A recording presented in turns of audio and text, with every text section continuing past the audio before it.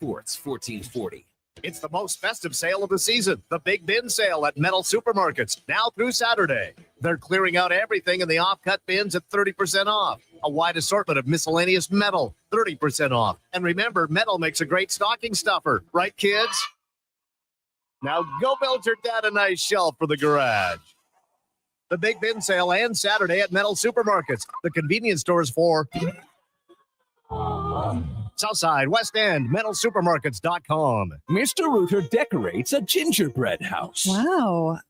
What did you do here, Mr. Rooter? Well, we've got a Jube Jube toilet, complete with an icing-based wax seal. The main water line is licorice, red for hot, black for cold.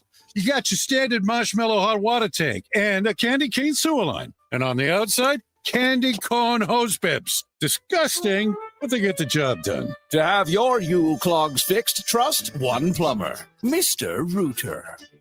Scott McGilvery here, HGTV host and renovation expert. The one upgrade I know homeowners will love: better, fresher Culligan water straight from the tap. Culligan's Aquasential reverse osmosis filtration system takes your water to the next level. With up to 7 stages of filtration and 14 filter options, they're certified to reduce over 90 contaminants. Your tap water is about to get a major upgrade. Safer water that tastes great. Get started with a free in-home water test at Culligan.com. Culligan, water you love. More Edmonton families than ever are struggling as food prices skyrocket. Your donation ensures a turkey is on the table for every family. Donate today at Holiday. And now he's in trouble. Pickard. And here's Columbus in a long short-handed. Drops it, they score. Brandon Duhane. A short-handed goal. It's a 4-goal first period for the visitors. All crane makes and models with skilled technicians. Double Pickard. Industry expertise. Alberta owned. Northwest Crane takes their operation. For more information on sales or service, visit northwestcrane.com or call today. Across the province, Albertans are taking their shot on Play Alberta. With 50 winners every hour. Mark throws it in. Brunson turns. Brunson fires away at the buzzer. Never been a better time to sign up. Jalen Brunson. Listeners can score a $50 free bet when they make a minimum $50 deposit. Ball taker. Goes. We're talking about somebody in the center. Murray off the screen. Wanted to step back and now steps back. Left that short.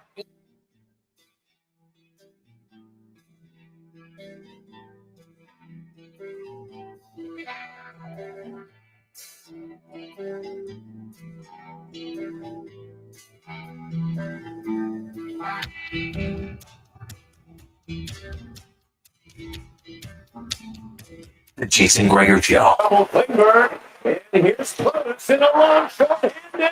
Drops it, they score. Brandon Duhane. A short-handed goal. It's a 4-goal first period for the visitors. On Sports 1440. Hart throws it in. Brunson turns. Brunson fires away at the buzzer. It's good. Jalen Brunson. Presented by PlayAlberta.ca, Alberta's only regulated online gambling website.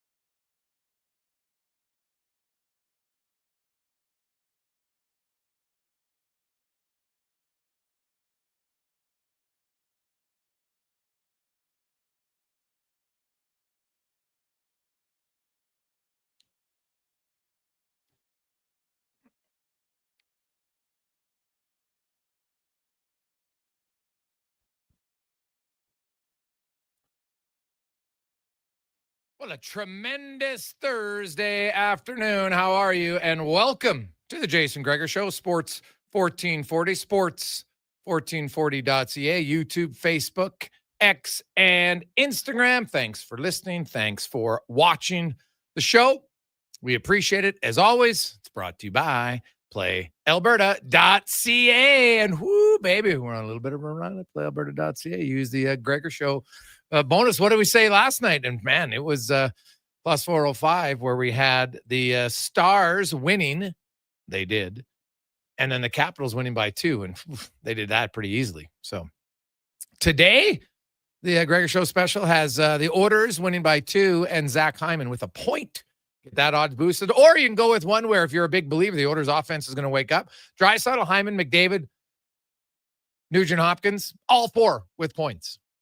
You can do that as well at playalberta.ca. The Oilers taking on Seattle tonight. Only lineup change from when they shut them out will be in goal. Calvin Pickard will get the start. We've had questions already. Why would you not go with Skinner after he shut them out the last time? Well, fair question. I think it has to do with you got to play your backup at some point. The last time he started a game was in Tampa Bay, played quite well. And Seattle, last year he went 2-1 against the Kraken, winning the game in Edmonton. Also, the Seattle Kraken come into Edmonton. They are right now the most boring team in the NHL. If you look at chances produced, nothing. They're dead last in the NHL in high danger chances. They're dead last in the NHL in goals scored. They don't score a lot. They don't generate a lot.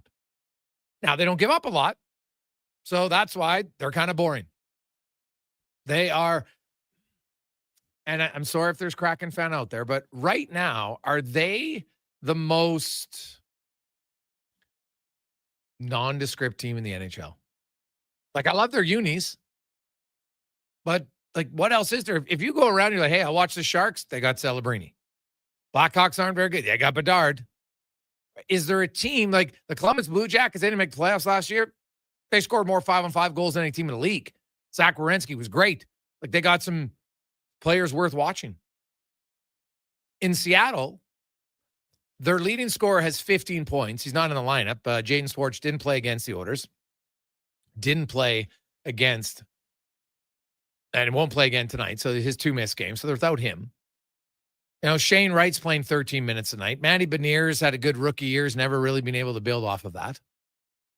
They don't have a real dynamic player to watch. Now, I look at them and look what happened to the team that I would say was probably maybe the closest to them the last few years would be the New York Islanders. The New York Islanders didn't give up a lot. They didn't score a lot. They were kind of blah. Then they won the lottery. Now they brought in a new coach. They got rid of Lou Lamoriello, and Schaefer has given them reason to believe. I said it before the season began. If there is one team that needs to win the Gavin McKenna lottery, I'm putting Seattle at the top of the list. For an organization that needs an injection of excitement, hope, belief, you name it, that's what they need. And I don't think there's a team out there that's right now less exciting to watch than the Seattle Kraken. That's kind of how I see it. Sorry, Kraken fans, I'm not trying to offend you, but if you look at your team, that's what I see. So, for the Oilers, guess what? They give 2 squirts about what's happening in Seattle. The Oilers just need to win. And I'm sure he'll get using it tonight. So before he uses it, I'll steal a page from Gene Principe. The Oilers need to get cracking tonight, okay? Or get cracking, But they seriously do. Like, they got to get going. They've played better their last 5 games. Tampa, Florida, Dallas was a crap show. Then Seattle, and even Minnesota. But they've only won 2 of those 5 games. Now, usually at the tail end of a bad streak, you start playing well and maybe you don't get rewarded. And I think that's what the Minnesota game was. They played pretty well in that game, right? They had shots. I would like them to create more, yes. But overall, you like their game. The game before against Seattle was probably the most complete game of the season. So now you play a Seattle team that, by the way, Mason Marchman isn't playing tonight. They don't have their leading scorer in Schwartz again. You have to take control of this game. Do what Washington did in San Jose. It wasn't even a question. The Sharks were down 4-0 last night. It was good night, Irene. Game's over. And the Caps went on to win 7-1. Right? What about Utah? They spanked the Ducks last night. Like, it's okay to have a blowout game. And I actually like what Chris Knobloch did. He made a change in his lineup tonight. Nugent Hopkins is going to play with McDavid and Hyman. That's the first game this season that they will be a trio together. And they've had some success. I still believe, hey, if Jack Roslovic and Kapanen are in the lineup, then Nugent Hopkins is my third line center. But right now, by putting him on the third line, you're basically saying, hey, man, you got to kind of be a freedom fighter offensively, because the guys in the bottom six right now are shooting blanks big time. Mangiapane, Henrique, Janmark, Frederick, Lazar. Now, Clattenburg does have a goal in 4 games, so that's pretty good. But the rest of the guys, no. They're not contributing at all offensively lately. So put your 6 best offensive guys together for now and roll with it and say, hey, third and fourth lines, your job, just don't get scored on. We're going to try to say, you guys play even, and we're going to have our top 2 lines score. Now, hopefully at some point, the third and fourth line will have a pulse and they'll chip in. Great. But until then, I'm loading up my top 2 lines. I understand why you would do it, especially against Seattle. A team like, there's no reason why the Oilers' top 6 can't outscore Seattle's top 6 tonight. Like, no reason why. So I like that decision by the head coach. So we'll get more into that game coming up on the show today. Landon Ferraro will join us, kick things off in about 10 minutes time. Dave Owens from Sherbrooke on Thursdays. TR will be by at 3 o'clock. Jason Smith talking NFL, NBA, and more. The race report with Livingston. What is going on? F1. This could be an electric finish.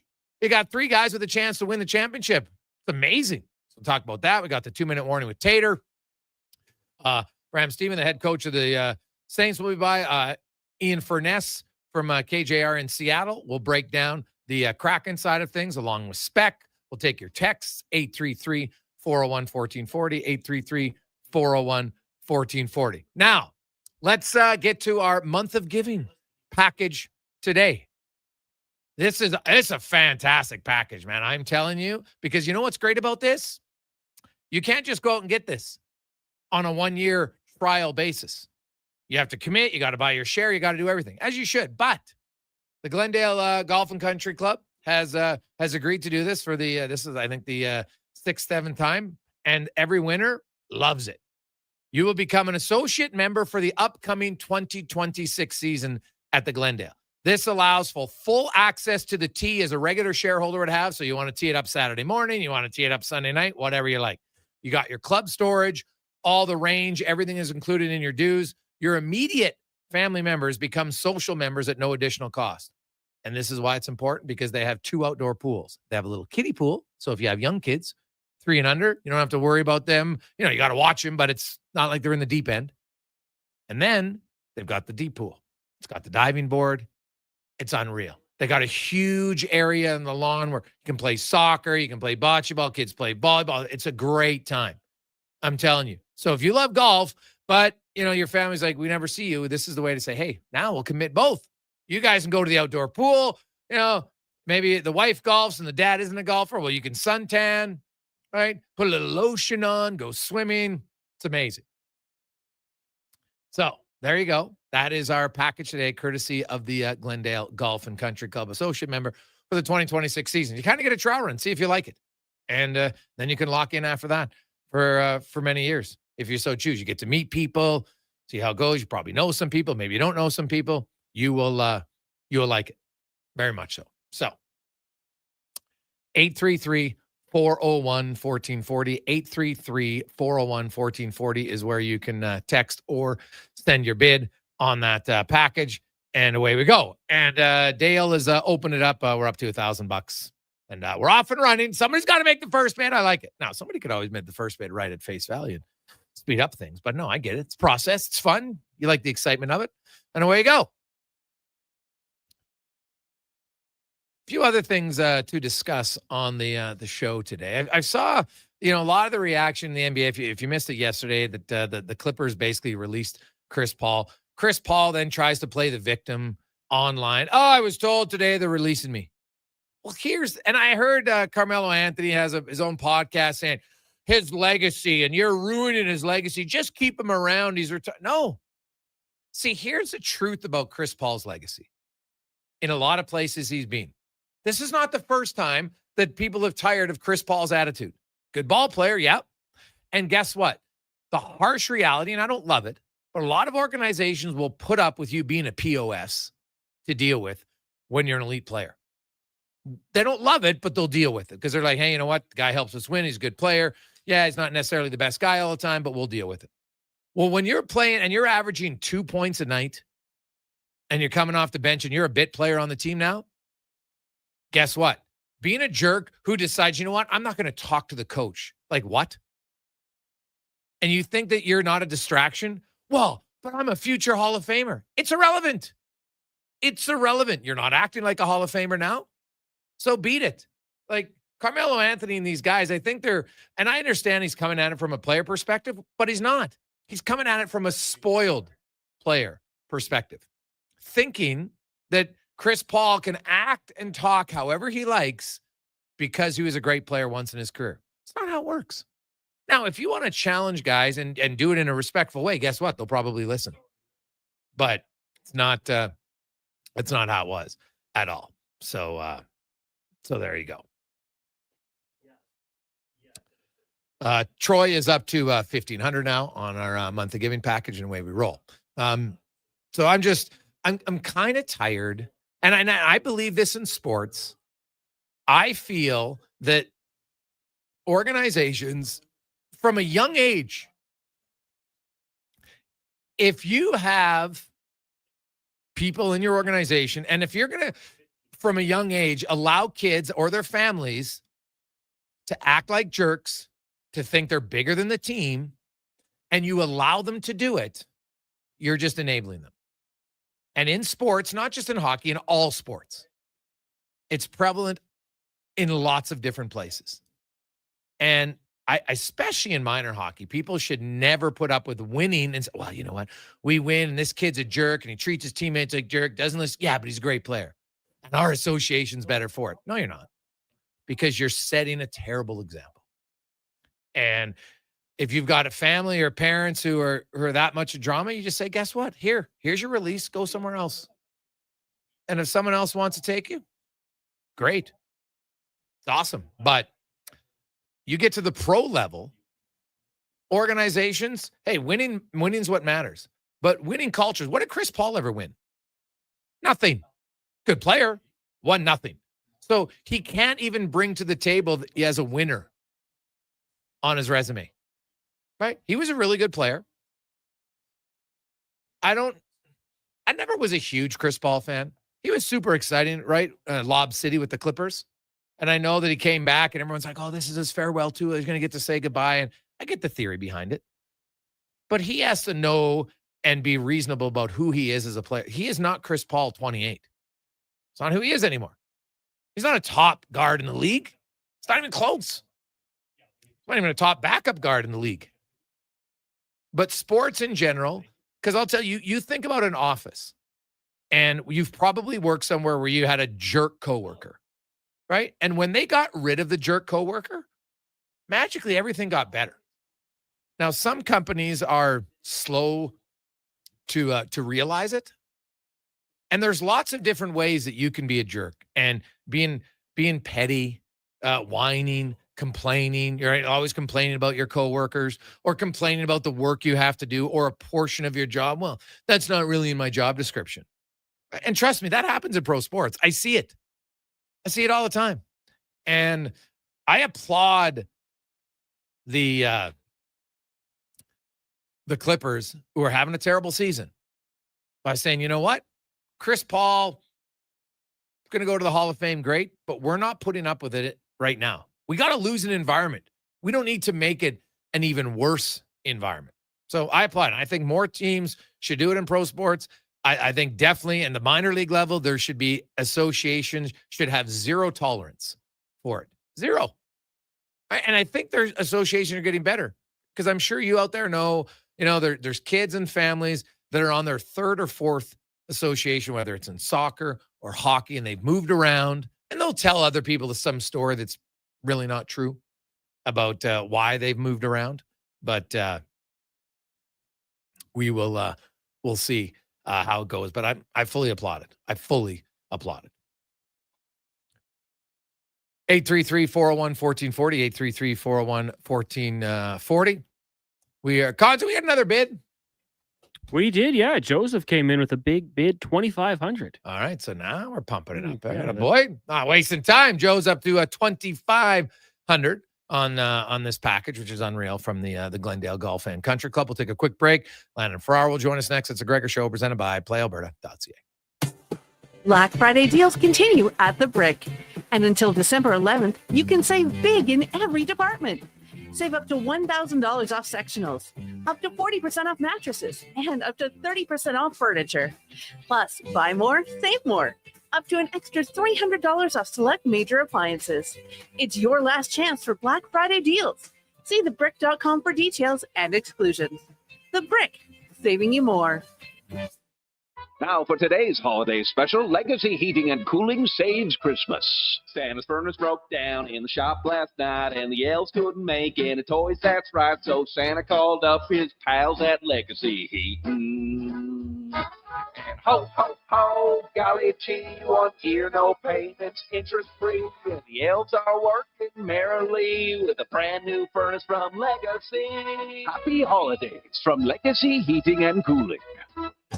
I'm Colin Livingston, president of Cantork. Since 2016, we've been at the forefront of hydraulic torque wrenches in Canada. I'm delighted to share our latest venture, in-house production for quicker turnaround, superior quality, and heightened versatility. Experience excellence at Cantork.com.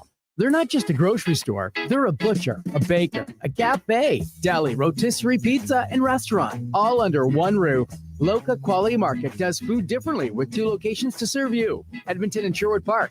Visit loca.ca. At Papa John's, our butter chicken pizza is a Canadian favorite, and we think we know why. We start with a velvety, tangy, and subtly sweet sauce. Then it's our better ingredients: fresh, never frozen original dough, juicy grilled chicken, and crunchy green peppers and onions. Sounds delicious, right? Well, wait till you try it. It's butter chicken made better. Order your large butter chicken pizza today for only $19.99. Better ingredients, better pizza, Papa John's. Proudly locally owned and operated. Across the province, Albertans are taking their shot on Play Alberta. With casino winners every hour, jackpots worth millions, and revenue that stays in the province, there's never been a better time to sign up. Right now, our listeners can score a $50 free bet when they make a minimum $50 deposit with code Gregor50. That's code Gregor50 for a $50 free bet. Start playing with your game sense today to find out if you're Alberta's next winner.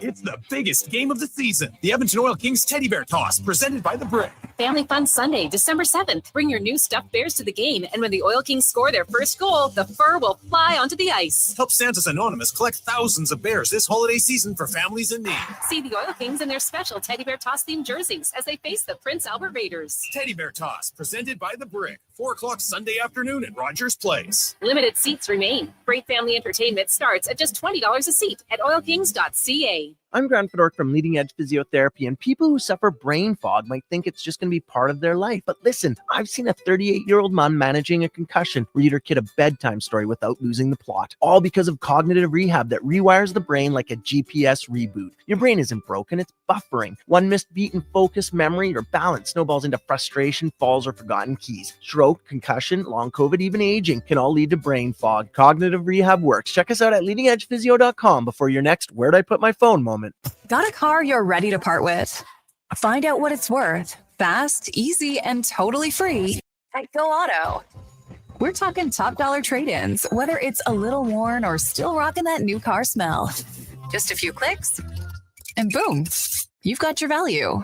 Text value to 780-777-7777 to start. That's value to 780 all sevens. Why guess what it's worth? Let Go Auto show you the money.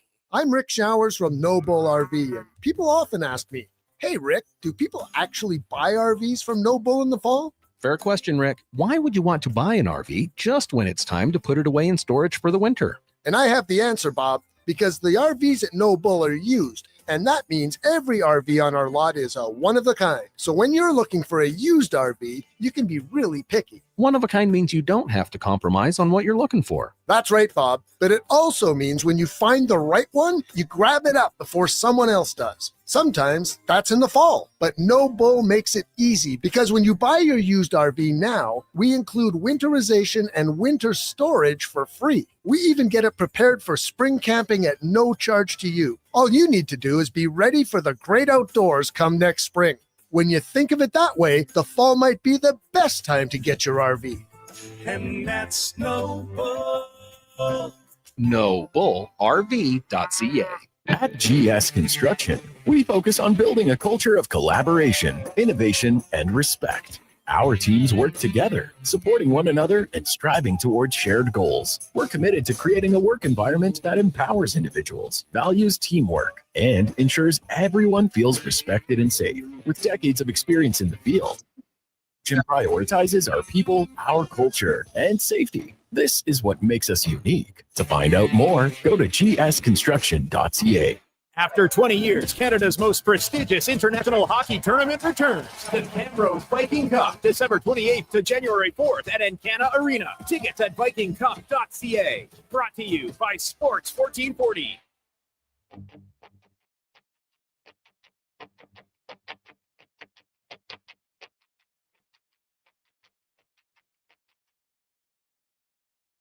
Portions of this hour brought to you by Crystal Glass, your clear choice for residential windows, locally manufactured and installed. Crystal Glass provides a beautiful product and incredible customer services for all of your residential needs. Call 310 Glass or visit crystalglass.ca for a quote.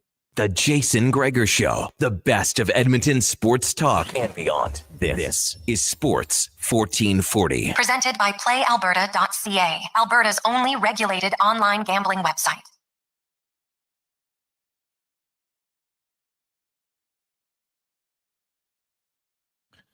224.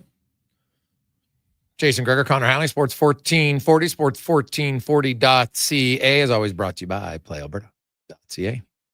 Make a $50 deposit, then use the code Gregor50, and they will match it, and you'll get 2 for 1. Check it out, PlayAlberta.ca, where you can also check out the daily odds boost for the Jason Gregor Show. If you have it on the app, it's right at the top of the page. You'll see it kind of in the middle, or if you are on your laptop, when you click on the sports, you'll see it on the left-hand side. So there you have it.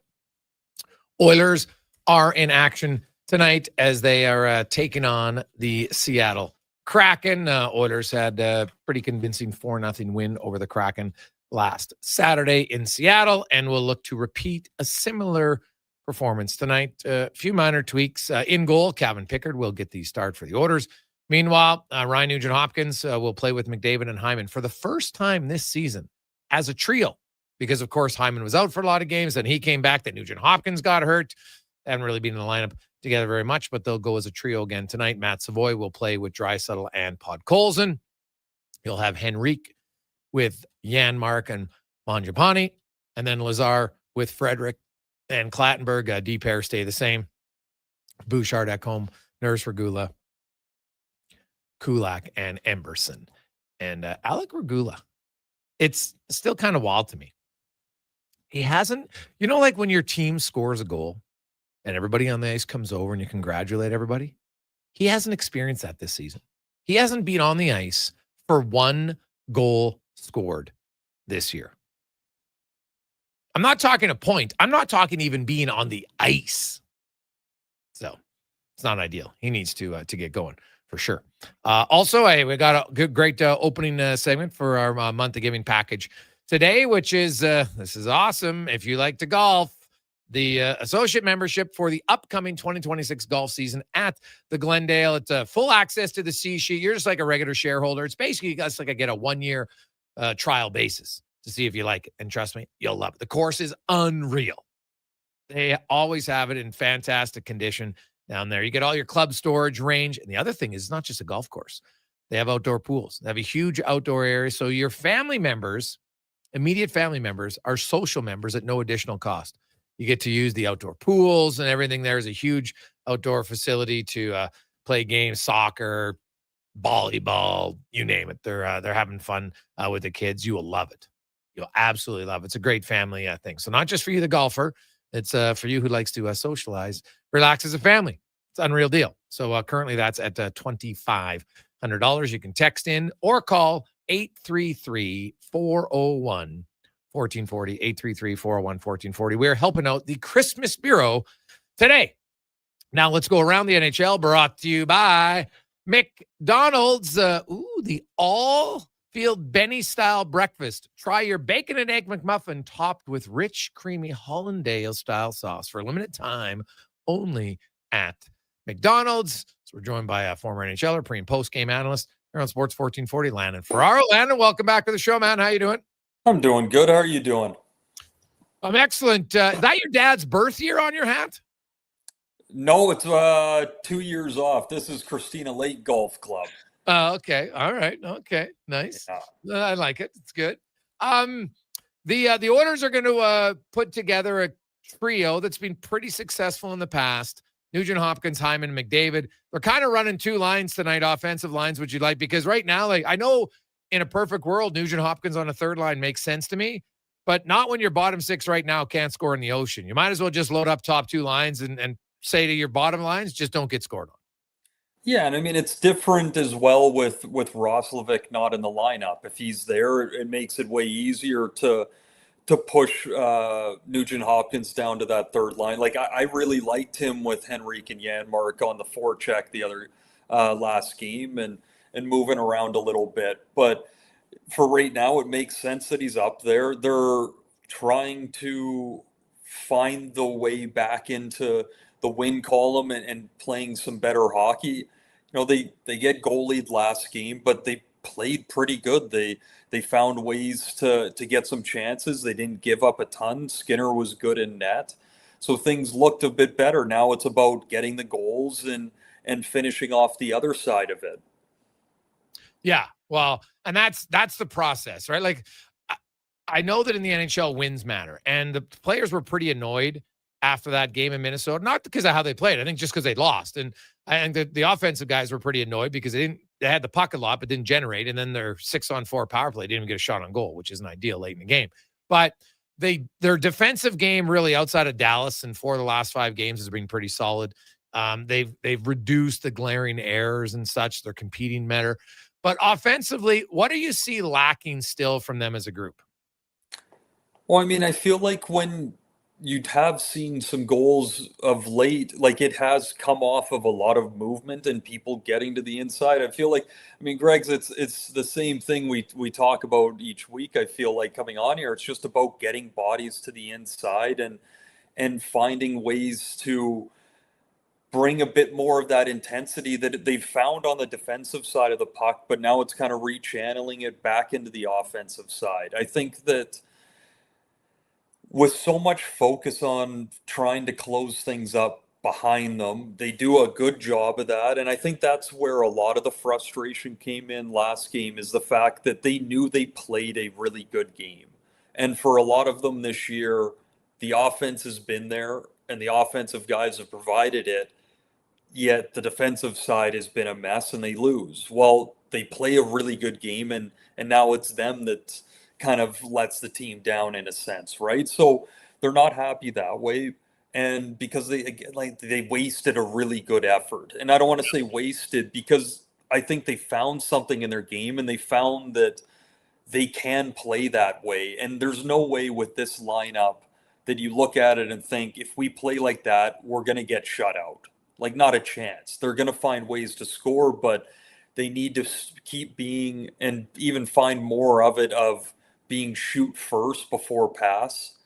Like, there's so many more opportunities that could be put on net without the extra pass. And for some of the guys, you need to let them make their plays because that's what they do, but you need to get the puck on net. You need to give a chance for the other goalie to make a mistake. You're playing a guy that in Minnesota last game that felt like he was going to save everything to the end of time. Well, giving him less to have to save isn't going to be the answer either. Like, funneling more in, getting bodies in there and making it tough for him to see, like, all of those things, you still see a decent amount of point shots that come in or shots from the outside that it's a clear lane. to the net, right? Like there's got to be a body in front. The one goal against is a harmless flash screen, and it takes away Skinner's eyes for a split second, and before you know it, that's the difference in the game. Oh yeah, I look at the orders, and like you mentioned, not putting pucks on net. Well, Connor McDavid said, "Hey man, we passed up a lot of shots, no one more than myself." And what's funny is his shots on goal are down, but his missed shots are actually up quite a bit. So his shot attempts between the two are pretty much the same. But we do see him. Some people always hurt him. Like, he's not hurt. Why would he couldn't shoot one shift and then he has 3 shots the next shift? Like, give me a break. He's a guy, like, he's changed his stick a few times, Landon. He's not shooting when he's in good spots. That, to me, screams a guy, even McDavid, who is uncertain at times what he's going to do with the puck when he's near the net. Yeah, like, to me, it seems like a situation where now you're thinking so much more than you ever do. Like, the reason McDavid is him is because he just naturally does things that other guys, for 2 different reasons. One, can't pull it off because they don't have the hands or something, or they literally don't see it. Like, the amount of times that I watch McDavid do something and I just laugh to myself. I'm like, not that I could have pulled it off, but I would have never thought to try that, right? Like, that's what makes, or one of the reasons that makes him so good. But right now, you're saying his shot attempts are down, but misses are up. Like, that's trying to be so perfect with your shots instead of just like picking a corner of the net and shooting for it as hard as you can. Let the puck sort it out a little bit, right? Like, and again, I said in the last little thing there, but guys, like, players make mistakes all over the ice trying to do the right thing. When you're shooting and you keep putting it in there, when you go and shoot it as hard as you can, for the most part, now you're just relying on your instincts, and that's where you're going to start picking more corners. But also, like, give the goalie a chance to mess up. They're human too. They're going to make mistakes. There's going to be, maybe there's a little bit of a bump. Maybe they're off their angle that little bit. But give them a chance to mess up. But if it misses the net, it's never going to have that chance. Very true. As Landon Ferraro joins us. The bottom 6 is, you're not expected to score a lot. I understand that. You want to bring energy, but you got to produce something. And right now, Clattenburg has 1 goal in 4 games, so he's feeling fine about himself. But Frederick, I look at their last 20 games. Frederick has 1 goal. Henrique has 1 goal. Mangiapane has 2 goals, and really it's 1 in the last 19 games. Lazar has none. Janmark has none. So you got 6 guys all together who, and I exclude Clattenburg because he only played 4 games, who are really fighting it. You ever be on a team like that, and like the guys just talk to each other and say, okay, like, everybody knows, I would assume, if your other teammates are in a funk. So do they just talk together and say, okay, let's collectively do this or that? How does it work when you've got that many guys struggling at the same time offensively? Well, I mean, I feel like, to be honest, like, it's a bit of my year in Boston. Like, our bottom 6, especially our 4th line, that I was right in there. We weren't exactly ripping up the point totals, but you still have to find ways to benefit the team. And even if the goals aren't there, you're going to need some production for sure. And I think it's just about focusing on everything else other than the goal. It's focusing on, like, what is the one thing all of those guys need to be doing to be start of being productive? It's getting on the body on forechecks.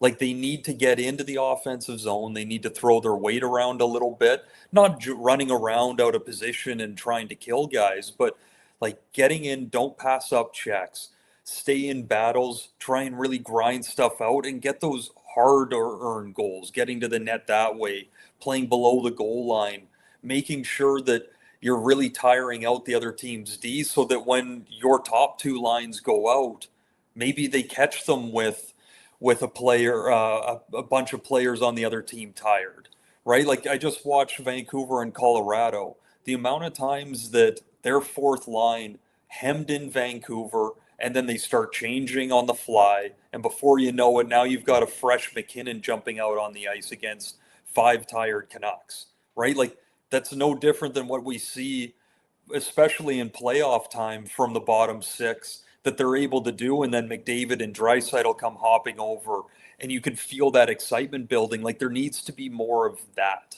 right? Like there needs to be more of killing time in the offensive zone and tiring players out. Trent Frederick had a really good interview with Spec article just talking about it. And he was pretty honest, right? He didn't shy away from the fact that, it hasn't felt good. His teammates have said all the right things. They believe in him. Like Trent Frederick's a better player than 2 goals in 27 games, right? I think we all know that, right? Yep. He is. He can be more engaged. And a lot of people are like, well, just play physical.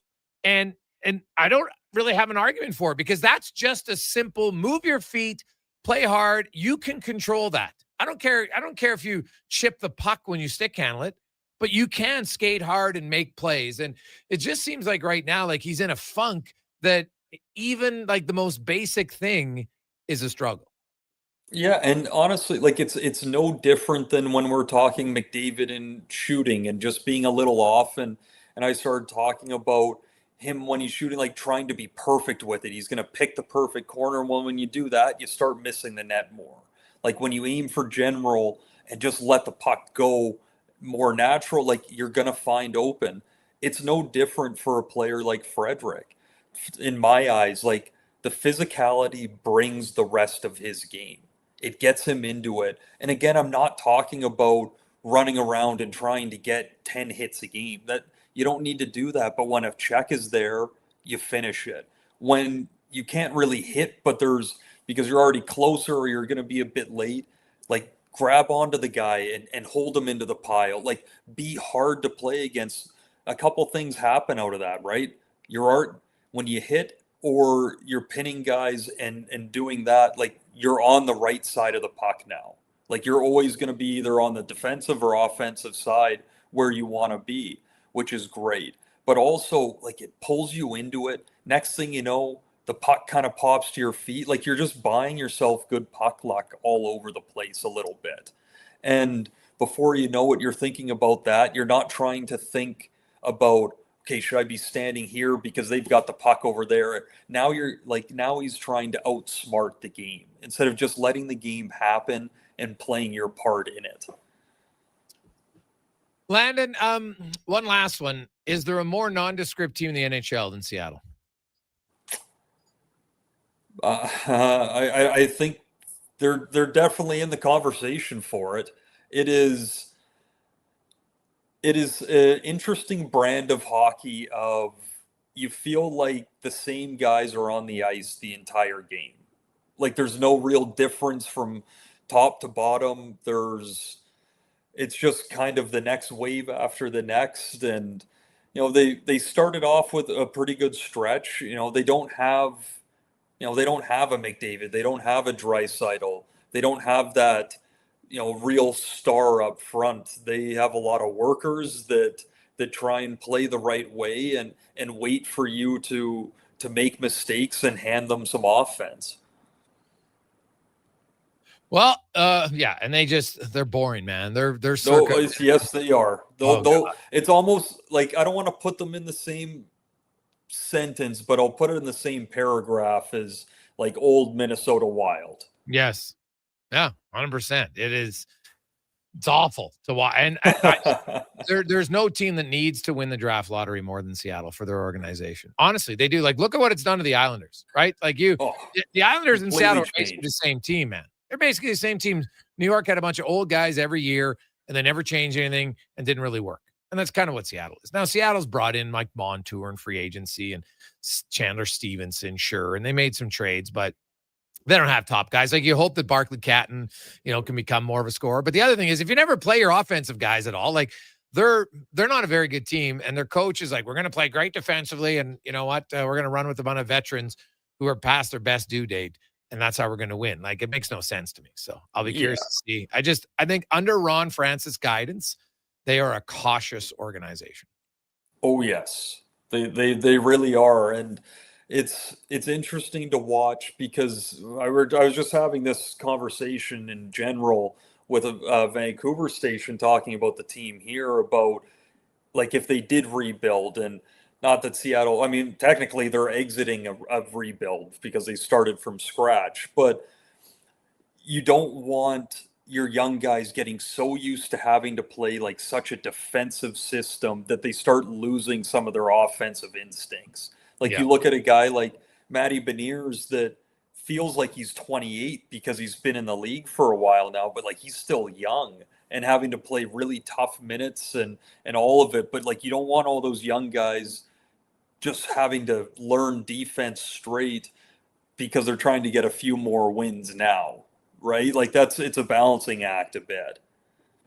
Yeah, it is for sure. Well, we'll list you on the pregame show later on, man. Have a good one. All right. Yeah, you too.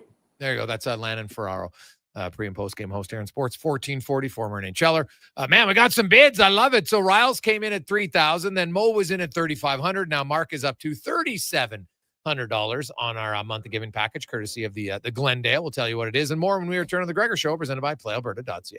At Papa John's, our butter chicken pizza is a Canadian favorite, and we think we know why. We start with a velvety, tangy, and subtly sweet sauce. Then it's our better ingredients: fresh, never frozen original dough, juicy grilled chicken, and crunchy green peppers and onions. Sounds delicious, right? Well, wait till you try it. It's butter chicken made better. Order your large butter chicken pizza today for only $19.99. Better ingredients, better pizza, Papa John's. Proudly locally owned and operated. I'm making my list, checking it twice. And guess what? I'm giving Wilhauk beef jerky to everyone, naughty and nice. Because honestly, everyone deserves a taste of Alberta's finest, no matter if they've been bad or good. So this holiday season, skip the chocolates and pass on the turkey. Make sure you're Wilhauking around the Christmas tree with Alberta's best beef jerky. Ho, ho, ho! Call to place your pre-order today at 780-986-2537. Hi, Mike here from Northgate Chevrolet Buick GMC. It's not lost on me that this radio ad competes with a lot of other dealerships on the air. So what sets us apart? Honesty. At Northgate, we believe in giving you the very best price we can with the most value possible. We aren't giving away free trips or paying off your credit cards, but it is my promise you will get exactly what you paid for every time. Stop in and see us today, 13215 97th Street, or visit us online at northgategm.com. 24 hours a day, 7 days a week. Edmonton sports fans stay informed with Sports 1440. Stream us. Listen to us on the AM dial. However you consume this radio station, thanks for listening. Hey everybody, it's Chief Principe and Jason Stredler. Join us on a 7-night cruise through the Mexican Riviera, leaving from Los Angeles and including Cabo, Mazatlan, Puerto Vallarta, and more. While we relax and cruise the tropical waters and have some drinks with umbrellas in them, you could attend an intimate meet and greet with legends like Bill Ranford, Jason Strudwick, Kelly Buchberger, Ron Lowe, Jack Michaels, Louis DeBrusque, and more. Don't miss out on every hockey fan's dream cruise, the Edmonton Hockey Legends Cruise. It's going to be one hell of a trip. Price start at just $23.99. Part of the proceeds support the Ben Stelter Foundation and Kids with Cancer. The Edmonton Hockey Legends Cruise, July 2026. Visit cast.tours/Edmonton or call 1-833-347-7678. Book now and save $500 per cabin when you mention promo code Stingray Radio. That's cast.tours/Edmonton. 'Tis the season for Sally. Sally's Sports Bar and Lounge. Take a break from the holiday hustle and bustle. Cheer on your favorite team and ask about the daily game night food and drink features. Plus, there's tons of TVs and Oilers watch parties this December and all season long. Sally's Sports Bar and Lounge at all 3 Century Casino locations: Edmonton, St. Albert, and Century Mile. Check it out. Every day is game day at Century Casino. Biggest game of the season, the Edmonton Oil Kings Teddy Bear Toss, presented by The Brick.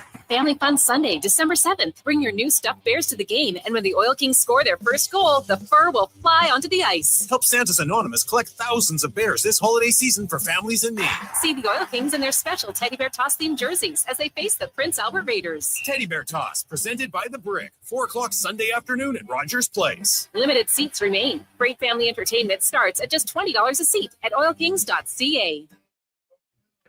Portions of this hour brought to you by Japa Machinery. Japa is digging deep on their 50-year history of supporting Alberta's construction industry with their line of special edition blackout excavators. Visit japamachinery.com for all the details. The Jason Gregor Show, the best of Edmonton sports talk and beyond. This is Sports 1440. Presented by PlayAlberta.ca, Alberta's only regulated online gambling website.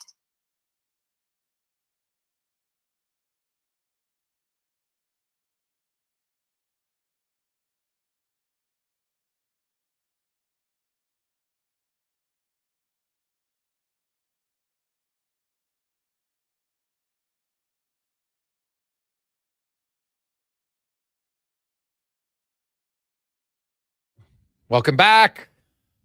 Lovely Thursday afternoon. Roads are probably going to get a little bit slicker as it cools down. So just give yourself a little bit of space out there. We see a lot of slush, a lot of water. It's like rain, snow, probably more a little bit of rain right now. So as you make your way home, be sure to get your lights on and give yourself a little bit more space. Everybody can get home. You want to watch the game, and away you go. We have our package today is at $4,000 now from Joseph for the Glendale membership for the upcoming 2026 golf season. It's full access to the tee like any regular shareholder would have. You get club storage, all your driving range, everything is included.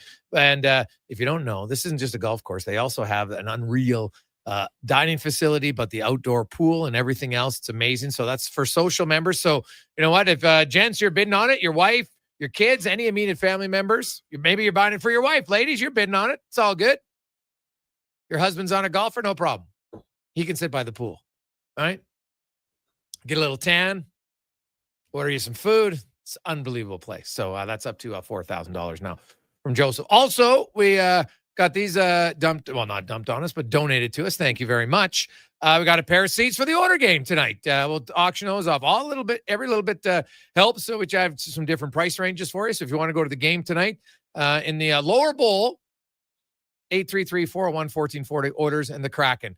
The Oilers, are they due for a breakout game on home ice?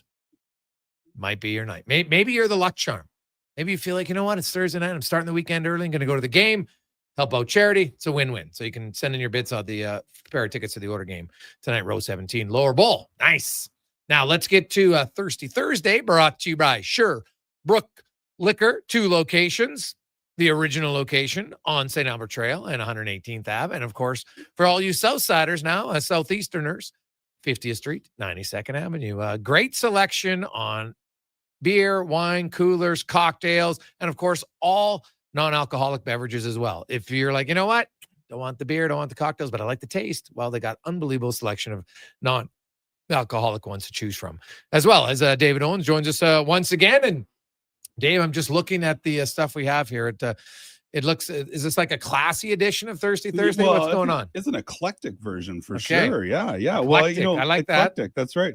Well, this is a sneak preview you're getting here. So if you remember a few weeks ago, we had an open house at our Ottawa location. And we did a little sneak preview of some interesting things. Well, we have our open house at the OG location this Saturday, 1 to 5. Okay. It's in the tasting room. We've got several reps in there that'll be set up and doing a bunch of fun tastings and things. Just like we did, 10% off everything in the store that day. Just about everything. There's the odd thing that might not get in there, but you know, that's fine. And if you're looking for, those high-end tickets for the holidays or trying to gear up, this is a great time to come in and grab some stuff. All right. So we got yuzu. Yeah. So we've got some What yuzu. is yuzu? So this is a sake. Actually, and this is like a gateway sake, right? Oh, geez. So it's supposed to be light and Smells approachable, fresh. Totally. And so yuzu is it's a Japanese fruit, and they kind of look like lemons, but they have more of that kind of almost tangerine kind of flavor to it. Like if you look at the bottle, anybody who's watching online, it almost looks like it's a lemon. Mm-hmm. Yeah. Mm. And that is absolutely exactly what it is. Dude, basically that's alcoholic lemonade. Alcoholic lemonade. Yeah. And it's light alcohol. So it's like this is about 10.5%. Mm-hmm.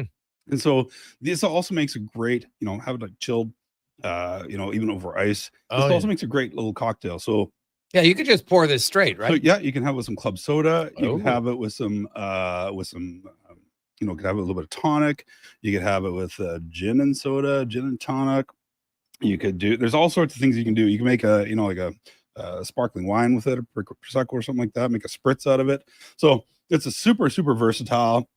Keep it in the fridge. It's delicious. It's light, refreshing. Okay. I like it. So it's a banger. Now, next we have, and this is an eclectic group. This is like called a Nitro Stout. Nitro Stout, yeah. Okay. So, but you haven't opened it. Why is it not open yet? So I haven't opened this yet because I wanted to make sure that we can see the nitro in action and the cascading on the can for those are actually watching here. And so okay. All right. So the cascading. Ooh, so if we were, if I actually had a full pint glass here, I'd show you how to properly pour a pint of these. And so people, you can get these in Guinness. Shows up with these, right? Kilkenny, Bonnies, and things like that.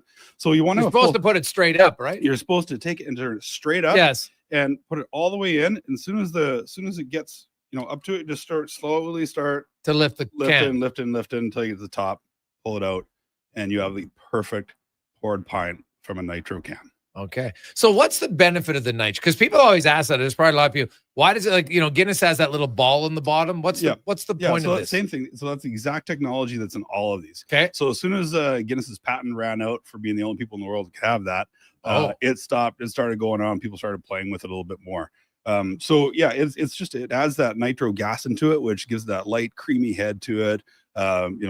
Smooths things out. And if you ever have a Guinness, I don't know if you ever had a classic glass Guinness in a bottle, it's not nitro. It's a very different flavor. Very different flavor. Yeah, right? I prefer the nitro flavor. I prefer the nitro myself also. Okay. But nitro is really neat. I know, a few years ago, some craft brewers and stuff were doing really neat things with nitro, and they were actually putting IPAs and stuff like that on the nitro, which is really neat. So we'll just pour that for you, get you one going.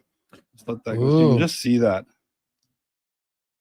It is very it's very foamy. Yeah, to start. So it gives that extra creamy, light, foamy head to it, right? Okay. And so you should have that creamy mouthfeel that comes with it as a result.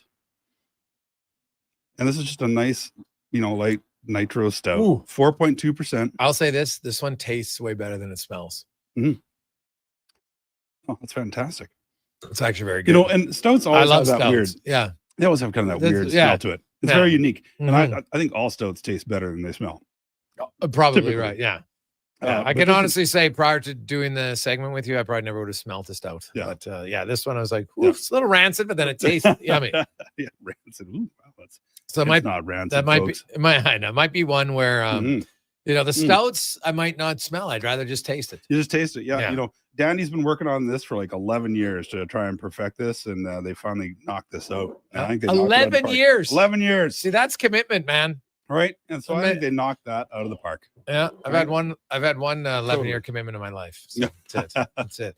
There So you go. now we got some straight tequila. Now we're going up to some tequila. Jeez, buddy. We're going all over the board This today. is so good. Yeah. So this is Casquin. Okay. This is their Anejo tequila. So this is really typical of that lowland tequila. Right. So we're looking at that, it's in 14 to 16 months in American oak barrels. We're getting that really nice sort of clear, more citrusy, brings in that agave, vanilla, dried fruit.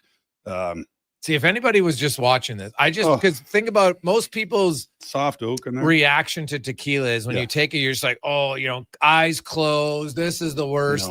I just took a sip of this. Yeah.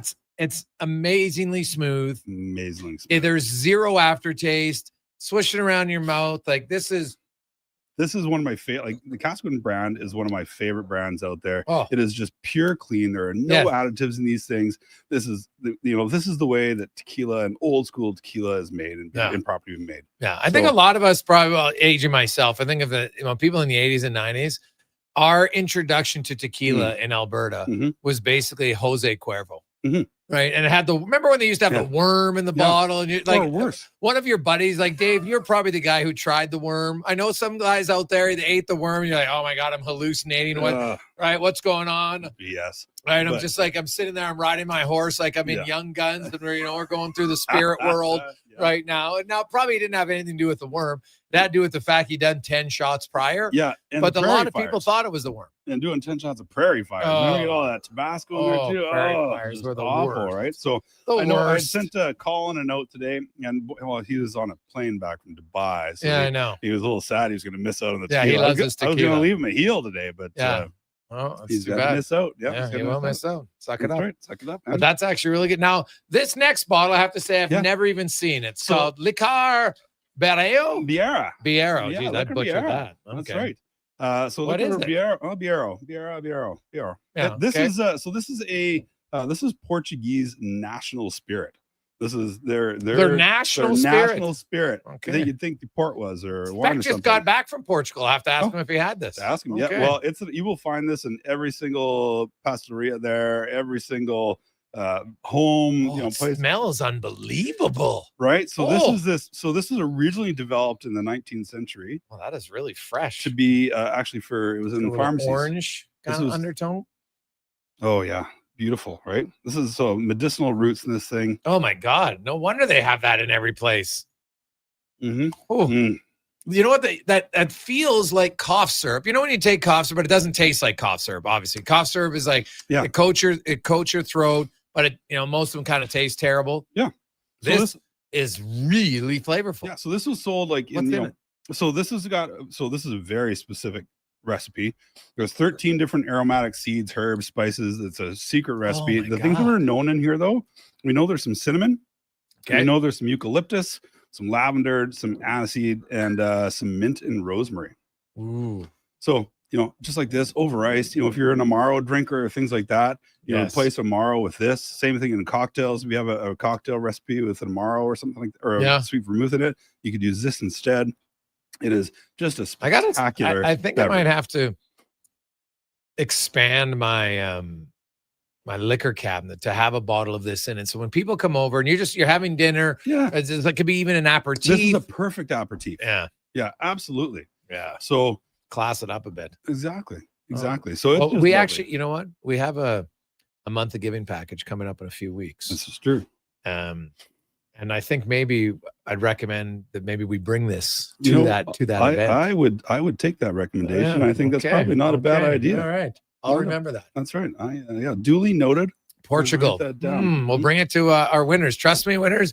When you have that package, it's coming up on the not this coming Thursday, but the following one.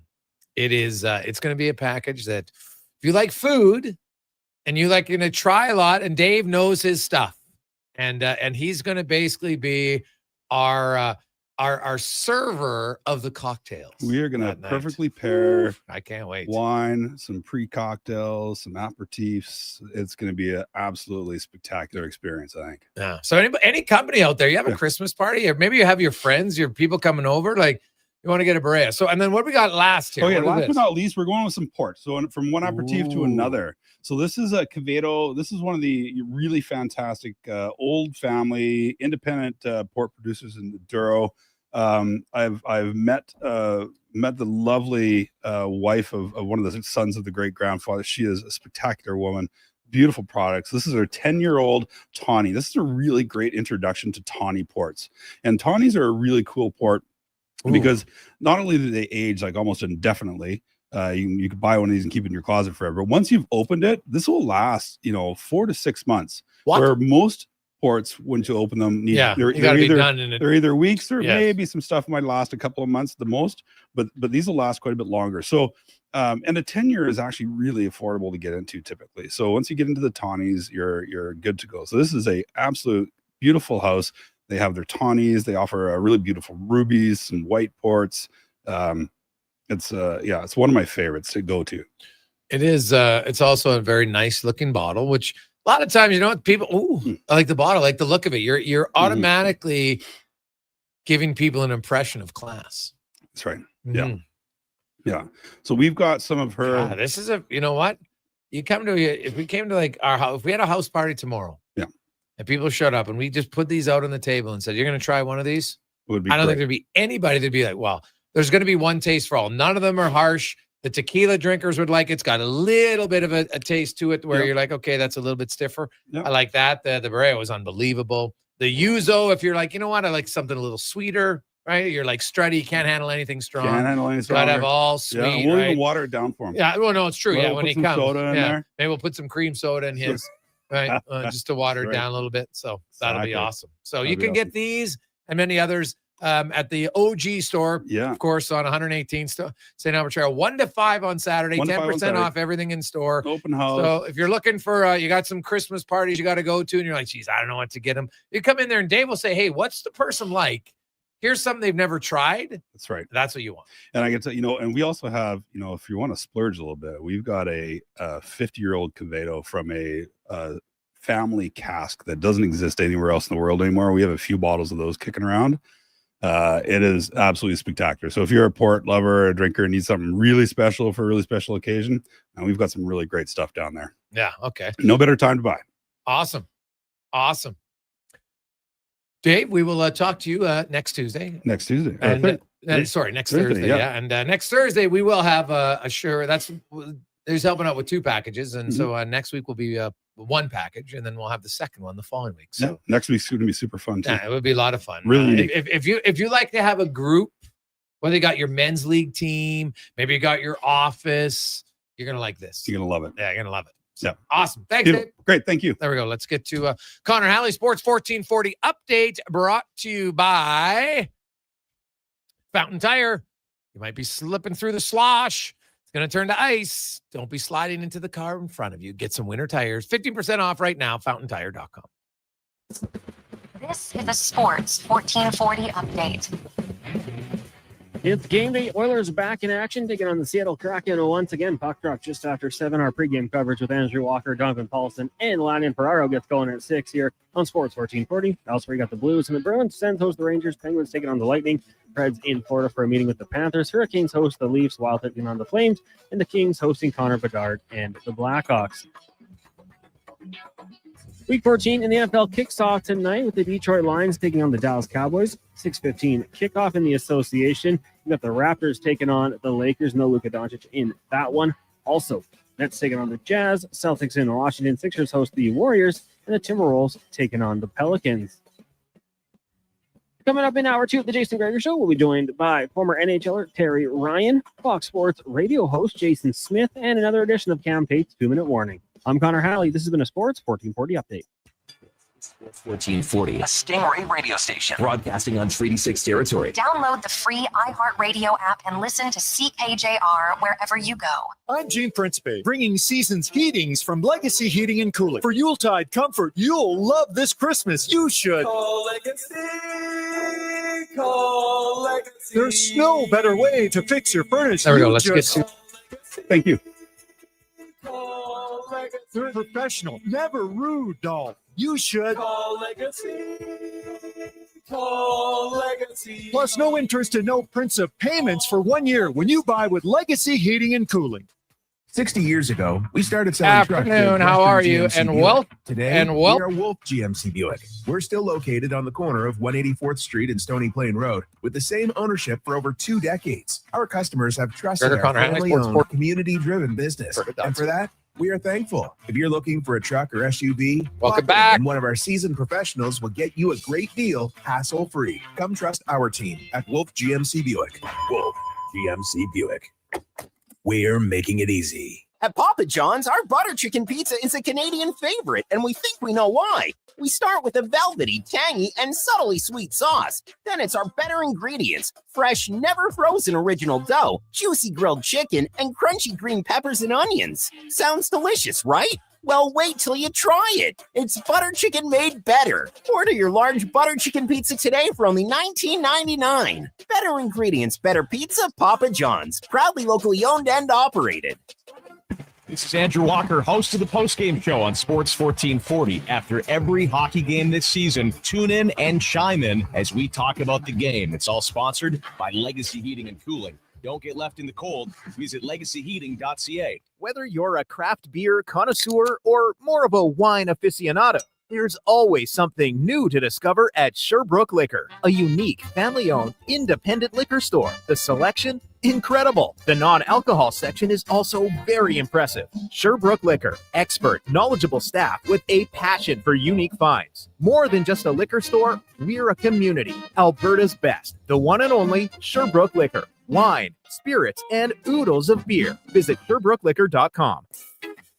Planning your next event? Let Loca Quality Market cater. From made-to-order meals to gourmet platters to full chef tasting experiences, they make entertaining effortless. Visit loca.ca to start planning today.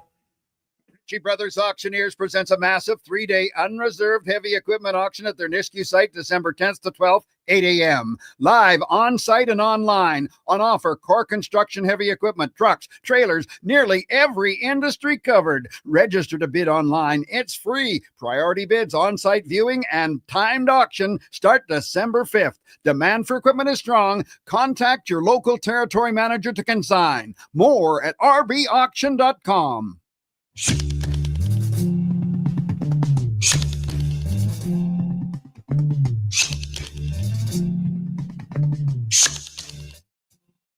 Portions of this hour brought to you by Leading Edge Physio. We treat pain and injuries head to toe and some other issues that might surprise you, like incontinence, vertigo, neuropathy, and cognitive issues. We invest in the technology, techniques, skills, and people who know how and what to fix. Life shouldn't hurt. LeadingEdgePhysio.com. The Jason Gregor Show, the best of Edmonton sports talk and beyond. This is Sports 1440. Presented by PlayAlberta.ca, Alberta's only regulated online gambling website.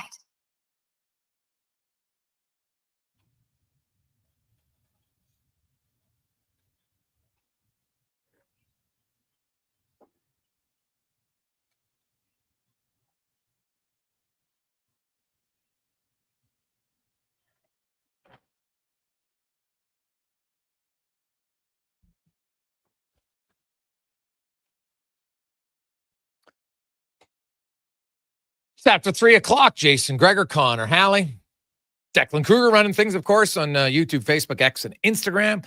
Thanks for listening and watching. Be sure to hit the subscribe button. Let's get those numbers up a little bit. Remember our goal for Christmas. The gift you can give Sports 1440 takes you no money, very little time. Just hit the subscribe button.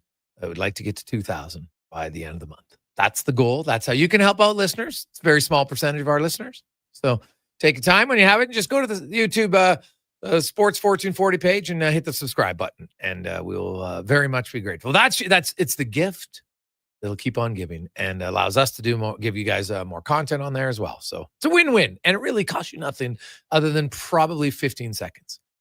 Type in YouTube Sports 1440, enter, hit the button. Yeah, 15 seconds max.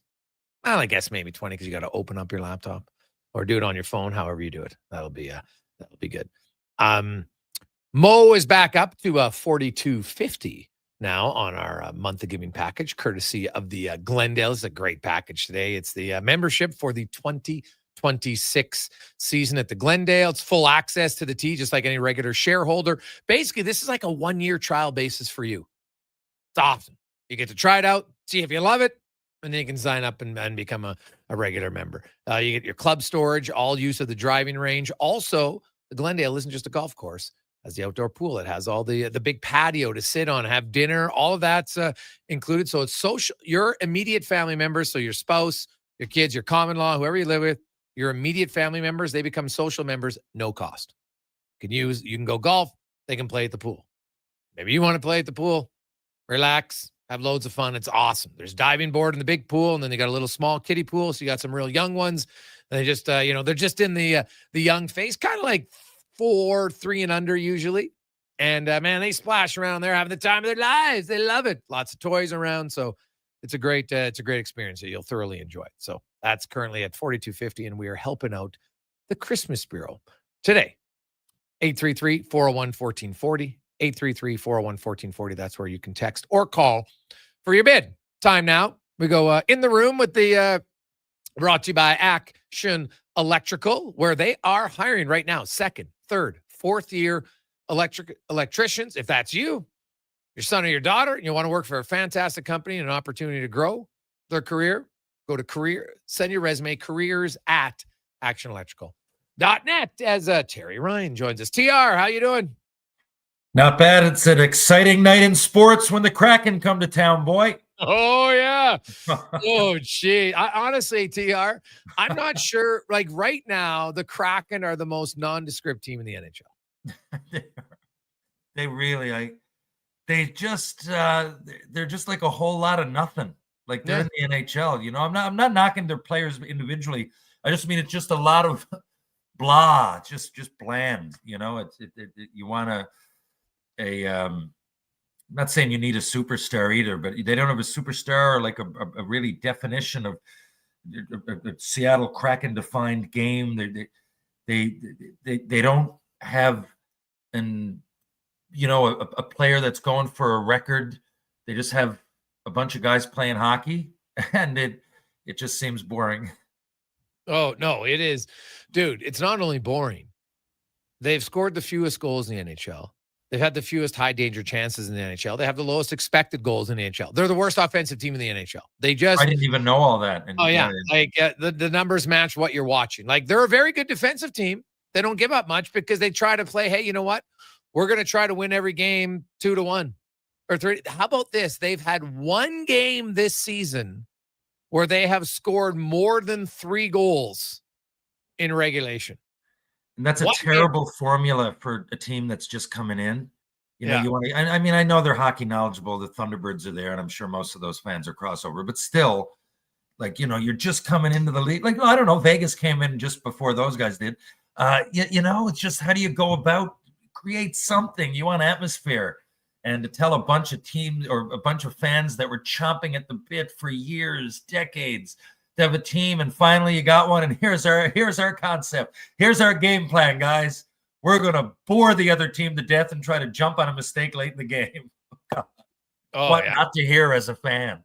Yeah, no, it is. Now I should clarify, they have scored a few goals with a few games where they had 2 games where they scored in an empty net goal to give them 4, but I'm talking on an actual goalie, 1 game this season where they've scored. Like, think about, you're a fan and you're just like, oh my God, are we going to ever score 4 goals? Like, it's happened 1 time all season for the Kraken. So you're the Edmonton Oilers tonight. Get up on them. Force the Kraken to try to open up their game. I'm not even sure. Like, I looked at the last game when the Oilers were up 1-2-0 in Seattle. It wasn't like suddenly the Kraken started taking a ton of offensive chances. They can't really generate offense. They're not overly quick. They're not overly big.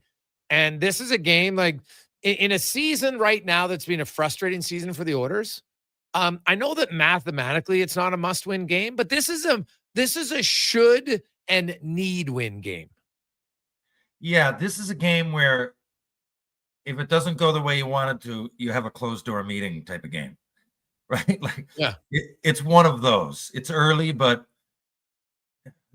pre-Christmas is always defined by such extremes when you look back, because you're not going to remember it unless these major, like, you don't want to use the word must, but these wins and losses that are obvious on the calendar, especially given the context of what's already happened. So, it is definitely an important game for the time of year it is. And going forward,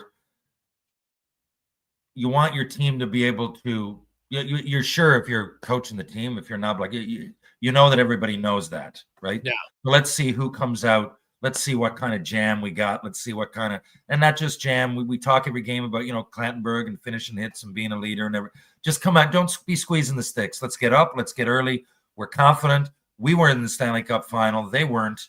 Let's go and jump all over that opportunity to get out of a funk. And by the way, when I say funk, I thought they played all right last game. And the game before, like last game, there's reasons, but I certainly didn't think it was a game to be upset with altogether. I thought they just couldn't score, right? Defensively, fine. They just didn't. They still, like, well, McDavid himself, my goodness, stop passing up the puck to shoot the damn puck. And I know that's people like, wow, it's the best player in the world. No one can tell him. I'm like, what are you talking about? I don't care what level you coach. Every coach is going to say, you're right down the pipe, dude. You got to shoot the puck. He even said it. McDavid knows he has to shoot the puck. This is not new. It's just, so I would think 97 might be, he has a good chance tonight. My God, if he passes it up, I would be like at some point, the coach, sometimes you have to say, hey, what are you doing? Shoot the puck, right? You got to, like, at some point you have to. That's part of being a coach. You don't always have to be soft, but you might have to say something. Now, the one thing that we'll see tonight that we haven't seen all year, in fact, Nugent Hopkins, McDavid, Hyman as a trio. This will be the first game. Now, obviously, Hyman was hurt for the first 20 games of the season. Then Nugent Hopkins got banged up. They haven't played a ton of time even when they're in the lineup, but both will be on the wings tonight with McDavid. They put Savoy back with Podkolzin and Draisaitl, and I think that's fine. When your bottom six right now is shooting blanks, you might as well just load up your top two lines, especially against an anemic offense like this, and go for it and see what happens over the next. And I would probably stick with this top six for the remainder of this homestand, to be honest. Yeah, let's see where it goes. I like it. And when it comes to McDavid, like, it's blasphemous for me to be giving him pointers or like talking about him publicly. Like there's a negative in his game. There's not. I know what you're saying. Gives it away a little bit too much in front of the net, right? And the thing is, he sees like everything. He sees the ice so well that it can sometimes bite you. But in the end, he's McDavid because of that. But I think, again, I'm no one to tell. I'm just saying as a fan watching, this is how bad I feel about talking any ill upon Connor McDavid's offensive play. But I think we all see it. And to me, that's it. He sees so much. He sees passes that are there that nobody else sees. And sometimes he goes for them. And when you're in a zone, those go in, right? And so, yes, I mean, there was a couple times he could have shot it. But with Nugent Hopkins and Hyman, I love that because he knows those guys really, really well, and they know him really well. So, I mean, I'm not suggesting that, you just put your head down and shoot it if you're Connor McDavid because he sees so much of everything. But those guys will open up the ice in the right way because they know exactly – and sometimes they're maybe not even looking for the puck. They know he's going to shoot it, but it's just easier to click when you all see the ice, from somewhat the same point of view. No one's ever going to see it like McDavid, but I think that's maybe what people are knocking him for lately is not shooting it, but he just sees so much of the ice that the passes he's making are there. Just sometimes people aren't ready for them. And that's not really the way to get out of a slump. And again, not that this is a slump. I just mean this is a game to go out and win 5-1, Yeah, well, 100%. This is a game you should dominate. And maybe you get up and then you can play your bottom six guys and maybe one of them gets a goal and you start to get a little bit of momentum offensively in your bottom six. Last night, TR, I want to go off because I know you're a big music guy and in a way a big comedy guy and you like entertainment and shows and everything. And last night in Edmonton, now I wasn't at the event, but I had a few friends who went and they were very disappointed. Dave Chappelle was doing a comedy show. I'm just going to point out, comedy shows in arena are a terrible idea. I'm just going to point that out. I think it's stupid to begin with. Number one, you're too far away. It's hard to have the ambience. Nonetheless, the first 40 minutes of the show, I was told, were unreal. Then there was guys, in the crowd, they wouldn't shut up. They're talking. Supposedly it was a little too hot in there. I don't know about that, but whatever. What do you make of, like, I was kind of surprised when I heard the stories from my friend. I'm like, well, why didn't security just go over and kick the person out? Like, if they're continuing to interrupt the guy, whatever. But have you ever been to a show that just got off the rails and turned into be like a dud of a performance, from whether it's comedy show, concert, anyone? Oh, yeah. Comedy comes to mind. I had to do that, man, when I was I didn't know where my next dollar was coming from, and I was doing so many gigs downtown Toronto about 10 years ago. And things quickly turned after that. That's when Frontier happened, and I got in the acting union and everything. But I didn't know what I was going to do. So I was opening for Jerry D like once every 3 weeks. And that was a great gig. But again, it didn't happen much. And Jerry just said, you want to keep practicing, in order to do this. A lot of people want that slot. He was giving me $500 a show and then, let me sell books or whatever that had just come out. So I wasn't getting rich or anything. I needed the money. But I was getting like $50 to go to like the Comedy Barn, to go to Yuck Yucks downtown. And I did the odd like event with some great Canadian comedians, Michelle Shaughnessy, Mark Critch, like people that were reputable and, I could kind of learn from. But all it takes is a heckler, man. Like the odd time, I didn't know how to handle that. And some people thought maybe that I wanted to be chirping. I was nervous. I got up there just to tell stories, hockey stories, and generally, first one went out of this world. I thought I was going to be Dave Chappelle himself. And then all of a sudden, the next couple, you're like, whoa, that was just the right crowd. Like hockey crowd, great. And I'd say at the beginning of every set, if I'm a one-trick pony. I got some hockey stories. if you read my book, you probably know them already. But everybody else, if you wanted to use your phone or whatever during, I won't be offended. Is anybody left? What do you want to hear? The Ty Domi story, the Mike Milbury, and then I kind of go back and forth. So there's a lot of hockey fans. It would go over awesome, but if not, and I bombed sometimes where it was crickets, man, and I ran out of time and the red light came on and the story wasn't over and my whole thing is the end of the story and people don't even know the nuances, right, if they didn't know hockey. So that's one thing. I know what it's like to get up there and be booed off a stage. I just don't glass that, like, just think about that, being up there on stage, mandatory, I need my $50, and people booing, get that, you suck, stick to hockey. That happened, I'm not going to say frequently, but 2 or 3 times I can remember. And other times I remember Jerry D, who's like the greatest comedian I can think of that I've actually had the pleasure of touring with and watching. And he would command these huge audiences, but once in a while you'd get somebody, right? You'd get somebody that was over the top. It's one thing to heckle, knowing, like hockey, there's chirps that just water off a duck's back. And then there's things that people say, Sean Avery, anybody that really are upsetting and you don't want to hear. So that only once that I remember happened with Jerry. And I didn't know what was going to happen, man. I was there. I just opened up for him. We were in Halifax and I was like, how's he going to deal with this? Like, they were really being like jerks and yelling and security came out and he said, no. And then he went to town on the guy. And this is when, you separate the adults from the kids. When you get to that world, because he could do it. Like, I would get nervous up there, and I'd come up with a couple, but he was just going off the top of his head. I'm sure this had happened before, but he made the guy feel this small. But at the beginning, there was 2 or 3 minutes of complete awkwardness. Like, people got up and walked out bad. Like, it was, but again, it wasn't anything that Jerry did, and he bounced back like I've never seen. But yeah, I mean, it can get awkward, and there's people there that paid money. I'm not sure what happened last night, but, unfortunately, sometimes it doesn't go the way you want it to. No, definitely true. TR, have yourself a good one. Have a great weekend. We'll chat with you next week. We're in Boston, New York, and LA. I'll be in Boston on the 7th on Sunday, and then New York on the 10th, and LA on the 14th with Shoresy Fall Classic. Thanks a lot. See you soon, Edmonton. Thanks, Jason. Thanks, Connor. See you guys soon. There you go. There's TR, the traveling man. And he's been booed off stage. It happens.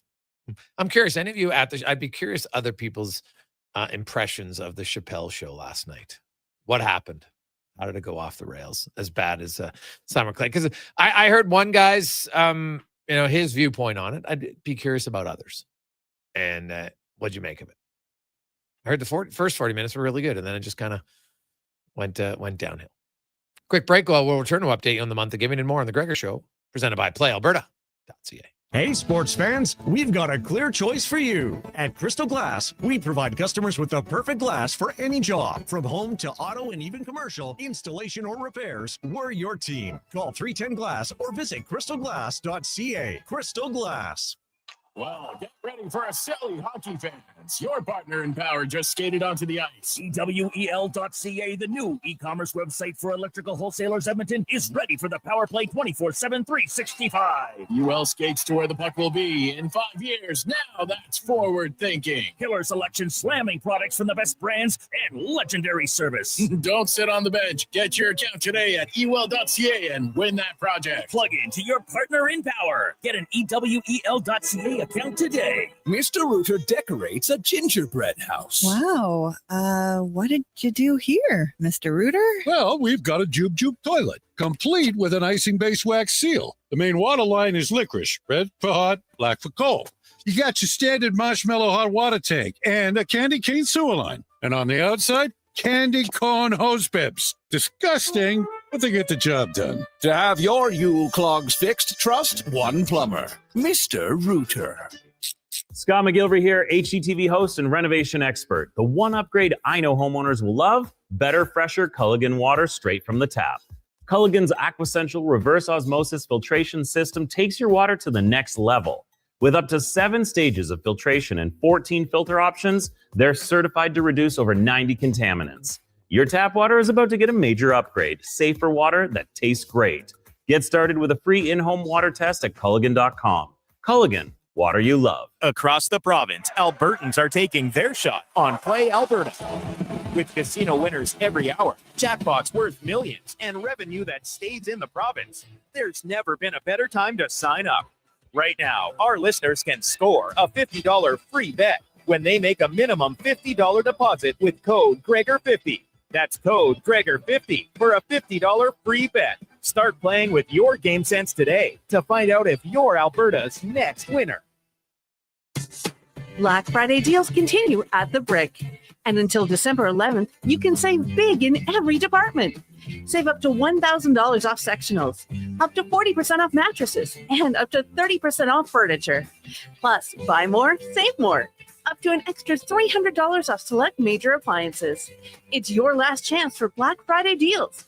See thebrick.com for details and exclusions. The Brick, saving you more. Portions of this hour brought to you by Sherbrooke Liquor, the best place for wine, cocktails, and beers from all over the world. Also a variety of excellent non-alcoholic options. See more at SherbrookeLiquor.com. The Jason Gregor Show, the best of Edmonton sports talk and beyond. This is Sports 1440. Presented by PlayAlberta.ca, Alberta's only regulated online gambling website.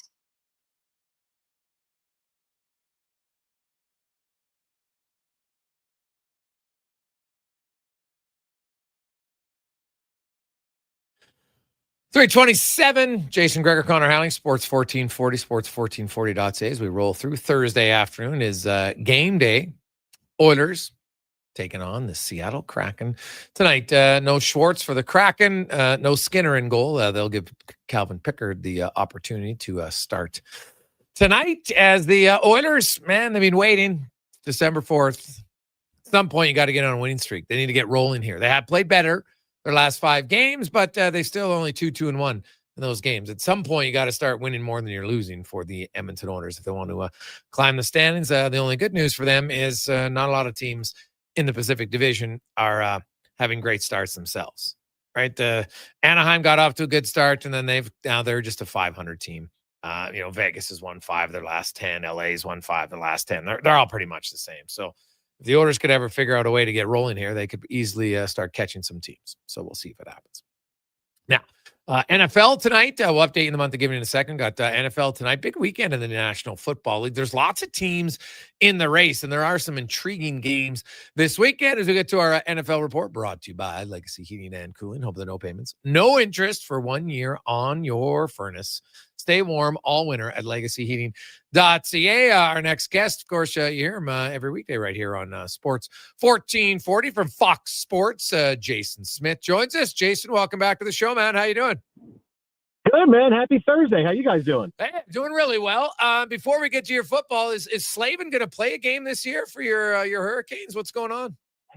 Hey, as long as Seth Jarvis scores a goal every game, it doesn't matter. He'll finish with 80-some-odd goals, and we'll be at the top of the East. It's all good, man. It is all good. Yeah, well, you know what? The fact that they're sitting in first without their best defenseman is illustrates it's pretty good for them. Let's start with tonight's game. You got the Cowboys, who, of course, coming off a huge win, really a few huge wins for them. That miracle comeback against the Eagles where nobody thought it was possible, and they scored 24 straight to win that game, and they beat the Chiefs last weekend. Where do you sit on the Cowboys? I am stunned that they're still an underdog in this game. The Lions have so many problems, right? Like, you could just tell it's not the same team as last year. The injury issues, Sam Laporte is out. Amon-Ra St. Brown is hurt. Like, this is not going the way you expect and the way Dan Campbell hoped the end of this year was going to be going. It is much more of a struggle. The Cowboys are finding their groove, right? Like, it's not like suddenly they've become a great defensive team. When you're the worst defensive team in the NFL and you move up 10 spots, you look like the 85 Bears. Wow, look how good we are. We added 2 guys, and now we're only ranked 20th. We're really good. The Cowboys are rolling. I don't know, and I can't believe I'm saying this, I don't know the Lions will be able to keep up with the Cowboys tonight.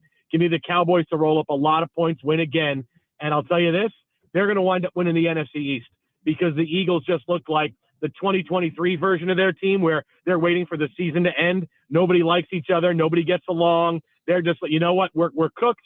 We're going to try once every 3-4 weeks. Cowboys are going to wind up winning that division. Speaking of division winners, At the start of the season, I don't know anybody would have had them in the conversation. Right now, not only are they leading their division, they're tied for first in their entire conference. And the Chicago Bears got a huge game this weekend in Green Bay against the Packers. Like, I'm trying to think the last time we had a Packers-Bears game that was this meaningful late in the season. I mean, maybe Favre was the quarterback. I mean, going back that far, maybe. Yeah. I mean, just because Aaron Rodgers owned the Bears, right? I mean, he's still Bears owner from the, But look, the Bears are in the era of good feeling, right? I know everybody wants to doubt the Bears. The Bears aren't good. If the Chiefs won games like the Bears did, everybody would fall over themselves to talk about, oh, what a great part of a champion the Chiefs have. They know when to turn it on to win games. The Bears are doing the same thing, and honestly, they're more talented offensively than the Chiefs are. Caleb Williams is coming through in the clutch every week. Some weeks he has big weeks throwing the football. Some weeks they run the football great. Some weeks it's Rome Odunze, who's a big weapon. Some weeks it's DJ Moore. A couple of weeks it's Colston Loveland. Doesn't matter. The Bears are really, really good, and their defense is the best at forcing turnovers in the NFL. The Bears are going to win again. The Packers are too pretendy, right? Like a couple of weeks they look like they're okay. Then a couple weeks they look like, wow, they have trouble even getting a first down. So, yeah, the Bears are playing well. They're making all the plays they need to, man. I love the Bears. The road to the Super Bowl is going through Chicago. Think about that. That's like the coldest wind you could possibly think about. The road to the Super Bowl is going through Chicago. Well, the crazy part is, Jason, I'm looking at the standings. The Bears are 9-3-1. And, they're 9-3. They're ranked first. And then the Rams. But let's say the Bears lose to the Packers. The Packers would jump over them. They'd be 9-4. And if the Rams win and the Seahawks win, the Bears go from first to seventh because the Eagles and the Buccaneers are division winners and they are automatically ahead. It's wild. It's wild to think that in 1 week you can go from first to seventh. Now, lots of ifs have to happen. The Rams have to win. The Rams have to win and the Packers have to win. And then the 49ers are on a bye, so it'd be tied with them. But it is that's how close it is. And the Bears do have a tough end schedule here. Their final five games of the year. It is difficult. It is tough, but they've won. It's not like they're lacking in a lot of areas where they're going to get exposed, right? Like there's still a long way to go in the season. But the best part is that, okay, you can believe in the Bears, but who else you cannot believe in the Bears? But who else are you going to believe in? There is zero dominant teams right now in the NFL. There's teams with good records, but there's nobody who's dominant. I thought for sure, the Rams are the best team in the NFL. They've proven it, and they go out and they get worked by the Panthers. I mean, they get worked by Bryce Young and the Panthers, and you're saying, what the hell just happened? This is the best defense in the NFC. What is happening here? Everybody has warts. Everybody is that you cannot believe in. It is a wide open year, but the Bears being at the top, they've won all the games they have. Yeah, say it happened this week. They go back to seventh. They go back up to first next week. There's a long time left in this season, man. I know it's only one extra game, but I feel like the 17-game season, you get into December, and you still feel like there's a lot of football ahead of you. Like, for the Bengals, right, to just jump divisions for a second, if the Bengals beat the Bills on Sunday, right, this is a huge deal, right? Yeah. It's a huge game. If they beat the Bills, they're going to win the AFC North because both the Steelers and the Ravens stink, right? But somebody's going to win that game. And if the Bengals wind up losing, that's going to cook them. But if they win and keep pace, they got the Ravens and the Steelers again. Joe Burrow is back and healthy. I know their record is terrible right now, but now they're getting healthy. They're scoring points and Burrow is back. They could wind up winning the AFC North. And I wouldn't be surprised if they win it and have it clinched before the end of the season. That's how up and down this season is across the board. Yeah, no, it is. It's true. It's a wild season. There's not necessarily any great teams out there. There's lots of good teams, right? Like I could list the Rams, the Seahawks, the 49ers, the Bears, the Packers, even the Lions, the Cowboys. Those teams you say, hey, I could see any one of them representing the NFC in the Super Bowl. Wouldn't shock me. And then you got the Patriots and you got the Jacksonville Jaguars. Heck, the Houston Texans defense is unreal. The Denver Broncos, the Chargers. You're like, there's no great team. That's not a bad thing to me, but there's no team where you could say, okay, Jay, you get one team and you're like, oh yeah, for sure. Whereas in previous years, most years you'd be like, okay, I'll take the Chiefs, you get the field. And I'd be pretty confident. Like there's no one doing that this year. There's no, I'll take this team, you get the field. It's not even close. No, and even the Patriots, right? They have the best record. The Patriots haven't beaten anybody. Yes. Right? Like the Patriots, this is the easiest schedule in the NFL in 5 years. And it's not like it gets tougher down the stretch. No. They still have the Jets. I think they still have the Jets like 3 times left in the last 5 weeks. Like, they got the Dolphins. Like, they're going to finish with 14 or 15 wins, home field advantage, and I'm going to say, yeah, they're still not that great. I mean, they're good. Don't get me wrong. They're good, and Mike Vrabel is the coach of the year in the NFL, without a doubt. What he's been able to do to turn that team around, 4 wins last year. They're going to be at the top of the AFC this year. He is coach of the year. He is doing more with less than any other coach across the board. But overall, am I believing they're good? No. They could go out and get waxed in their first playoff game. 100% that could happen. What about the Broncos? Where did he come out on them? Boy, beginning of the season, I had a Broncos-Chargers AFC championship game. And I still feel good because why not, right? Like, they're both pretty good. They both have flaws, but they're both pretty good. The Broncos, the next 4 weeks for Denver, like, we know how good their defense is.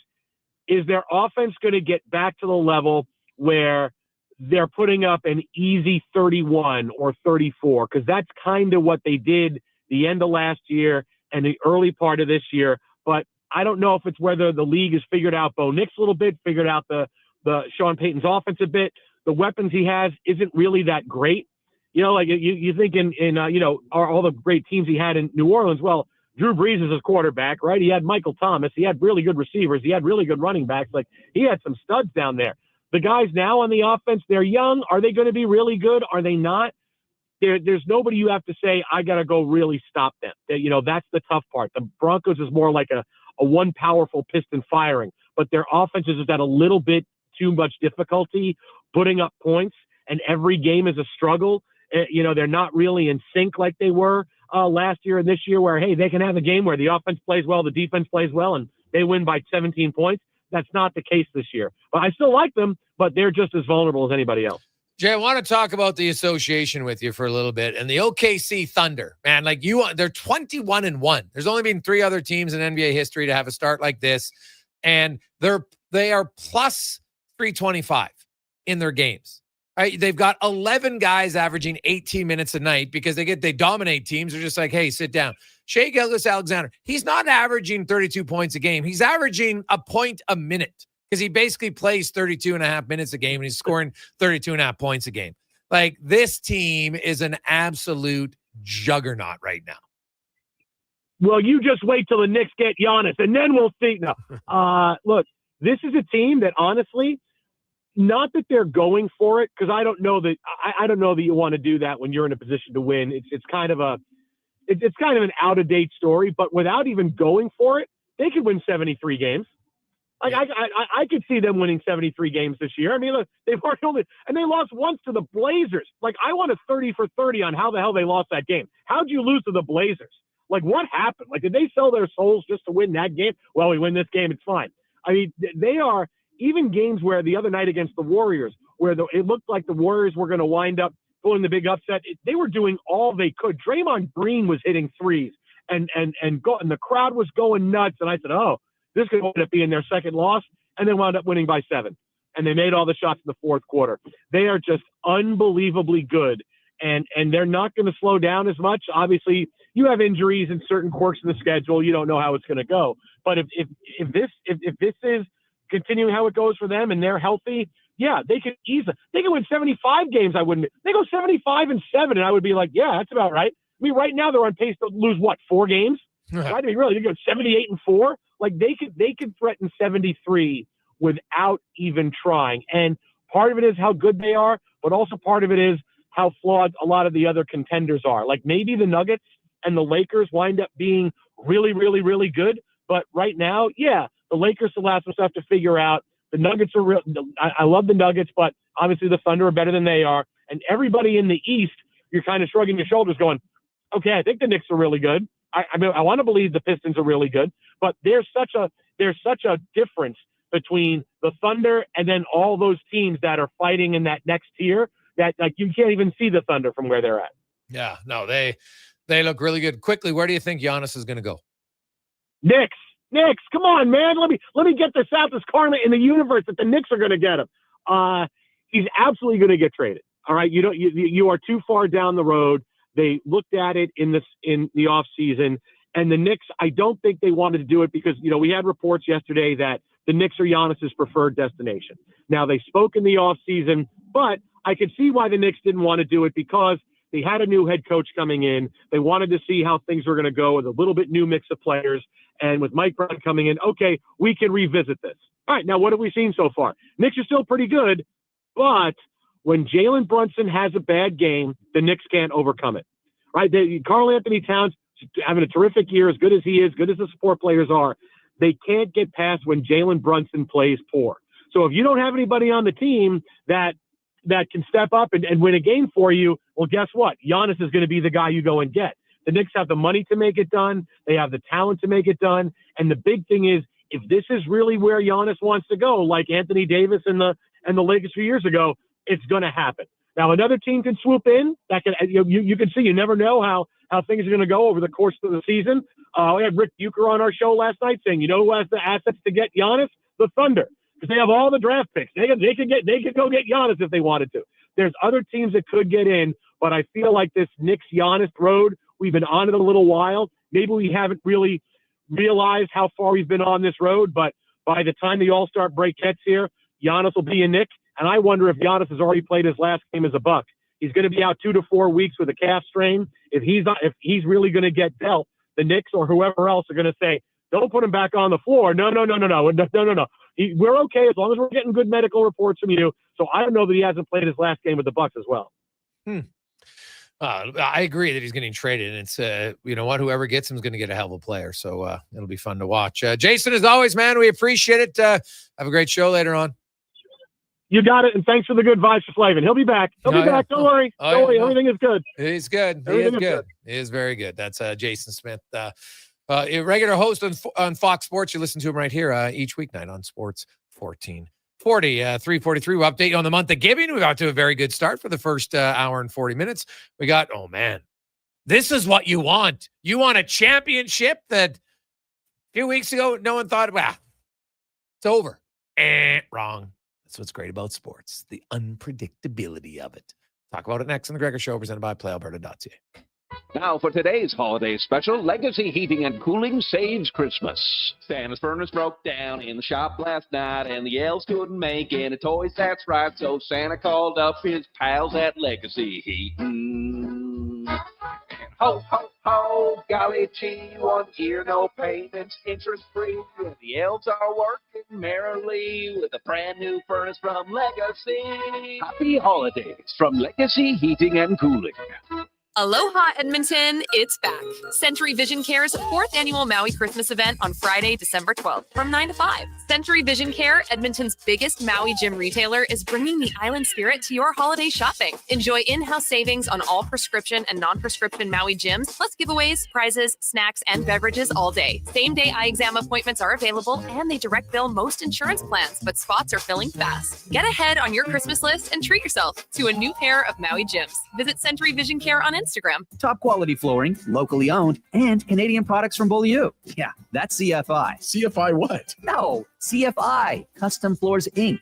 From free estimate to professional installation, contact Custom Floors Inc. at customfloorsinc.ca. Picture this. You're sleeping and you're awake, but it's a good day because you're about to make your way to McDonald's to pick up some breakfast. Fast forward, you're there. But what's this? You can now get all those breakfast classics penny style with rich, creamy hollandaise-style sauce. A happy little tear rolls down your cheek. You grab your small McCafe premium roast coffee, still just $1 plus tax every day. And see. Get up and at 'em with the Egg McMuffin.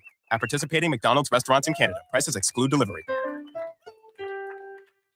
If you've got a smart speaker, get it to play Sports 1440.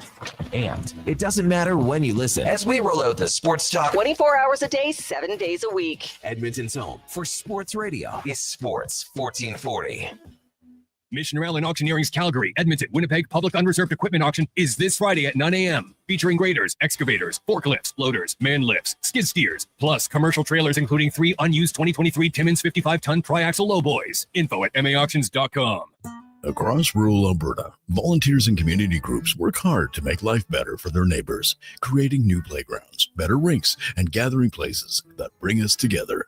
Vision Credit Union is proud to lend these local heroes a helping hand. Apply today for a Helping Hand grant up to $10,000 to support your community's next big idea. Let's make great things happen together. Applications are open until January 31st, 2026. Learn more at whatsyourshare.ca. When you have lifting and material handling needs, Northwest Crane delivers. Western Canada's Sandy dealer, backed by the industry's toughest one. 3 years, 3,000 hours, no compromises. They service all crane makes and models with skilled technicians and deep industry expertise. Alberta owned with locations in Leduc and Grand Prairie and fully equipped service trucks. Northwest Crane keeps your operation lifting. For more information on sales or service, visit northwestcrane.com or call today. Mission Rail and Auctioneering's next Calgary, Edmonton, Winnipeg Public Unreserved Industrial Auctions are this Thursday and Friday at 9 a.m. These major events include multiple lanes selling a large selection of multi-purpose trucks, equipment, and commercial trailers. Info at maauctions.com. This is Andrew Walker, host of the postgame show on Sports 1440. After every hockey game this season, tune in and chime in as we talk about the game. It's all sponsored by Legacy Heating and Cooling. Don't get left in the cold. Visit legacyheating.ca. Your New Year's Eve plans just got a major upgrade. On the Rocks is throwing the ultimate party to launch you into the new year with a bang. The legendary Tallboy is hitting the stage live, providing the soundtrack for an unforgettable night. A 3-course dinner is available to kick things off before the main party starts. This is how you celebrate New Year's Eve. Dinner and a party tickets are available now. Book your spot online at ontherocks.yeg.com.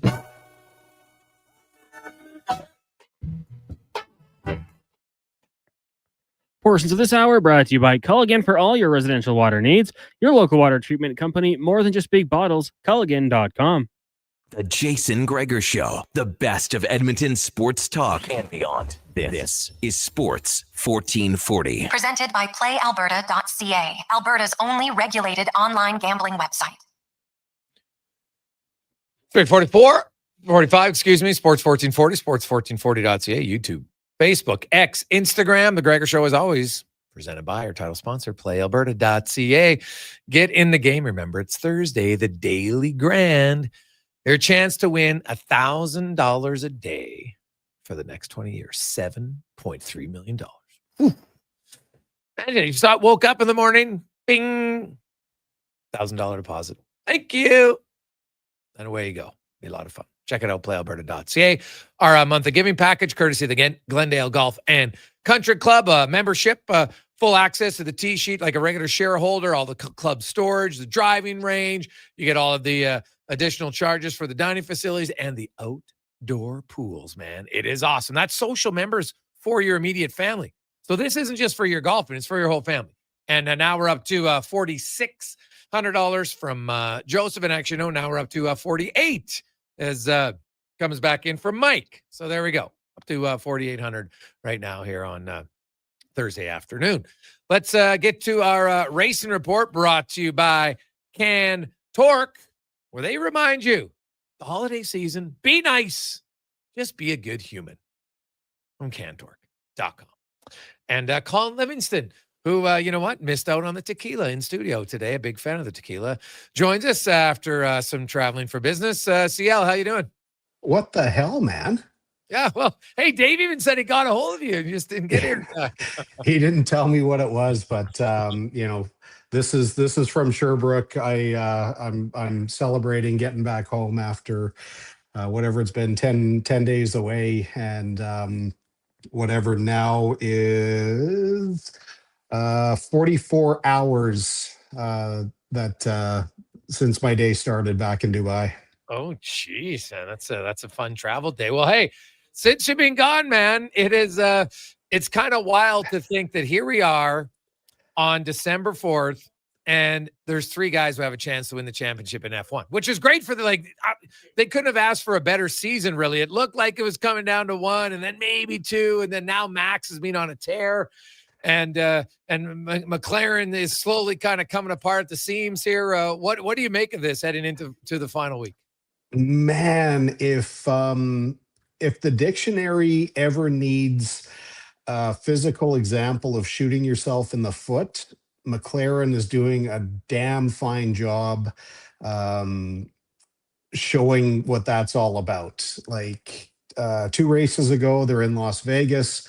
both cars disqualified. Now, they weren't running great, but they were running okay. Both cars disqualified, lost all points. Last weekend in Qatar, they were hands down the team to beat. I was watching the race and I kept thinking, like, for people who don't understand or, don't really connect with how important strategy is, that was the ultimate race. Oscar did not make a mistake. He did not turn the wheel wrong. He was hands down the fastest car on track. But they really, within the team, they made a big mistake with the first caution that came out, I think at lap 7. Everybody else in the field, aside from, I think it was Ocon and the 2 McLarens, came into pit because in Qatar, it was required that you had to change your tires no more than 25 laps. Now, the race was 57 laps, which meant you had to come in at least twice. So once you got to lap 7, you could get to the end of the race. You had absolutely no play in your pit strategy. You had to go 25 laps, pit 25 laps to get to the end, unless you decided to turn it into a 3-stop. Everybody else figured it out. McLaren, I don't really think they made the wrong decision.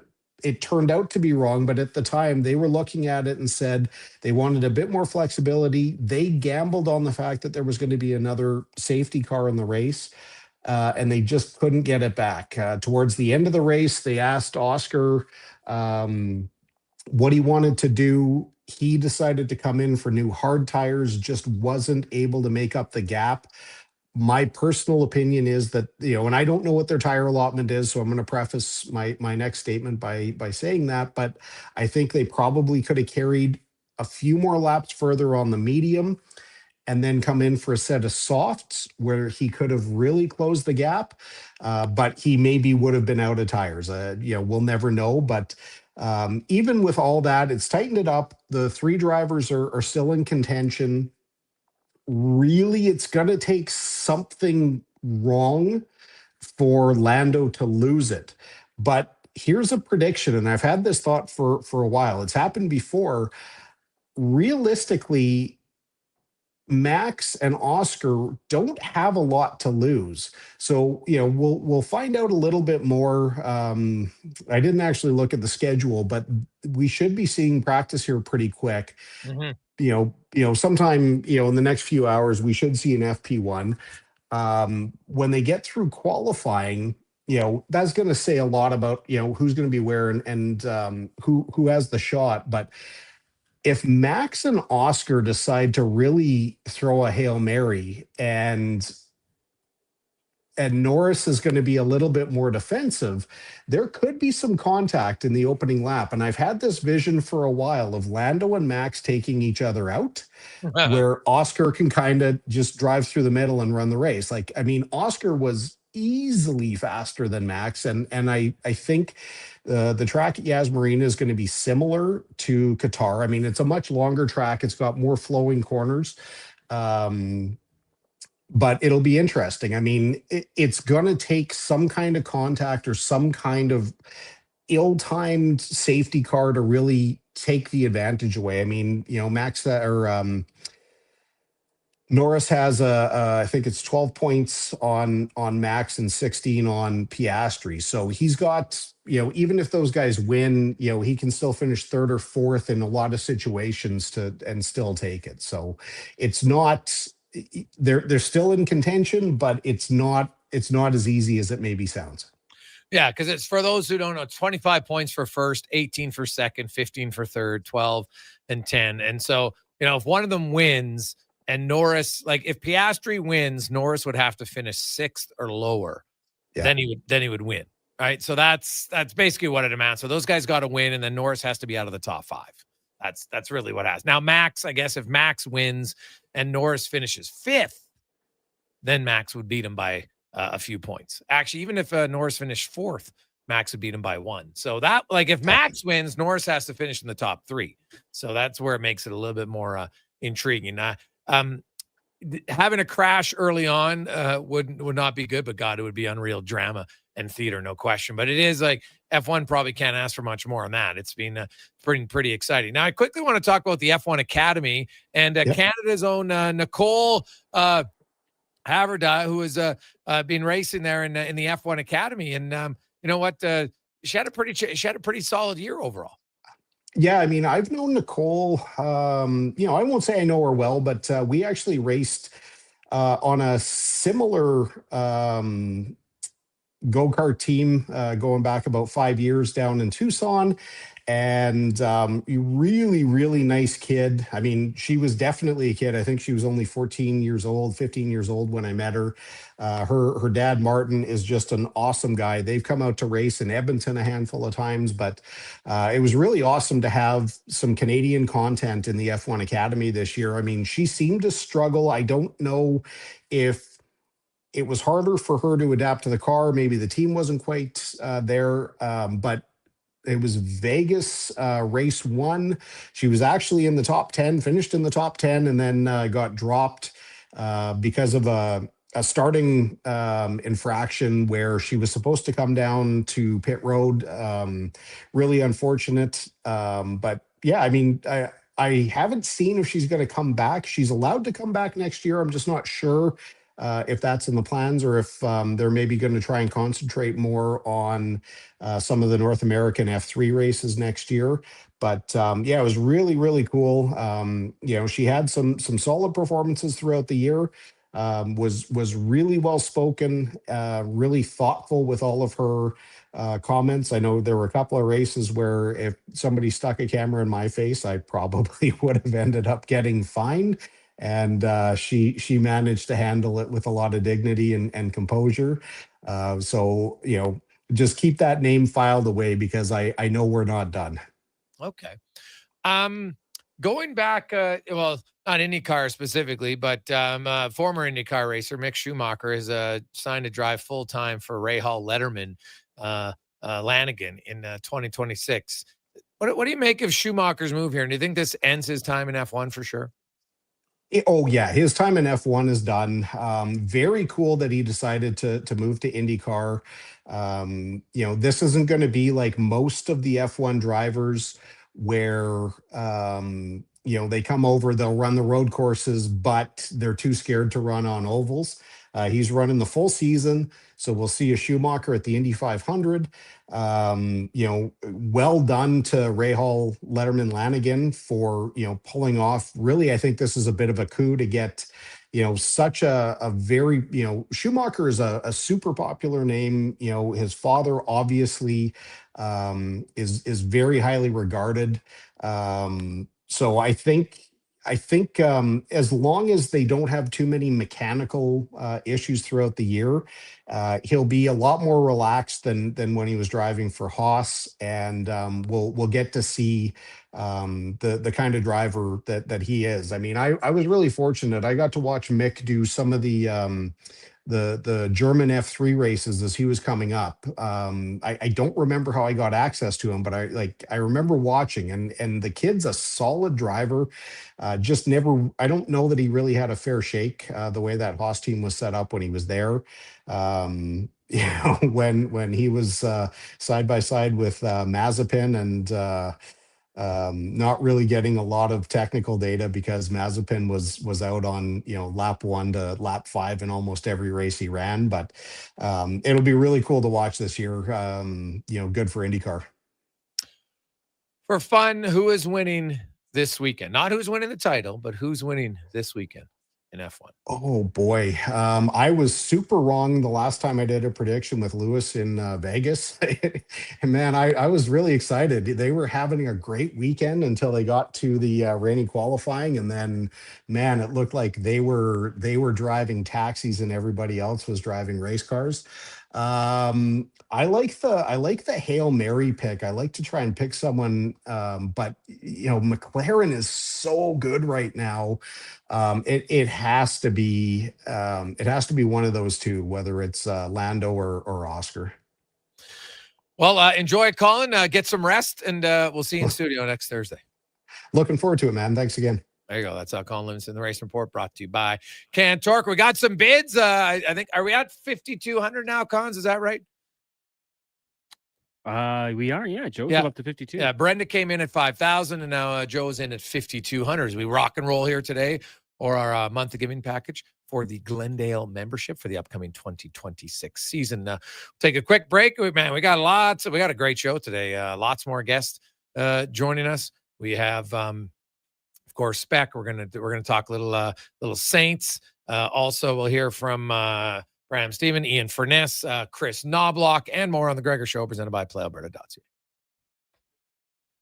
Let's get to the Con Man now, and a Sports 1440 update brought to you by Loca. 2 locations, and now they deliver.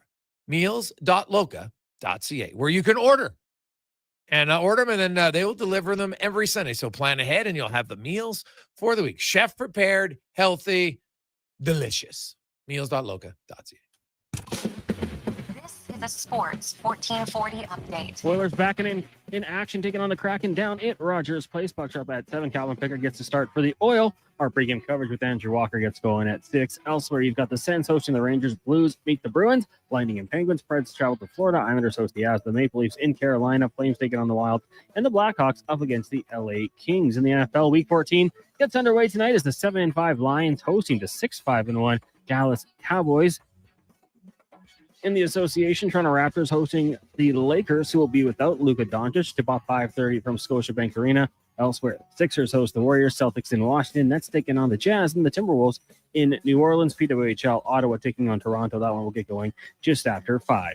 Coming up in hour 3 of the Jason Gregor Show, we'll hear Cam Tate's 2-minute warning. Also, another edition of the Oil Report with Chris Knobloch and Darnell Nurse, and it's another edition of 5 Questions. I'm Connor Halley. This has been a Sports 1440 update. Sports 1440, Stingray radio station. CKJR broadcasts from West Edmonton Mall and Wetaskiwin. Download the free Stingray music app and listen wherever you go. Day or night, tasting just the right. You can order oodle noodle at oodlenoodle.ca, delivering you the news almost right away. Remember, you can order oodle noodle at oodlenoodle.ca. So stay on your couch all day and order oodlenoodle.ca. Oodle noodle. An electrical solar team is now making a play for sustainability and savings. They're specialists in powering up for a greener future. That's the strategy, designing and installing high-efficiency solar panels.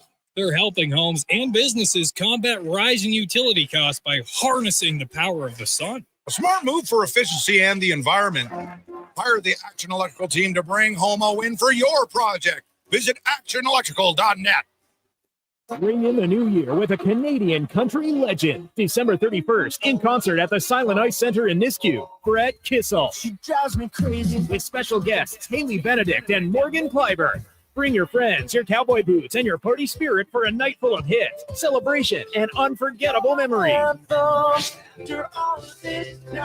Hosted by Chris Sheets. The countdown to 2026 starts with Brett Kissel live on stage. Get your tickets now at silenticecenter.com/events. The job won't wait. Why should you? At AWS Welding Supplies and Repairs, conveniently located in Nisku, we've got everything you need to get it done. From product sales to servicing and calibrating machines, we're your one-stop shop. We're a proud, locally owned and operated business committed to serving our community with a proven track record of customer service. Don't let a broken tool slow you down. We offer fast repairs and free same-day delivery of in-stock items to Leduc, Nisku, and South Edmonton. AWS Welding. We make it happen. Hey, you know winter is really freaking cold, right? So play it smart. Don't get caught freezing in your car with your pants down and no power. At Big Toy Shop right now, lead-acid batteries are just $129. $129 is a great price for a good start. Big Toy Shop.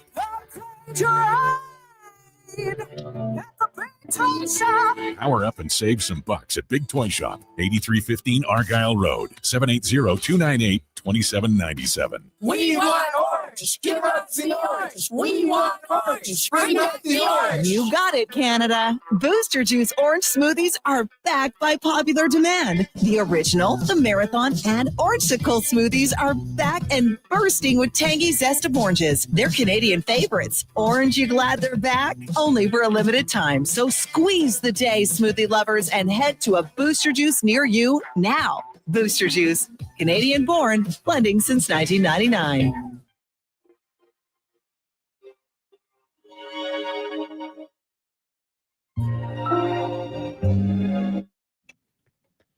Portions of this hour brought to you by Northwest Crane, available for all your lifting and equipment needs, specializing in selling and servicing cranes. Get lifting at northwestcrane.com. The Jason Gregor Show, the best of Edmonton sports talk and beyond. This is Sports 1440. Presented by PlayAlberta.ca, Alberta's only regulated online gambling website.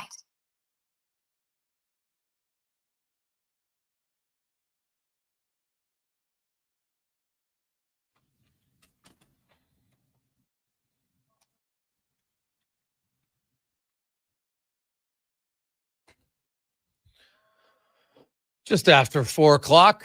Cons, who's singing that version? That is Harry Connick Jr. That's what I thought. Got pipes. Oh, he does have pretty good. He's quite the crooner, Yeah. as they like to say. Fish. I think that's the proper term for Harry Connick Jr. Quite the crooner. I like it. There's only like 2 crooners in the world right now, I think. Who would you say that is? Michael Bublé and Connick Jr. I think that's the only 2 there is. Really? I could be very wrong. No, but it's got to be. Who else is at their level? There's got to be some other crooners going right now. Like, is Sinatra the original? Yeah, I would think so. Well, no, Bing Crosby would have been that, right? I think. Wikipedia says Seth MacFarlane has made significant contributions to the contemporary crooner movement. There's also Tommy Ward, Michael Feinstein, and Dennis Van Arsen. Okay, all right. So my bad. I was wrong. There's more. Yeah, there has to be a few, right? Elvis Presley, you would even say that a few of his ballads probably would have fallen under the crooner category, I would think. Sammy Davis Jr., maybe? Oh, yeah. Yeah. I'll throw the whole Rat Pack in there, right? Well, I don't know about that, but yeah. You look some of them. What's her name? Nina, and I can't remember her last name, but I think she was like what is considered like one of the great female crooners. Like Nina Simone? Yes. Yeah. That's her last name. Yes. So I like it. It came the style, for those who don't know, it basically originated in the early 1920s when they invented the electric microphone, which allowed vocalists to sing softly and emotionally without having to project their voice. So that's kind of where it came from, that style. If you like it, it's pretty good. Pretty good if you can do it. Wow, man, anybody who can sing anytime, I have a lot of respect for. Lot of respect. So, hey, guys, what about Strudwick? Oh, I don't know, man. Struddy, a crooner. I don't think his voice doesn't get low enough. It's a problem. It's a little too high pitched. We should do a quick fundraiser. If we can get like $500, maybe Struddy will sing a Christmas Carol live on air or something. 500, probably raise 5. Struddy would pay. Struddy be like, I'll donate the first 500. Oh, it should be nice. No, he likes. Hey, you know what? Sing like no one's listening, right? That's what they say, right? Dance like no one's watching. It's all good. You know, many of us will sing in the shower. I always give Struddy credit. He's never afraid to sing. Remember when he would? Oh, what was the one where he sang and then he's like, nailed it, and it was just like, you know, the confidence is what made people laugh because it was like, I'm not sure this is great, but wasn't it your song by Elton John? Oh my God, yeah. And you had a woo at the end, dude. Too. All I know is when we at one of the, it might have been our second one when we had our karaoke king or queen karaoke contest, and Struddy got up there. First of all, he came like dressed in he was wearing a white t-shirt. I think it might even had a stain on it, like a little bit of a beer stain, and that was a tough 3 minutes for the Strudmeister. And even he will tell you that, that was a tough one. Because you know what? When you're singing karaoke and you're on the stage at OTR, it's nowhere to hide. It's nowhere to hide. It's just you and You can do all the dance moves. You can have the tightest jeans you want, but they're gauging your voice at that point. It's a tough place. It's a tough place to be at times. I will you got to respect the confidence. He did it at an Oil Kings game as well. Hit the worm. Well, the worm was quite. Yeah, that was. Struddy's a showman. Oh no, no entertainment factor. No, quite like where Struddy I think would kill it is if we had a lip sync battle. Right, because I think he's got the stage presence. Right now, you just have to. He knows the words to the songs, but he doesn't actually have the voice coming out. Right, because there used to be a TV show that did that. Was there not? Well, yeah, lip sync battle. Yeah, is that what it was? That was the title of the show. Yeah, it was lip sync battle. Well, there you go. All right, okay. So, because like they used to get the major stars and different people to do it. Yeah, Channing Tatum and that's who it was. Channing Tatum. Yeah, that's right. I think Tom Holland and Zendaya. Yeah. Zendaya? Yeah. Mm-hmm. Yeah.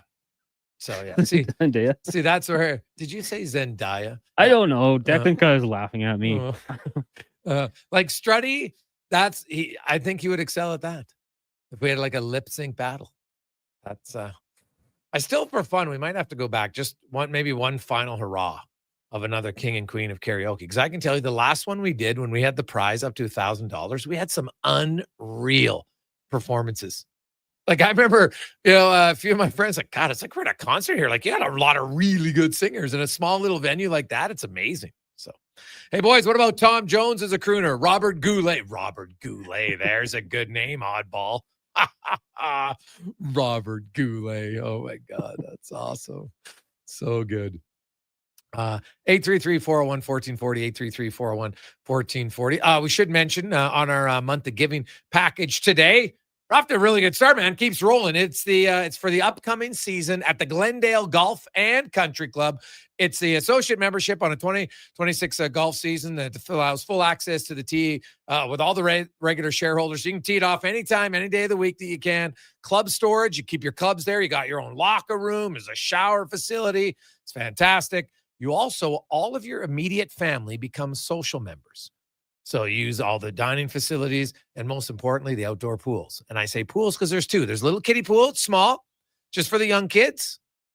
And then there's the other pool for the teenagers, kids, the adults. It's a lot of cannonball competitions there. It's a lot of fun, man. 2 jackknifes. You have a great time. And then there's a huge play area outside of the pool. The kids and people play soccer and volleyball and lots of different not croquet, but what's the game where you throw the beanbags, Cons, from drawing a blank right now? Cornhole. There you go. So lots of that stuff going on. So Brenda was at $500, and now we're up to $58 from Steve. So we're rocking and rolling. I like it. Let's get to the oil report now, brought to you by Go Auto, where not only do you get great vehicles, get great deals on tires. Text tires to 777-7777. Very simple.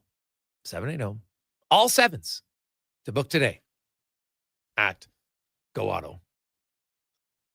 We'll hear from the head coach of the Edmonton Oilers, Chris Knobloch. And so the defensive play seems to be coming around. Obviously, you want to continue that. But what's the next step does he feel for this team to turn the solid performances into more winning performances? I think we can still get better with the puck, moving the puck up the ice together. It wasn't perfect the other night, but I thought we managed the puck pretty well against Minnesota. We did have some turnovers, but I liked how we responded to those turnovers and were able to defend right away and not exposing the middle of the ice. But I think we can still get sharper and just work the puck up better together, just to have a little more speed and be a little more dangerous. Yep. Also, a little bit of a shakeup in the top six, something you haven't seen all year long, Oiler fans. Nugent Hopkins, McDavid, and Hyman reunited for the first time this season, and Knobloch talks about the change.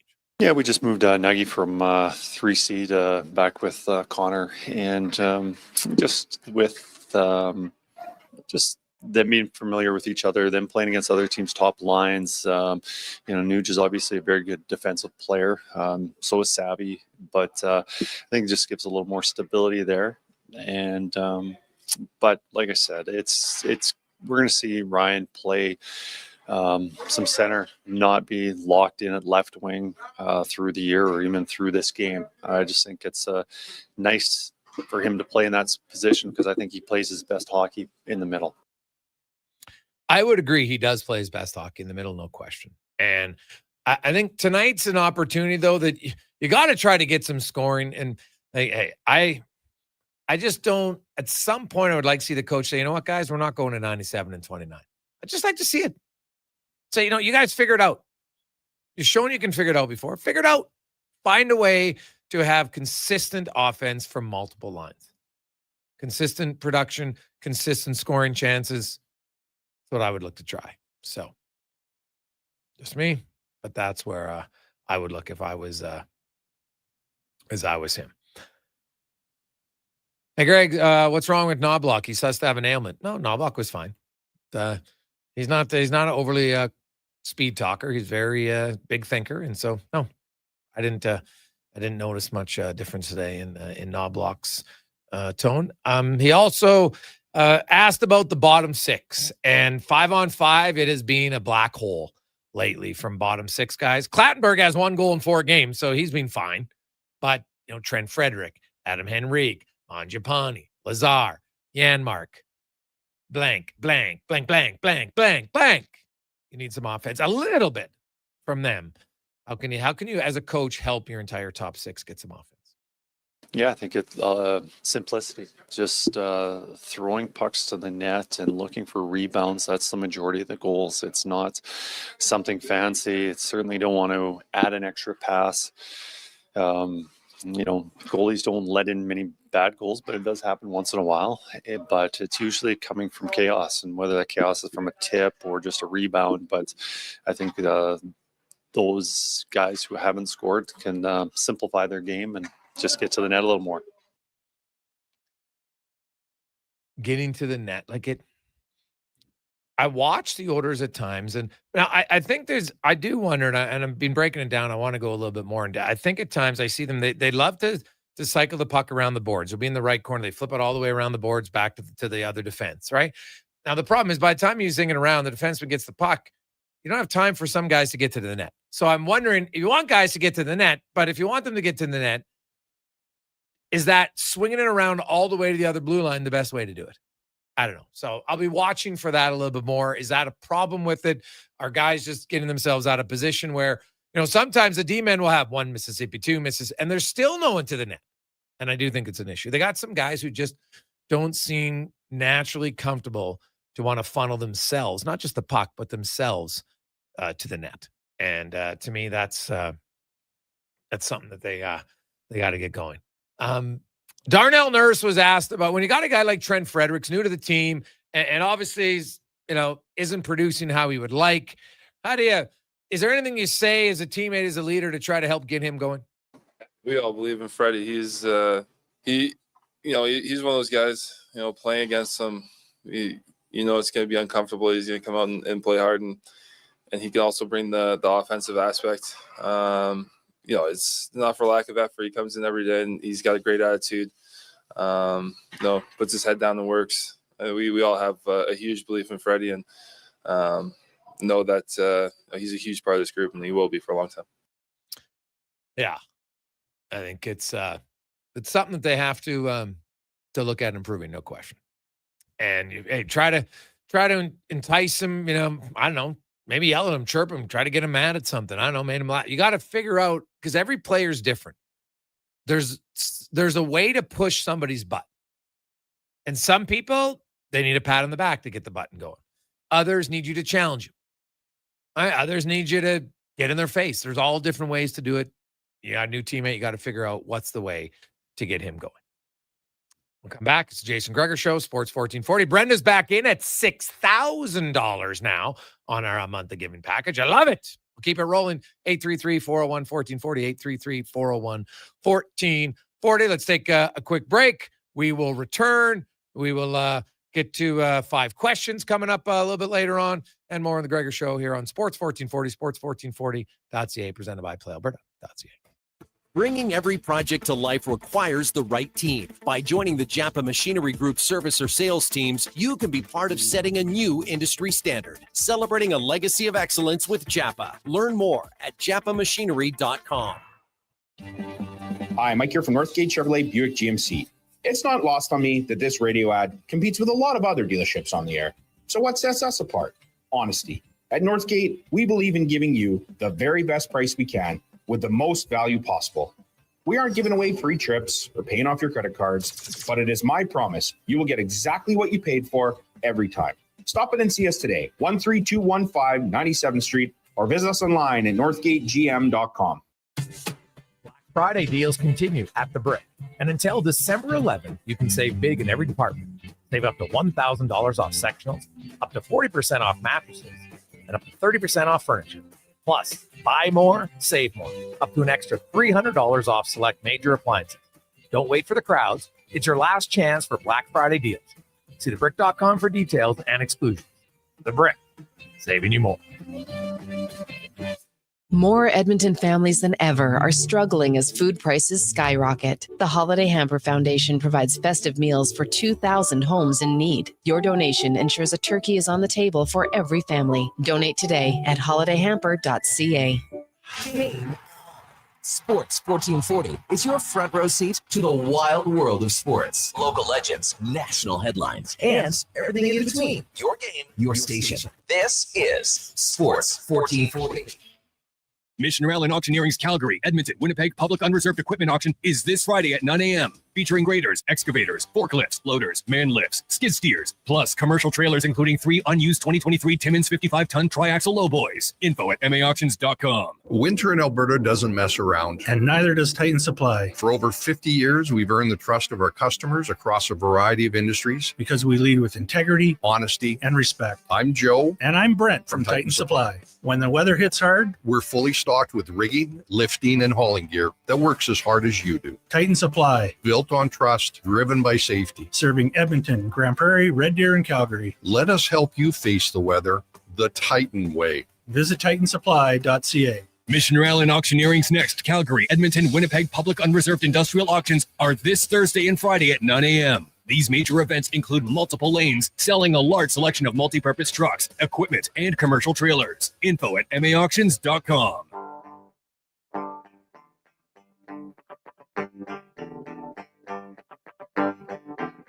I am still.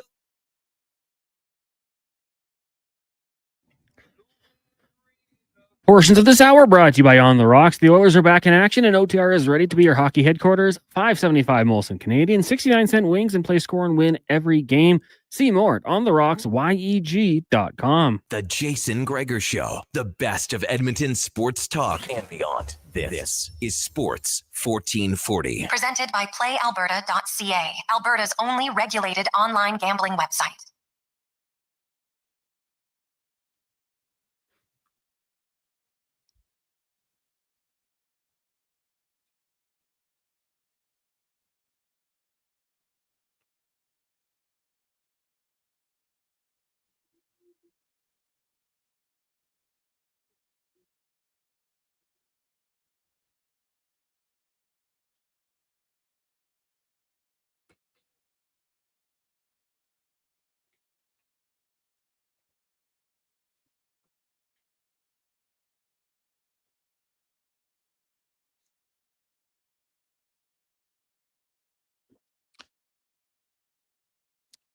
$4:23.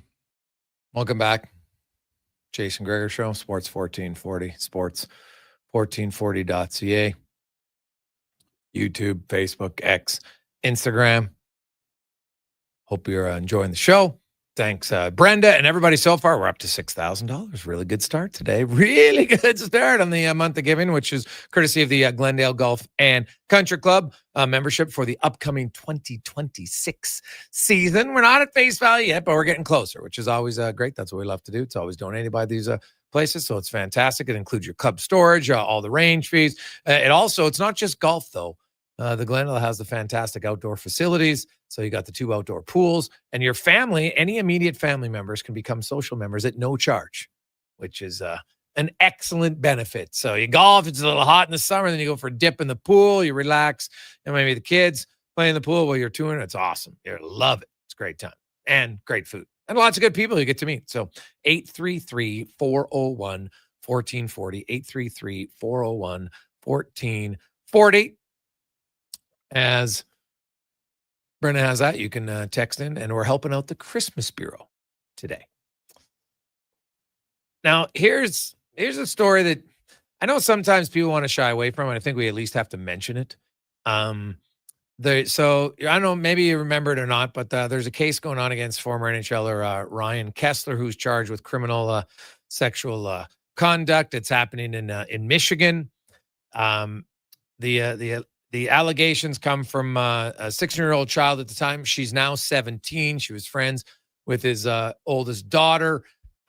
Basically, she took the stand for 2 hours, which, man, that's a pretty tough for a young person to be on the stand, and basically testified that after falling asleep on a couch next to Kessler in the hours following a New Year's Eve party, she woke to find, and you know what, just prepare yourself for this. If there's any kids, maybe you want to change down channel for a second, just giving you a little bit of heads up. But so she's 16. She awoke to find his foot rubbing her crotch and his foot touching his erect penis over a pair of shorts. His attorney argued that there's inconsistencies in recounting of the night, and local children's advocacy center should have stopped the case from going to trial. Did you notice that they says there's inconsistencies and they should have stopped it? Didn't say it never happened. So that'll be something to follow there. Just not a good story all around. Like, you know, it's something that happens in society way too often. And if we're going to be, I believe that sports can be leaders in the community, because it's one thing where, you know what, politics is very divisive. Some people are very lean one way and they're just blinded and they don't think they can ever be, the other side has a good idea on something. Never works. Sports, a little bit different. You're an Oilers fan, doesn't matter. People are white, black, brown, purple, yellow, green, male, female, doesn't matter, right? Transgendered, I don't care. Hey, you're an Oilers fan. Hey, we high five, we cheer at the games, we don't even know each other. Sports can bring people together better than a lot of other things. It truly can. And so I think because of that reason, at times, being someone who has a sports show, it's important to talk about things that do affect all of our listeners. And sadly, it does for different reasons. And sexual misconduct, rape, sexual abuse is incredibly prevalent in our society. Against kids, against young boys, against young girls, against women, against men, all ages. There's really no one that's immune to it, sadly.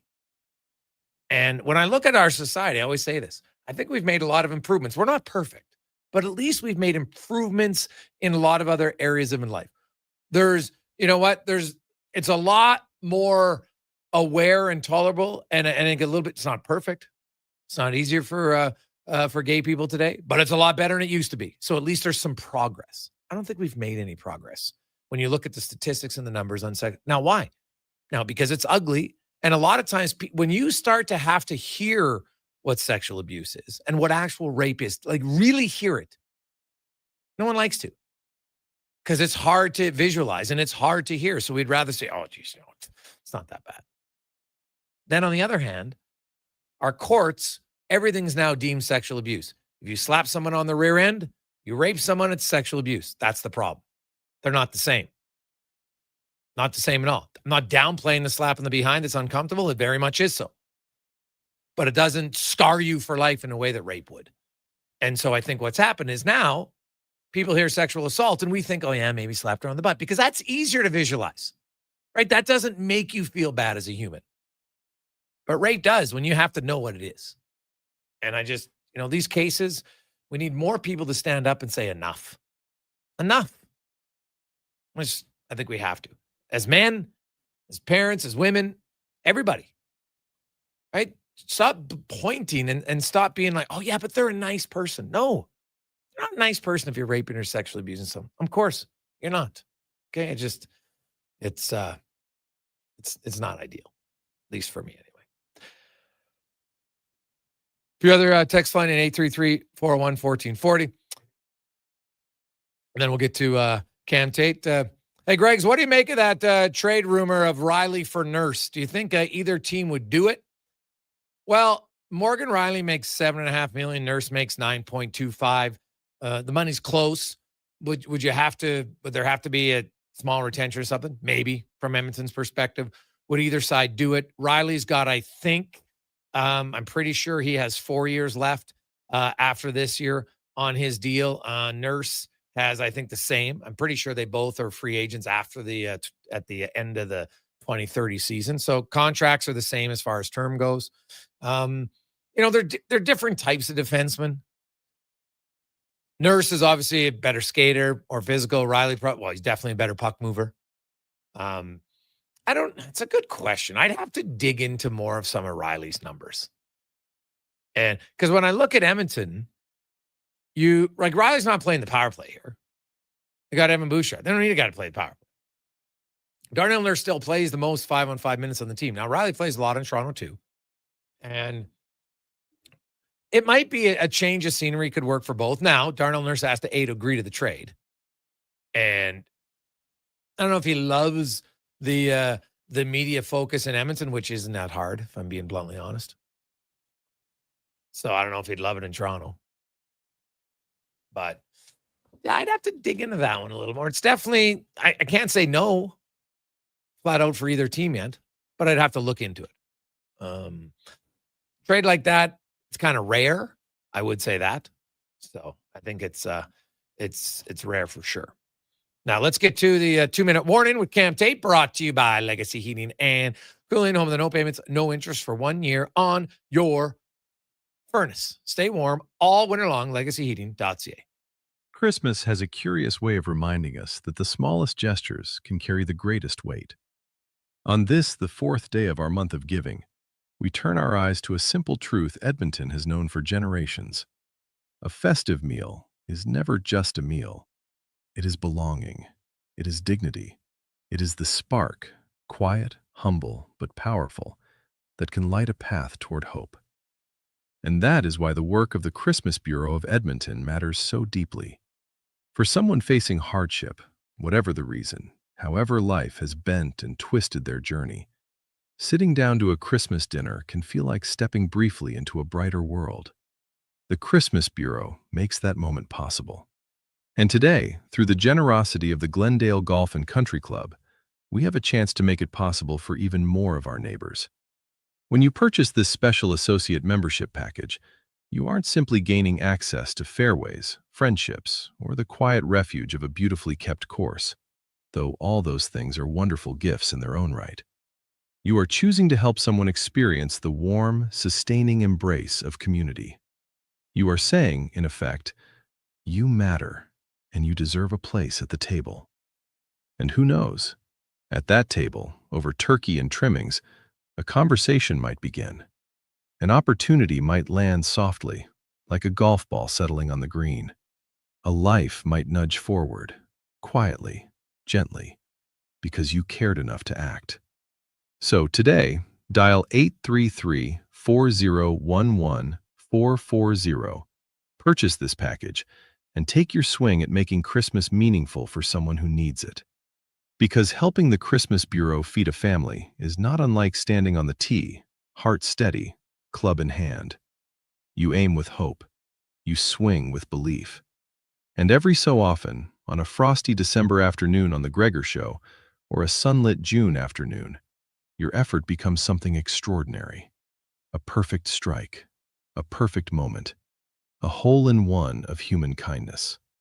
This 2-minute warning, the month of giving with Gregor, Halley, Kruger, and me, Santa Cam. Weekdays on Sports 1440. And that package is at $6,000. So awesome stuff. 833-401-1440, 833-401-1440. Some other news around the National Hockey League, man. Did you see the grade 8 again last night? 2 more goals for Alexander Ovechkin. For a guy who scored a lot on the power play, he only has 2 goals this year on the power play. And he had another slow start to the season, and suddenly he is now 1 goal back of Leon Draisaitl. Got 48 on the year. And, you look at Ovi and where he's going to go in the goal scoring department this year. Like how high can he be? He's at 911. So you add in his playoff goals. That means he's at 988, which puts him 28 behind Gretzky if you want to use combined playoffs and regular season goals. I really believe that's maybe someone told him about the number. I'm sure. Could he score 28 more goals this year? That means he'd have a 42-goal season. The rate he's going, yeah, he's right on pace for that. He's actually ahead of it at his age. And what's unique about it is he's not filling the net on the power play. He's scoring 5-on-5. And the thing about Ovechkin that I find unique is, yeah, he's got an unreal shot, right? We all know that. But he has figured out there's different ways for him to score. He gets around the net. And it's such a – and he's got 71 shots. Like, it's not like he's killing it shots-wise like he normally is. He's not even a 3-shot-a-game guy anymore. He's like in his heyday, God, he was 5 or 6 those early years when he had like 450 shot. I think he might have had 550 one year. I know Phil Esposito, I think, had 551. That might be the record. Ovi might have been at like 502, something like that. But either way, he shows you slow down. It's not nearly as fast as he used to be. Still big and strong, but he's a great example, because it used to be, okay, Ovi one-timer, and we think of him on the left circle just crushing pucks, right? Obviously, he could overpower goalies sometimes. But he doesn't score all his goals from there. They're not even close. Scores from lots of different areas. And now is probably even a better time for people to show video highlights of, this is how goal scorers score. You have to have different tools in the toolbox. Score on your backhand, score on your forehand, be in front of the net, deflections, rebounds. Obviously, if you have the ability to be a one-shot shooter, that's a nice ability to have. There's not a lot of guys who do it. But, man, it's pretty impressive to watch him at his age. And when you see him scoring like that, like, why would he retire? Like, I know there's some people, his contract's done, he's going to go back. Why? Why wouldn't he come back next year? Washington is rolling again. He's on a good team, right? They lead they've won 6 in a row. They're 9-1 in their last 10 games. And they're in first place. Granted, they've played 3 more games than Carolina in their division. They're first place in the Eastern Conference, and only Dallas and Colorado have more points than them. Like, why would he leave? He's going to get a 2-week break because the Russians aren't going to the Olympics. Be very curious to see where he could go. It's just something to watch. I like it. 4:38. Take a quick break. We'll come back. We got 5 questions. We'll update you on the month of giving, and we have a few people that if you want to go to the game tonight, got some tickets to give you. We take a lot of auctions. Great month of giving, but some of you are like, you know what? I want to give my tickets away. Awesome. So we got some tickets from Clark and from Scott to give away here on the Gregor Show, presented by PlayAlberta.ca. Your New Year's Eve plans just got a major upgrade. On the Rocks is throwing the ultimate party to launch you into the new year with a bang. The legendary Tall Boy is hitting the stage live, providing the soundtrack for an unforgettable night. A 3-course dinner is available to kick things off before the main party starts. This is how you celebrate New Year's Eve. Dinner and a party tickets are available now. Book your spot online at ontherocksyeg.com. As 2025 comes to a close, GS Construction would like to take the time and thank our crews, our partners, and our communities for another successful year of teamwork and growth. Together, we've helped keep Edmonton and the surrounding area moving by building and maintaining the underground infrastructure that keeps everything running smoothly. It's been another year of dedication, pride, and hard work the team has put in to make it all possible. To learn more about our people and our projects, visit gsconstruction.ca. You've got a go-to coffee spot, a trusted barber, even a lucky game day jersey. But when it's about looking your absolute best, there's only one name you need. Mr. Dirk. Family run since 1939, we're experts in crafting impeccable tailor-made suits and offering a wide variety of everyday styles. Pair that with personalized one-on-one fittings and the convenience of on-site tailoring. Mr. Dirk elevates your style game. Visit our Edmonton store or explore MrDirk.com. Score big on style with Mr. Dirk. Day or night, tasting just so right. You can order order, oodle noodle at oodlenoodle.ca. Delivering you the news almost right away. Remember, you can order oodle noodle at oodlenoodle.ca. So stay on your couch all day and order oodlenoodle.ca. Oodle noodle. After 20 years, Canada's most prestigious international hockey tournament returns. The Camrose Viking Cup, December 28th to January 4th at Encana Arena. Tickets at vikingcup.ca. Brought to you by Sports 1440. Wondering what you can afford? Let Go Auto do the math with our free car loan calculator. No pressure, no awkward convos, just quick answers on your budget and payments. Bad credit? No credit? We got you. Text CHECK to 780-777-7777. That's CHECK to 780 all sevens. Find out what you qualify for and start shopping with confidence. Go Auto. Drive what you love with payments that make sense. Japa Machinery Group knows that XCMG may not roll off the tongue, but Japa's team will help keep your construction jobs rolling on time and on budget with heavy equipment sales and rentals. Visit japamachinery.com to find out more. Five-time Junior Hockey League champions, the Spruce Grove Saints, are excited to be back on the ice at the brand-new Thompson Family Arena. Be part of the action and enjoy some of the best junior hockey Canada has to offer by experiencing a Saints game for your next outing. Tickets range from $10 to $17 with free parking and some of the best food and drink specials in town. For more information on tickets and how you can become a partner, go to sgsaints.ca. Don't look now, but I think we're being followed. Oh, that's just my Fountain Tire sidecar. Well, they're driving pretty close. Because they're attached. Save up to 15% on select tires until December 13th. Cool. Plus, get up to $125 off a set of 4 Goodyear tires. Anything else? Get $50 off a $150 service when you buy those tires. Well, that's handy. Yep. And weird. Well, I love my Fountain Tire sidecar. Book your appointment online today. Restrictions apply. Fountain Tire. We're on this road together, Canada. You matter. Your mental health matters, and you're braver than you think. Not Alone is an organization focused on creating a space of acceptance and support through tough, meaningful conversation. My name is Tyler Smith, and you are never alone. NotAloneCo.com. It's okay to not be okay.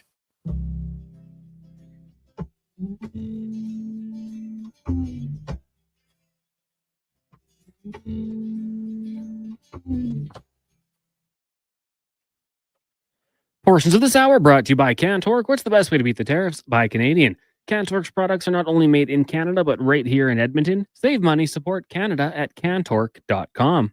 This is Sports 1440, where Edmonton talks sports. On YouTube, Facebook, and X. Here's Jason Gregor. Brought to you by playalberta.ca.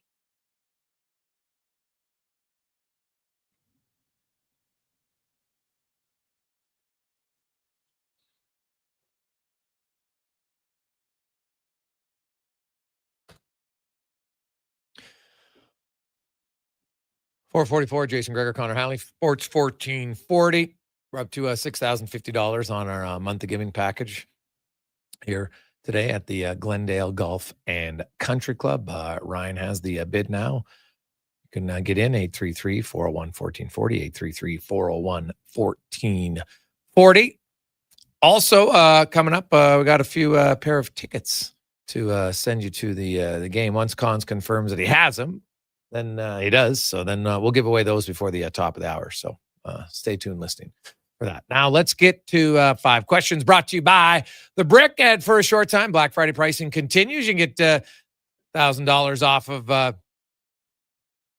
mattresses. You can get $800 off of big screen TVs, 30% off all furniture types, but only for a limited time at The Brick and thebrick.com. It's time for 5 questions on the Jason Gregor Show. All right, Jason. Question number 1. Who wins tonight, and who's going to get the first and game-winning goal?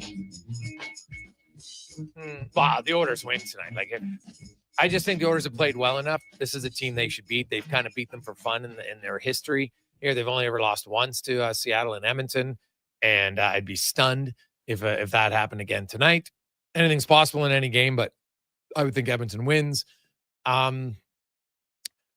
goal of the game. That's Well, I'm just gonna go with a guy who I think is due to get off to a start that it's gonna take him, maybe have him a little bit excited. I will say, I'll go with McDavid to score the first goal of the game tonight. Good pick. And how about the game winner? I don't think it's going to be a close game, but like it might be a 5-2 game. So I guess that's third goal, just a random. Someone in the bottom six going to show a pulse tonight. So I'll say Adam Henrique scores. All right. Like you, I'll take the Oilers to win tonight, and I'll make it a bold prediction. It's Leon Draisaitl. It's the first goal and the game-winning goal from him. Whether that's 1 goal or 2 goals, we'll see. Question number 2 for you. If it was your call, would Calvin Pickard get the start tonight? Yeah, I don't have much problem with it. You got to start your backup at some point. You're giving him the start against the worst offensive team in the league. Skinner gets some rest, and you get Skinner. He would play the next 3 games: Winnipeg, Buffalo, Detroit on the homestand, and then they split because after that they have a back-to-back set. So yeah, I don't mind the decision. It was either going to be tonight or it was going to be Saturday. It was going to be one of the two. So I can't really critique it too much. Yeah, I'm with you. I mean, I think I'm past the point of questioning who starts between the pipes with Chris Knobloch and his staff. I feel like they've got a great pulse on it, and it's a Kraken team that I think the Oilers are very confident against. So let Calvin Pickard go out there, hopefully give you a good effort, build that confidence, and get the job done. So I've got no issue with it. I kind of like it, and then let Stuart Skinner return against some of those sharpshooters on the Winnipeg Jets roster. Question number 3 for you. Outside of the Canadian roster, we get to the World Cup since the draw goes again tomorrow. Which player or players are you most looking forward to watch? Go ahead. I mean, it's hard to go against Messi just at the age. When they won the last World Cup, I thought for sure, like, that's it. That's how you go out on top. So he's going to be a player for sure. I'll be keeping my eye on. And then Saka for England is another one. That's kind of the backup team for me. So I'll be watching him. He's a young guy, chance to, I guess, maybe open up some eyes on the world stage. For me, I'm all about watching Kylian. That's who I want to see. Best name, Mbappe. Yeah, I'll be now. The only reason I know his first name Mbappe because my son's a huge footy fan. He's a huge Mbappe fan, and I don't even know. I just thought of random. He was going through the first names of soccer guys. Then I'm like, "Oh, Dad, what's Mbappe's first name?" And I was like, "I have no idea. I have no idea. I'm not even gonna lie." He's like, "Dad, it's Kylian." I'm like, "What?" So yeah. So then now I'll never forget that. So yes, go Kylian for sure. Question number 4 should be a fun game tonight. Detroit taking on the Dallas Cowboys at PlayAlberta.ca. Lions favored by 4 points with the over-under at 54.5. Making the smart bet tonight, what would it be for you? I think it's going to be a high-scoring game tonight between these two teams. And so I will go with 54 is a lot, though. I'm going to take the Cowboys with 4 points. That to me is the smart bet. Yeah, you know what? And just for fun, like on the topic of over-under, Amon St. Brown playing, Jadeveon Clowney out. So you're losing a pass rusher for the Cowboys and getting an offensive player for the Lions. It seems crazy, but I'm going to take the over, and I'll take the I got to take the Cowboys. I like what they've been doing. I love that that defense now since they've made those trades. And if I was looking for the anytime touchdown, I think Jahmyr Gibbs. How about over 1.5? Maybe a 2 touchdown game from a number 0 in Detroit. Final question for you today. Rapper Jay-Z turns 56 years old today. So I'm going to take a page out of Declan's book and ask you for your Mount Rushmore of rappers. Oh, I'm going Beastie Boys, Eminem, Young MC, and Tone Loc. I'm going for my era, mixed in with a little bit of Eminem. I think that's what you got to do. Like, you got to do your own, and then we're gonna see texts come in and like, oh, can't believe I missed it. But I'm gonna agree with you with Eminem. Jay-Z, I'm gonna have in there one of the best concerts I've ever been to. Lil Wayne is another one I really like, and then late great Mac Miller is someone I Mac really Miller enjoy as well. I like So that. yeah, those would be the top 4 for me. But I'm waiting to see the text that come in here. Dude, We're like, oh crap, missed him. Like, there's gonna be lots of really good rappers. Don't get me wrong, right? And Do I believe he would be on the Mount Rushmore? Young MC? Of course not. He didn't have enough good songs. But he had one of the greatest songs. Bust a Move. Sick tune. And Tone Loc, man. Oh, you kidding me?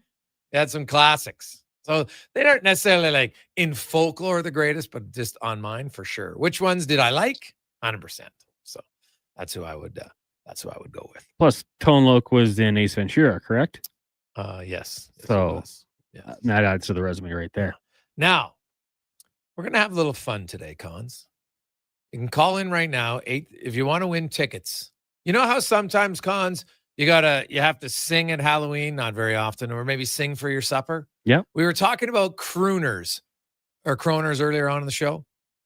All I need is, if you call in, we're going to take the first two people who are willing to sing on the air your favorite song, 20 seconds.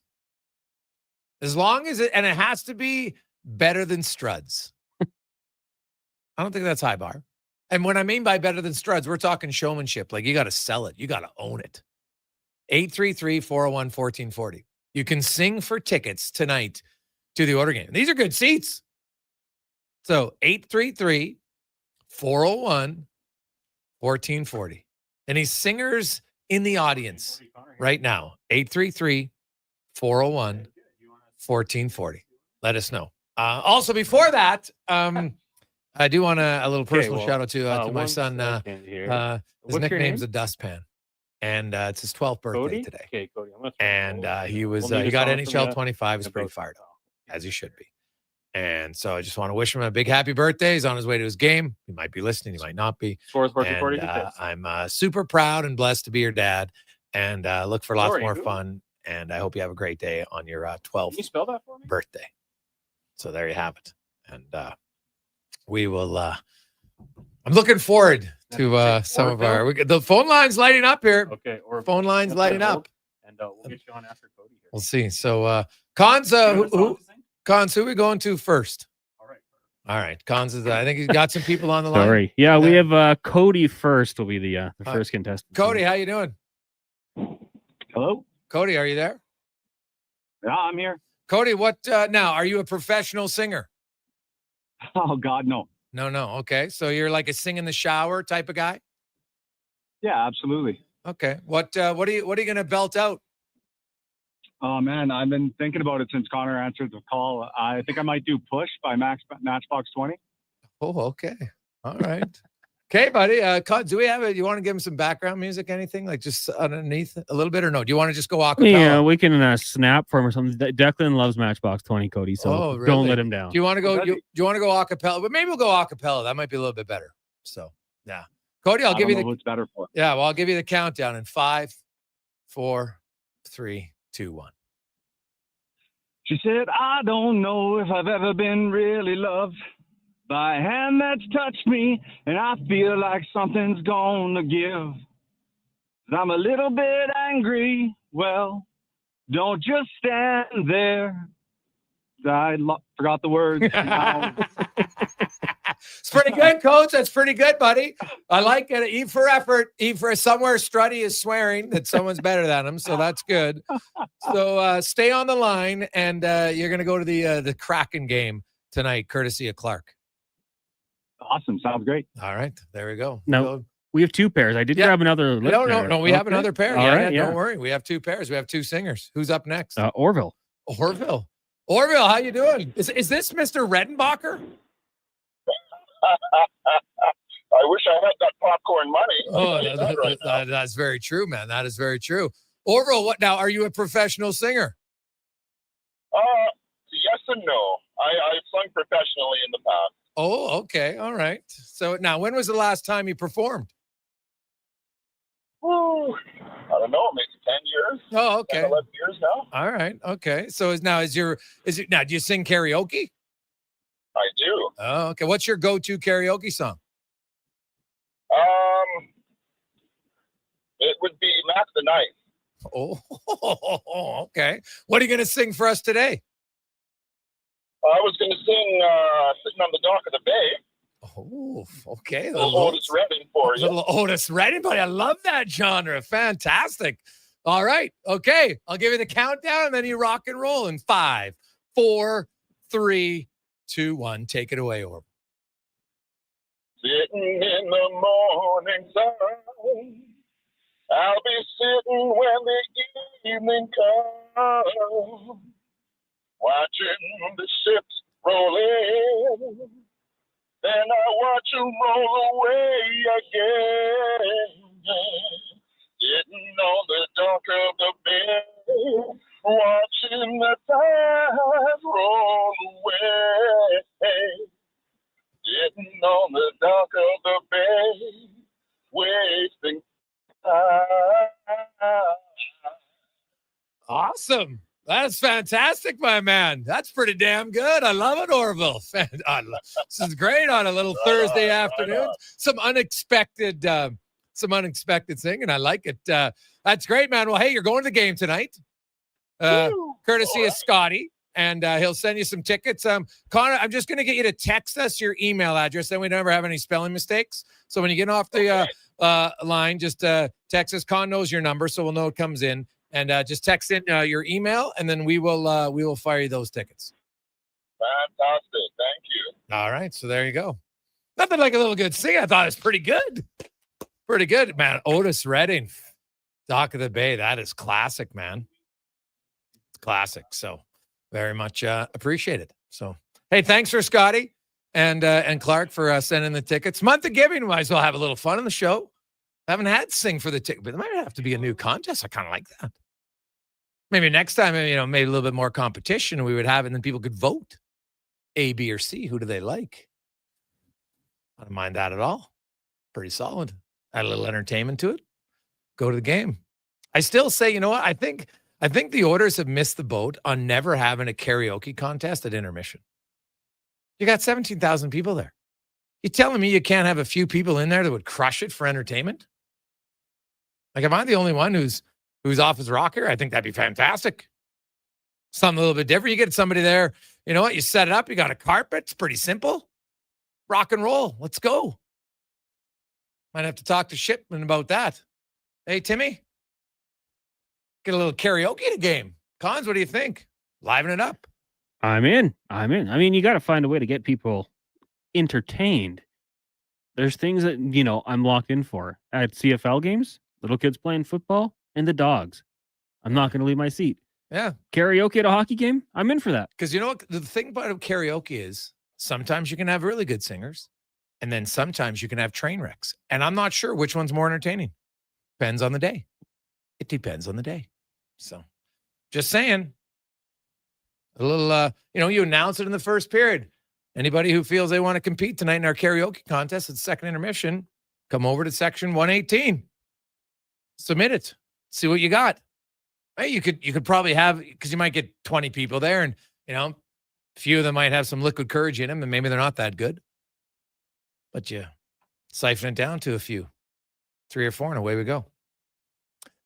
Brenda's back in, $6,100 on our monthly giving package, courtesy of the Glendale. We'll update. We got a final hour to go. I love it. Looking forward to that. But first, we're going to get to the con man and a sports 1440 update brought to you by Northgate Buick GMC. Stop in today and you can play Wish and Win for your chance to win up to $25,000 towards a brand new vehicle. You're also guaranteed a minimum $500 prize. Try it today. Northgate GM. This is a sports 1440 update. The Oilers in action tonight, hosting the Seattle Kraken down at Rogers Place. Puck drop just after 7. Pre-game coverage with Andrew Walker, Donovan Paulson, and Landon Ferraro gets going at 6. Right here on Sports 1440. Getting going shortly. You got the Blues and Bruins. Sens host the Rangers. Penguins in Tampa. Panthers up against the Preds. Maple Leafs in Carolina. Flames will host the Wild, and the Blackhawks taking on the LA Kings. In the NFL, Week 14 gets going with the Lions and Cowboys meeting in Detroit. 6:15 kickoff. And in the association, Toronto Raptors taking on the Lakers. That one gets going just after 5:30. Coming up in hour 4 of the Jason Gregor Show, we'll be joined by Mark Spector of Rogers Sportsnet, also head coach of the Spruce Grove Saints. Bram Steven and Ian Furness will join us from Seattle to preview the Kraken Oilers. I'm Connor Halley. This has been a Sports 1440 update. Sports 1440 in West Edmonton Mall and Wetaskiwin. CKJR is a Stingray radio station. Download the free radio player app and listen wherever you go. Hold up. Are you pulling my beard? Booster Juice has 2 new booster balls for the holidays this year. That's right, Santa. The Eggnog Booster Ball and Caramel Pecan Pie Booster Ball are 2 new flavors to put some extra jingle in your step. So are you a pie guy, Santa, or a nog guy? Both! Good call. That's extra jolly. Happy holidays from your friends at Booster Juice. Canadian born, blending since 1999. Across the province, Albertans are taking their shot on Play Alberta.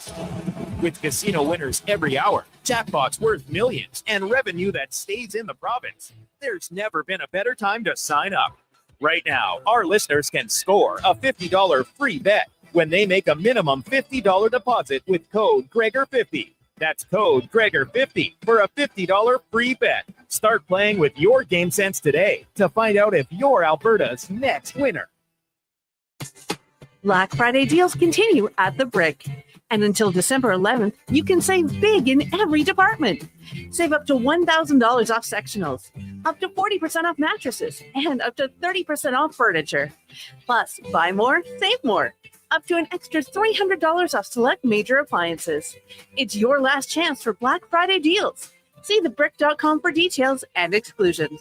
The Brick, saving you more. Just think, Kevin Carius has been covering Edmonton sports since before TikTok, Twitter, texting, and the Titanic. We may have made that last one up. Check out Carius in the mornings on Sports 1440. Your game, your station. The job isn't done until the last load is hauled, and having a semi-trailer out of commission is not an option. Whether replacing or adding to your convoy, Edmonton Trailer has a huge inventory of new and used semi-trailers, trusted by the gravel, logging, oil field, fluids, and freight industries. Find a trailer right for you online or at one of their 3 locations. For sales, service, parts, rental, and finance, when you're in it for the long haul, Edmonton Trailer. Is your company drowning in paperwork and administrative tasks? Do you need more data to make better decisions? Nectar.io is your company's all-in-one solution for fleet and materials management, safety, time cards, and GIS-based project management. Now is the time to capture and transform field, site, and shop data into boardroom-level business intelligence, all with one login. Visit Nectar.io to book a demo today. Nectar.io, your business made better. You've got a go-to coffee spot, a trusted barber, even a lucky game day jersey. But when it's about looking your absolute best, there's only one name you need. Mr. Dirk. Family run since 1939. We're experts in crafting impeccable tailor-made suits and offering a wide variety of everyday styles. Pair that with personalized one-on-one fittings and the convenience of on-site tailoring. Mr. Dirk elevates your style game. Visit our Edmonton store or explore MrDirk.com. Score big on style with Mr. Dirk.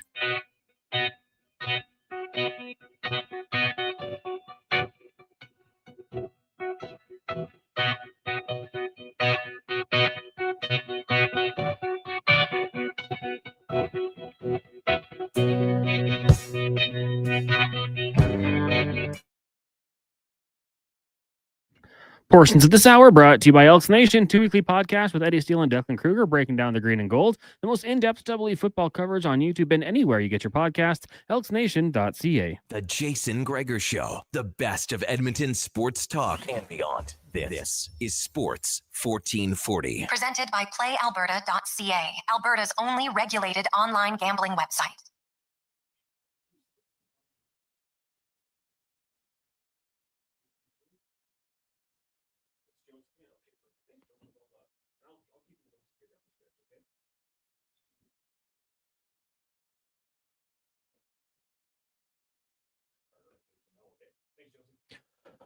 It's after 5 o'clock. Hope you're having a lovely day. Jason Gregor, Connor Halley, Declan Kruger, Sports 1440, sports1440.ca, as always, brought to you by PlayAlberta.ca. Get in the game. Thursdays, lots going on. NHL, NFL games, NBA games, and of course, one of your favorite games, the Daily Grind. $1,000 a day for the next 20 years. pretty damn good. Get your tickets. PlayAlberta.ca. That's $7.3 million. Nice. We love it. In our final hour, month of giving package today, awesome package. We're currently at $6,100 from Brenda. It is a membership for the upcoming 2026 golf season at the Glendale. Gives you full access to the tee as a regular shareholder would have, club storage, driving range accessibility. Your immediate family becomes social members, no additional charge for all the dining facilities, and most importantly, the 2 outdoor pools and all the outdoor areas, games area. It's a fantastic family event. Golf sometimes can be a little acrimonious in the house. What, are you leaving for 6 hours again? Yeah, well, why don't you come meet me at the outdoor pool? You don't have to make lunch. You order the food. They got the concession right there. It's amazing. Oh, well, okay. Now I don't mind this. Saturday, Sunday, sun tanning, playing in the pool, playing out in the grass, having some food. It's amazing. And the course is in unreal shape, man. Like, if you're a golfer, you're going to be challenged. So Brenda has it right now at $6,100. Nope. No? Joseph, 62. Oh, Joe's at 62. All right. Okay. Joe's at 62. There we go. See, the bids are coming fast and furious. 833-401-1440, 833-401-1440. Now let's get to the spec report brought to you by GS Construction. They're underground infrastructure specialists. From driving the roads to running water in your community. You don't see them, but they're super important for your infrastructure. It's GS Construction. As we welcome to the show, Mark Spector from Rogers Sportsnet. Spec, how you doing? Doing all right. That sounds like a nice little deal out at the Glendale. I kind of like that. Oh, buddy, it's fantastic, man. Of course, I golfed there you golfed there at the Orders event. The course is in unreal shape, man. It's a good course. Like, yeah. No. You got to be. I would need that challenges. After I bang it around and over 100 around that course, I need that pool just to cool my nerves. Oh. Yeah, no, but it's a lot of fun. The Edmonton Oilers, they're loading up their top 2 lines, and why not? Your bottom 6 can't, as they say, piss a drop right now. So load up in the top 2, especially when I look at the next 4 teams coming in here. You should say our 3rd and 4th line just don't get outscored, and we should be okay. Yeah, it's kind of a microcosm or a macrocosm, I guess, of an average game. Like, let me put it to you this way. When you're down 3, you go into the game with your lines, and then you're down 3-2 with 10 minutes left, and Knobloch puts his big boys together. He plays the top 2 lines. You're trying to catch up. Well, there's seasons at a point now, Jay, where they're playing some pretty good hockey. They got a huge opportunity here. They got 4 home games in a row against teams that if they play well, they can beat. This is a big moment. It's more important now to get some goals and put the big guys together on the top 2 lines, probably than it is to try to worry about chemistry and the depth guys and 3rd line, 4th line. We'll get to that here, I'm sure. But right now, they got to win hockey games, and probably putting Nugent Hopkins on that top line is the best way in the immediate right now to win hockey games.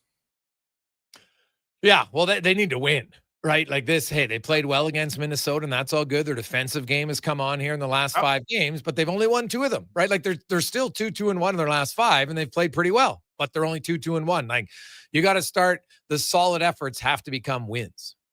Yeah, no question. And I think they're there. I think it has to start with defense and goaltending. We know hockey now. It's as much as you hate to say it, they don't play 7-5 games anymore. You can't be that team. So they've I'm not telling you that they're perfect defensively, but they seem to have found a bit of a groove here, right? They've had 4 out of their last 5 games, or they've been pretty good defensively. And now, it won't take scoring goals isn't the big hurdle for this team. They always find their goals. It's just a question of how many they let in. So, yeah, I think they're poised here to take a run, but you can't let it get away. You got to make, it's one thing to be in a nice position and all that rhetoric. It's quite another to get the job done. It's time to get the job done here. Yeah, 100%. You have to play Pickard at some point. His last start against Tampa Bay was good. I thought it was either going to be tonight or Winnipeg. And that was the obvious 2. And you know what? If it's tonight, you're going up against the worst offensive team who creates the fewest chances in the league. And Pickard played very well in his last start, right? So, you know, try to maybe gain him some confidence. And then you go right back to Skinner. Like, I think Skinner probably starts the next 3 at home after this.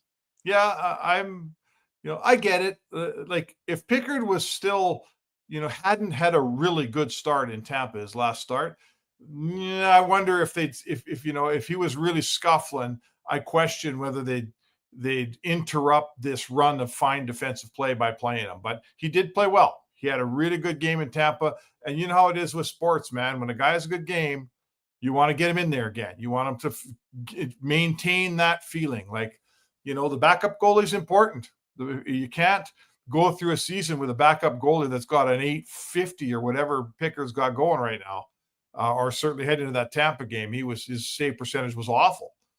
And it's, so yes, what they're trying to do here is keep the engine running on the backup goalie. And tonight's probably the softest landing they're going to find for him, right? Yeah, for sure. You had time now. I read the article on Trent Frederick spec, and I thought it was pretty honest. Well written, eh? Yeah. Yeah. You know what? Who was the ghostwriter? Shelka write that one?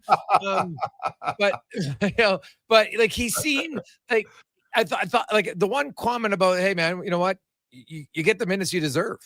And basically kind of what he was saying, like, I haven't played well. Like, he's not. Then I wonder, is like, God, is the guy almost too hard on himself, right? Like there's a level of, you don't want to go Jack Campbell to the point where it's never good enough, right? So you don't want to find that. But like, and I know lots of times not everything gets into print, right? Just like, I have lots of conversations with guys and you record some of it and then you talk to the guy afterwards and he tells you something else and it's not in the interview, which is fine. You come away with anything else on Frederick and why it just hasn't gotten to the point where he wants it to be yet? Well, not as much on sort of why it's gone this way. I thought I got an insight into how he's feeling about the fact that it's gone this way. Like, one of the quotes I really liked was, he said, I think all my teammates think I'm a pretty good guy, but I think they want me to be a better player too. A pretty good player. He says, I do too. Mm-hmm. So I'm not going to tell you that I came out of there thinking he knows exactly what to do to get out of this. I don't think he does, frankly. I think he's scuffling along here. And he's in that tough spot now where, now he's only playing 8.5, 9 minutes a night. And it's really tough to get out of your, any bad streak or to make something good happen, to find some luck, to bang a rebound in, to find hits. I mean, I had a guy tell me years ago, I've said it on the show before, when you're hopping the boards and you don't even have a sweat going, said it's damn near impossible to be a good hockey player, and that's it. He's sitting there. He talked yesterday about TV timeouts and how he's on the bench going, I hope we don't have a TV timeout because that means they're going to skip my line and go right back to the top line. And that's a feeling he hasn't had since he was a rookie. And now he's having it again. And he said, like, me and Clattenburg, we're in the same boat. The only difference is Frederick's 27 and Clattenburg's a first-year pro. Mm-hmm. So they're not supposed to be in the same boat, but they are right now. Yeah. And it is the, I kind of like that insight from a player, because I think sometimes, people forget the human element of it, of, kind of what's going on the bench. And, you don't want it because you can get another shift because, that one extra shift, now you're not sitting for as long. Because sometimes you get the TV timeout and depending on the rotation, now you've sat on the bench for real time of 5, 6, 8 minutes. Yeah. Right. And it's just hard. I think it's a very difficult, it's very underappreciated and probably disrespected how hard it is, because most people, like, how you just sit at your job, do, and then you got to go 100%, right? Like, it's like, hey, I'm doing my job every day, but most jobs aren't physically exerting your heart rate to the max for 40 seconds and coming off. It's not what it is. So it's hard mentally, physically to get going. And I think it's harder when you're trying to crash and bang. And now, Spec, he's probably like, hey, just don't get scored on. You're not even thinking about offense. You're just thinking, don't get scored on. And now you're just in that, you're just in a vicious cycle because you can't do it. You become a guy that's just trying to play no event hockey. Yes. That's what you're doing. Yeah. And now, okay, so now you're that guy. But Frederick's problem is he needs some kind of events to get him back into coach's good books here and start to turn 8.5 minutes into 12.5 and maybe 15 or 16. And when you're going out there, like in that situation, just trying to survive the shift, I mean, I'd say like any of the guys out there that play rec hockey, beer league hockey, the first shift of the period is always the worst shift because you don't have a sweat. You skate out on the ice. You're not your feet getting your feet again. Second, third shift, away we go. But for this guy and the Clattenburgs of the world, every shift is your first shift because you just haven't played enough. So yeah, it's difficult. And you know what? He's put himself in this position, and now he's got to get himself out of this position. And in the end, I guess he'll be better for it. But right now, I don't think he feels too great about what's going on here. No, that is valid. What about, are you surprised Tomasik's being sat out this much, considering that no one in the top 6 is even scoring a goal? Well, in the top 6, excuse me. Yeah, I guess so. I don't know what to say. I don't think Tomas. Let's work from the bottom. Tomasik's not a 4th line player, right? He's not a 4th line player. Running him out there as your 4th line center and playing him 8 minutes. I think it's just a waste of everybody's time. I'd rather play Noah Philp. I'd rather play Curtis Lazar has made a career out of being that player. He's way better at it. So he's not a 4th line guy. Is he a 3rd line guy? Well, Henrique's your 3rd line centerman. Tomasik isn't going to beat Henrique out of a job here. Nugent Hopkins been your 3rd line centerman some nights. So he's not a top 6 player on this team. Oh, not a top 6. No, but he's a top 6 player. That's his style. At least top 9. He's a top 9 guy. And you know what? He's at the wrong team. He should be playing for Vancouver where they got no centers, or a town where he can get a foothold here. I just don't see a job for him here. You've had a chance to talk to him. So have I. Every one of us comes away the same way. He's an awesome guy, right? He's a freaking killer, cool guy from Czechia. He's played in Europe. He brings all this insight. I talked hockey with him for 20 minutes one day, and it's fantastic. I'm cheering for him. But you know what? I don't see a job for him on this team, Jason. Do you? No, I don't. Especially, you don't have Rosovic or Kapanen in the lineup, and he can't get in the lineup. So no, I think, right now, because of his age, if he was a young 21-year-old player, Spec, he'd be down in the minors. He wouldn't be sitting in the press box all the time. And he's trying to get acclimatized first year in North America. I wouldn't be shocked, Spec, that when he goes down to the American League, because I think eventually he'll go there if they get healthy, and he would go down there and produce points. Oh yeah. I would not be surprised at all because he's a good player, right? But he's a 29-year-old player, and you want to play your young guys. And so I look, and you know what? Now you do have up until Christmas time, because it doesn't sound like Rosovic for sure, Kapanen maybe before Christmas, but probably afterwards, it sounds like. And if you look at it, they got some young guys playing well in the minors, but if you're going to call them up, they're going to be in the lineup. They're not going to be the 13th guy. So, I guess Lazar could come back out, but they don't really have a center down there. Howard's a winger. So if you take Lazar out, well then, I guess if you go Henrique, your 4th line center, then you could do it. Yes, but I mean, we're talking about exactly. Do I want Howard playing 9 minutes a night on the 4th line or 10? It doesn't really make sense to me either. And do I want Tomasik playing my 4th line? He's not a 4th line player. Your 4th line centerman needs to play a hard game. He needs to be an excellent defender in case he gets caught out against the first line. He needs to be a really strong face-off. There's a particular type of guy that's a 4th line center. And Tomasik, he needs to be a 2nd line center somewhere. That's what he needs to shine here. This is a guy that led the Swedish league in goals and scoring. He's a good player. You don't do that by mistake. Mm-hmm. But he's never going to get that job here. So he's just, like I say, I wish they traded to Vancouver for a 5th.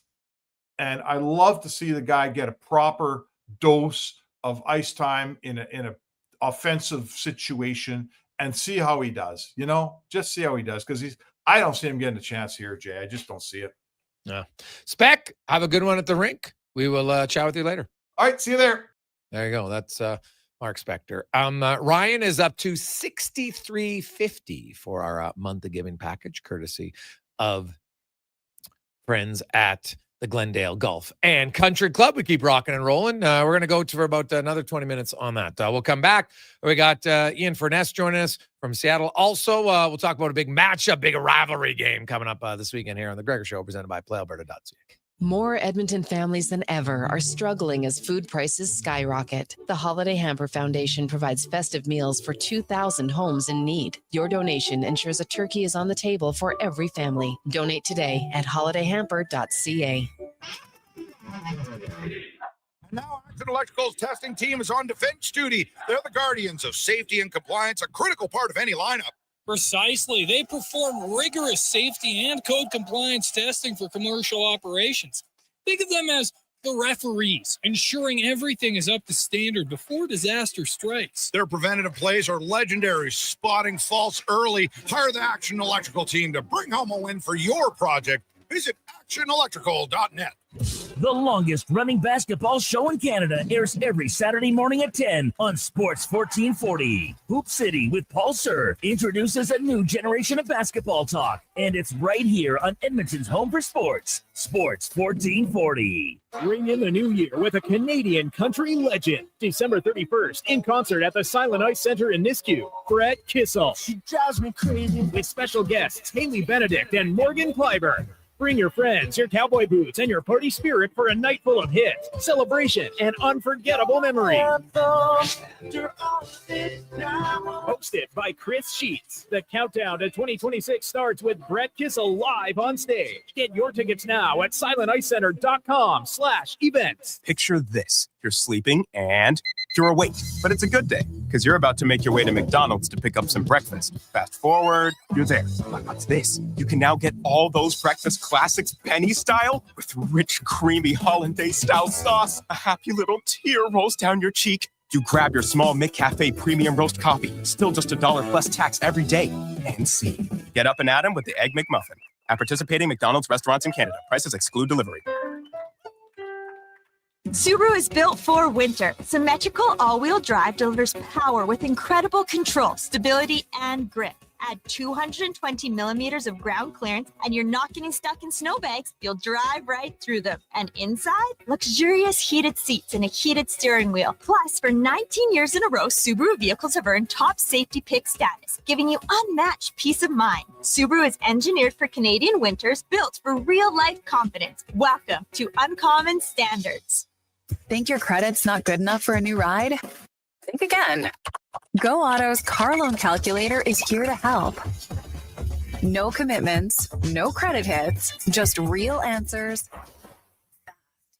You tell us a few things, and we'll show you what you can afford. Text credit to 780-777-7777. That's credit to 780 all sevens. Go Auto. We do the math, so you can do the driving.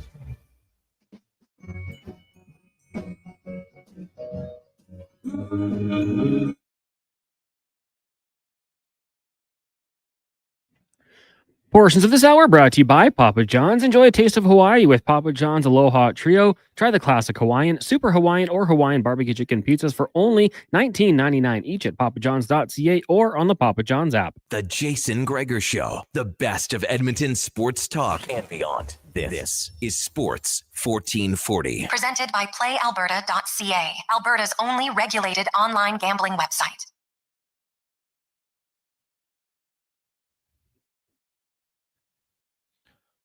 Welcome back.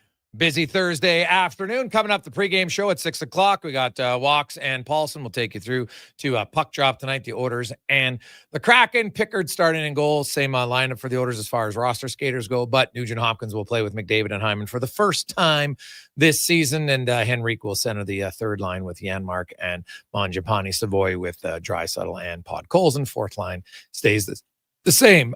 Joseph is up to 6,400 in our month of giving package today, courtesy of the Glendale. We got about 50 minutes left. If you want to get in, 833-401-1440. It is associate membership for the upcoming season. It allows you full access to the tee like a regular shareholder. Club storage, driving range, all included. All your immediate family becomes social members at no additional cost for all the dining facilities, the outdoor pools. There's 2 of them. It's amazing, amazing deal. So you want in, 833-401-1440. Now let's get to our big guest of the day, brought to you by the Summit Restaurant, located in the heart of Silent Ice Center, just minutes from South Edmonton Common. It's a destination for exceptional house-made pizza, delicious entrees, and expertly crafted cocktails, and a great place to watch some hockey or curling or concerts. Check it out, the Summit Restaurant in the Silent Ice Center. We are joined now by the head coach and vice president of player development for the Spruce Grove Saints, Bram Stephen. Joins us. Bram, welcome back to the show, man. How you doing? I'm doing well. Thanks, Jason. Thanks for having me on. Hey, Bram, coming back, kind of unique, right? You'd left the organization, went coach somewhere else, and then you came back. How was it kind of walking back in? Obviously a different rink now this time, but is it different, kind of unique to come back to the organization that you were once part of? Yeah, definitely. Yeah, no, I actually took two years off from coaching and started a business, and yeah, it's kind of nice being back. It's totally different field, different league in the BCHL as opposed to the Alberta Junior Hockey League, and different profile players. Players are a little bit older in this league, a little bit more international. And then, yeah, a beautiful new building to be in, and great offices down below, and dressing room. And so that part's a great perk for sure. How much did you miss coaching? Well, obviously a lot. Yeah. No, it's a bug. And, you know, as coaches would know, when you have it, it's addictive, and you want to work with players and develop and make players better. And there's such a great feeling when you see success. And so when you're not doing it, when I wasn't doing it, you miss it for sure. So you mentioned like the league's different, the different type of player. How does that change, if any, your coaching strategy and approach? Yeah, that's a good question. I think at the beginning for me, the pace of the play in this league is a lot faster because bodies are more mature. It is a bit higher caliber league too, and so I think we questioned what kind of tactics we would have to change in that.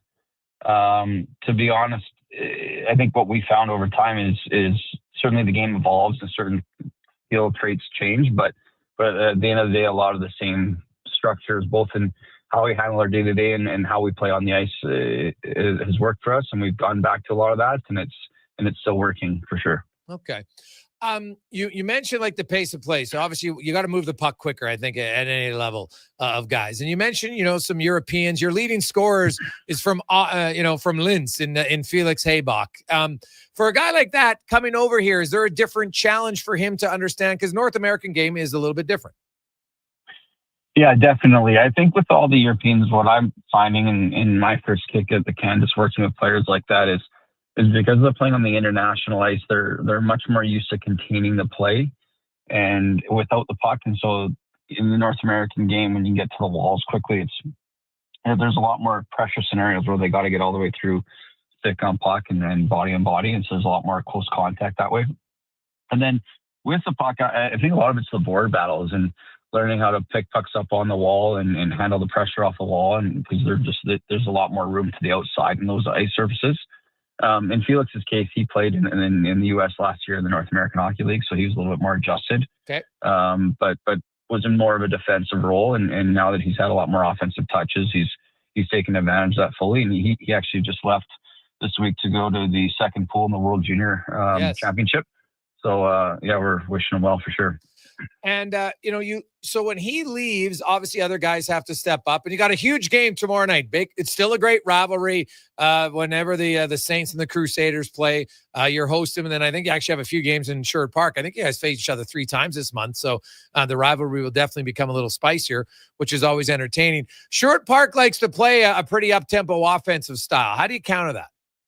Yeah, we've had interesting games with them so far. We 2 games ago, we won 7-6, and then the last game we won 2-1. And so it's been different, I guess, results that way. But both, even whether it was 7-6 or 2-1, there's a lot of scoring chances both ways. And I think they're very quick. For us, there's the point of transition. We have the puck and we lose it, or they have the puck and we gain it. Just trying to make sure we either recover really quickly and to control the middle ice, or when we have an opportunity, some of the style of play of them, getting up tempo, D-men get in the play a lot. So there's opportunity to strike quickly sometimes when they're out of position because they're so aggressive. So that's the biggest thing, I think. And then just as a group, collectively, just as puck support becomes huge. I know it's cliche, but when we play a team that has that much pace and that much aggressiveness, becomes the biggest piece, and that's both sides of the puck, with and without. So you look at your team and how you've played this season. You're very competitive. What's the next step to start moving up in the standings in the Inner East Division? Yeah, it's a heck of a division. I really feel all 5 teams are among some of the best in our league, and each game's a battle within the division, whether we're in that game or if I'm just happen to be watching one of the other ones. I think for us, we've played a ton of close hockey games, win or lose, and so we're within that margin of a good bounce here, a call there. Maybe you just got a little bit more edge and a little bit more finish for the night. I mean, for our group, we've struggled on special teams. There's been a lot of adjustment there. Part of it might be just a group that's totally foreign to new staff coming back in. And so that's where the gains as a team could really be for us. And I think if we get a handle of that, make a big difference.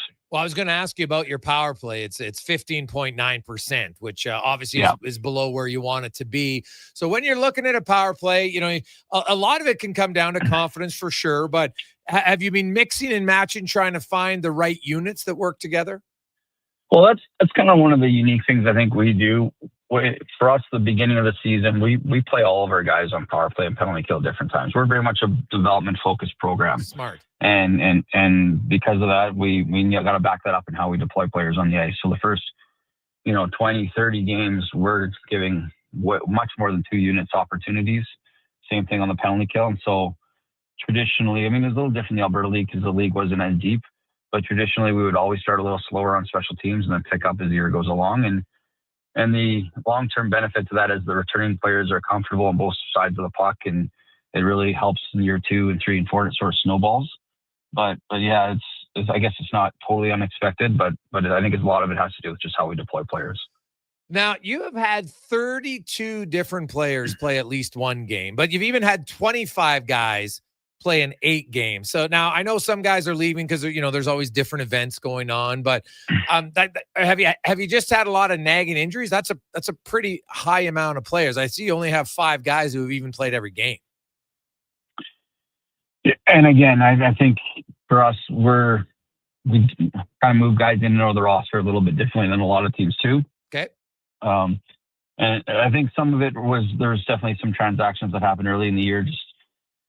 It is a bit more of a transactional league, unfortunately, just with where it is in the landscape of hockey these days. And there's no real barrier to leave and to come. Actually, if you compare that to some of the teams, it's not even that bad, to be honest. Yeah. How many players, and our GM's done a great job. Rob's done a great job just keeping the group fairly stabilized that way. But when it comes to the guys not playing every single game, I do think we move guys in and out a little bit more than some teams because it's just our belief, again, going back to development. So that's part of it. Bram Stephen, head coach of the Spruce Grove Saints, joins us. They're in action tomorrow night. You get your tickets, sgsaints.ca, a classic rivalry crosstown matchup, the Saints and the Crusaders. Crusaders in second place in the division. The Saints are just a few points back in fourth. It's very tight with Brooks sandwiched right in between. Looking ahead to this month, and you look at your schedule, you've talked about how you start, and with that everybody opportunity early on, do you start to whittle it down now and there's a few more guys you want to get locked in on special teams and first line, second line, etc.? Yeah, we're getting to that point for sure. And typically around the midpoint, I find it's in the old landscape. It used to be the 1 guy's left for the World Junior A Challenge, which is right around now. For this, guys are leaving for World Junior, and so right around now things start to change a little bit for sure. So yeah, we'll definitely get to that point here soon. Well, Bram, continued success. Best of luck tomorrow night and the entire rest of the month. Should be a great rivalry month with you and the Crusaders, and hope you guys pick up a few wins. Thanks so much. Appreciate you having me on again. Thanks, Jason. That's Bram Stephen, head coach of the Saints, as mentioned, a brand new facility, man. If you haven't been out there to the Thompson Family Arena in Spruce Grove, it is awesome. And you know what's great about it? I've talked to people in Spruce Grove, and their kids from at lower levels are getting to use that facility for the games, and kids in the smaller town now. Like your goal is, hey, I want to play on that team. And you play in that, you go and you sit in the crowd and you watch it. And then you get to play on that ice for your U9, U11, U13 games. Big deal for kids. It's awesome. So great stuff. Ryan's up to 64.50 on our month of giving. The con man's going to be working the phones through the commercial break, as well as Declan to figure out a winner here. We'll come back. Ian Furness will join us here on the Gregor Show, presented by PlayAlberta.ca. The job isn't done until the last load is hauled, and having a semi-trailer out of commission is not an option. Whether replacing or adding to your convoy, Edmonton Trailer has a huge inventory of new and used semi-trailers, trusted by the gravel, logging, oil field, fluids, and freight industries. Find a trailer right for you online or at one of their 3 locations. For sales, service, parts, rental, and finance, when you're in it for the long haul, Edmonton Trailer.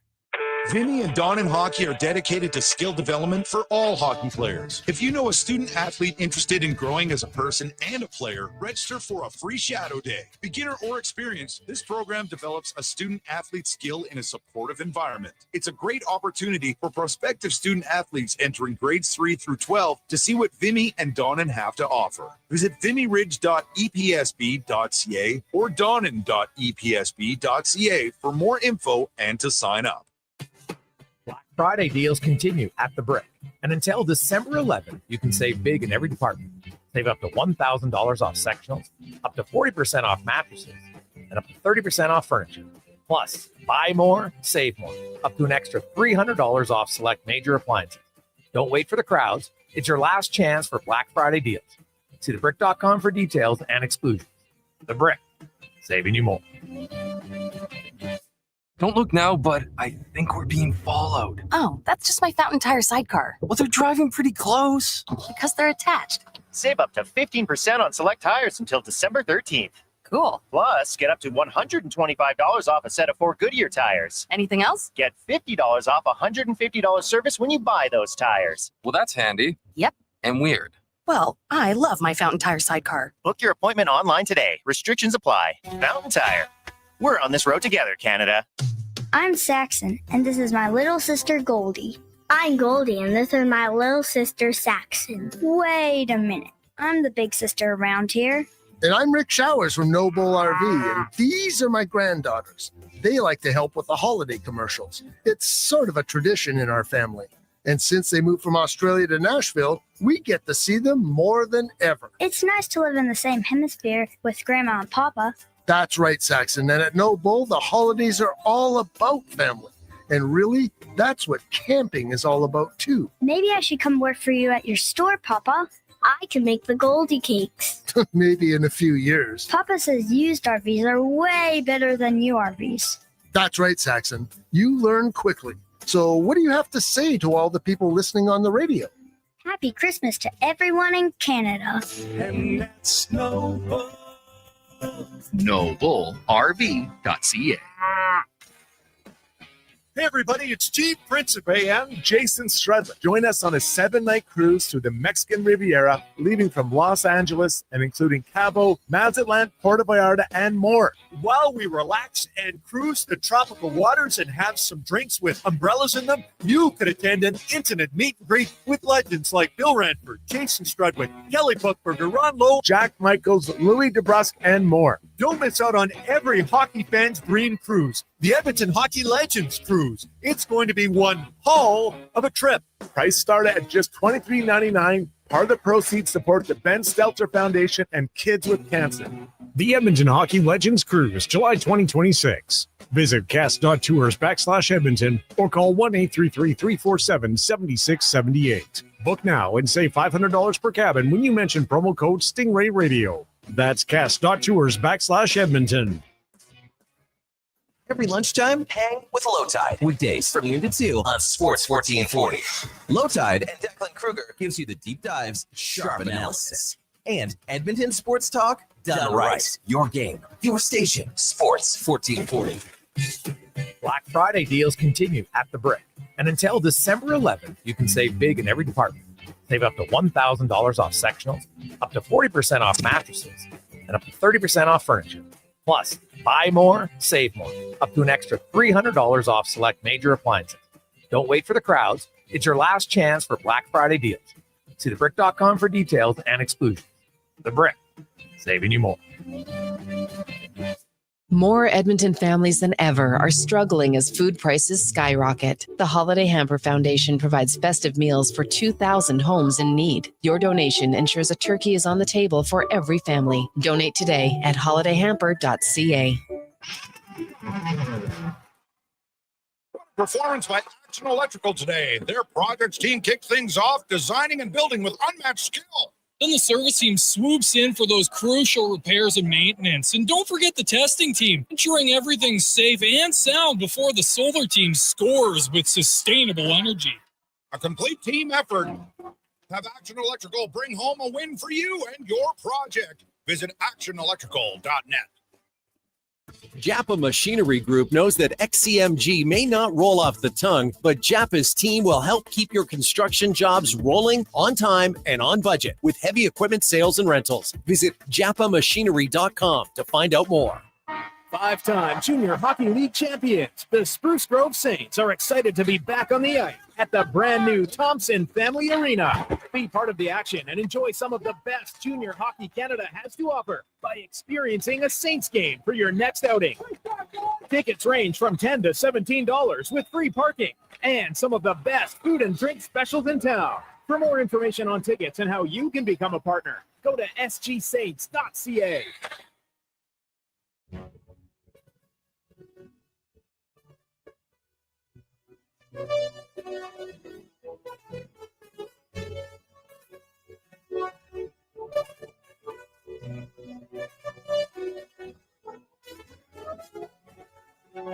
Portions of this hour brought to you by Cantork. We offer sale, rental, repair, and calibration of hydraulic, pneumatic, and battery-powered torque wrenches, stud tensioners, and flange maintenance equipment. Order today at cantork.com. Look good, feel good, play good. It's the Jason Gregor Show. Thanks for listening to Sports 1440. Presented by PlayAlberta.ca, Alberta's only regulated online gambling website.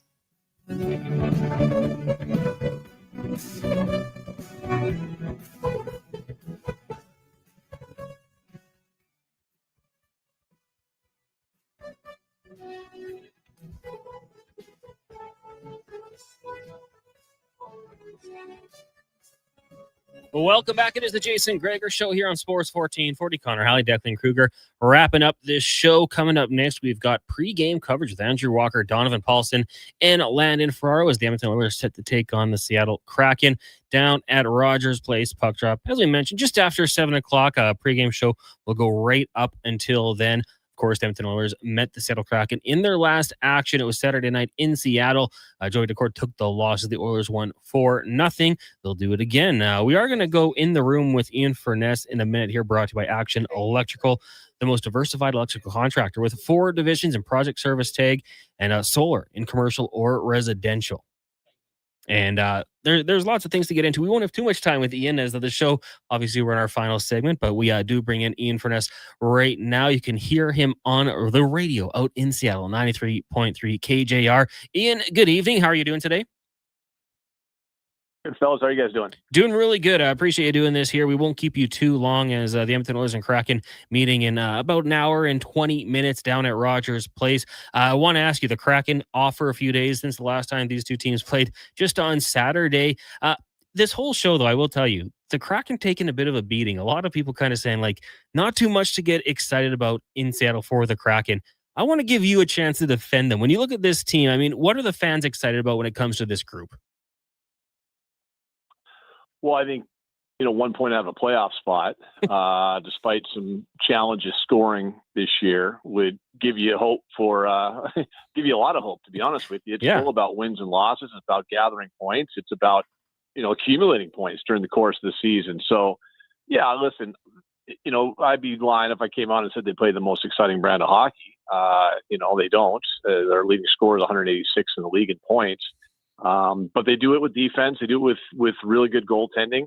Bounce back year for Grubauer. Joey's been great. Murray was good before he got hurt. And, the back end's really good. I mean, Jason and I have talked about that before. I mean, I like their 6 guys in the back, 7 if you want to go 7 deep with Mahura. And, like that's good. It's the problem, obviously the problem is they don't have an elite goal scorer. They don't have an aircraft carrier. And, people in the NHL, they kind of lose their mind if you don't have that particular guy, or guys, plural. And I get that. I understand it. They're not playing, up and down, exciting, must-watch hockey in that regard, but it's still about accumulating points and winning. So, our fan base is new enough and not as experienced, and frankly, probably not as critical as a lot of, your market and others. They see a team that, wins more often than it loses this year, and that's enough to get excited about. Honestly, that was probably the best answer you could have had. They're 1 point out of a playoff spot. At the end of the day, really, that's what matters. Jaden Schwartz on the IR. Mason Marchment day-to-day. Any update on when he could be back? No, a little surprised since he played the whole game on Saturday. He missed all 3 practices this week. And, you guys, as well as anybody else, hockey is top secret, day to day, whatever it is, we're not going to disclose what's going to happen, and away we go. So I know as much as you do, even though I work for the team, so I can't tell you anything more than you guys know right now. The Edmonton Oilers tonight, we did find out earlier today from head coach Chris Knobloch, Ryan Nugent-Hopkins going to get that bump to the top line with Connor McDavid and Zach Hyman. If you're the Kraken, what is the best effort to defend that line? Well, the biggest thing is stay out of the penalty box.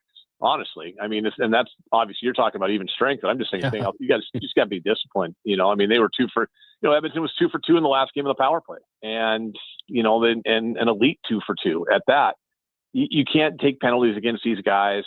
They'll match the Matty Beniers line, I guess, against them. I would think maybe Chandler Stevenson, defensive zone faceoffs. Chandler and Matty are usually both on the ice at the same time, but.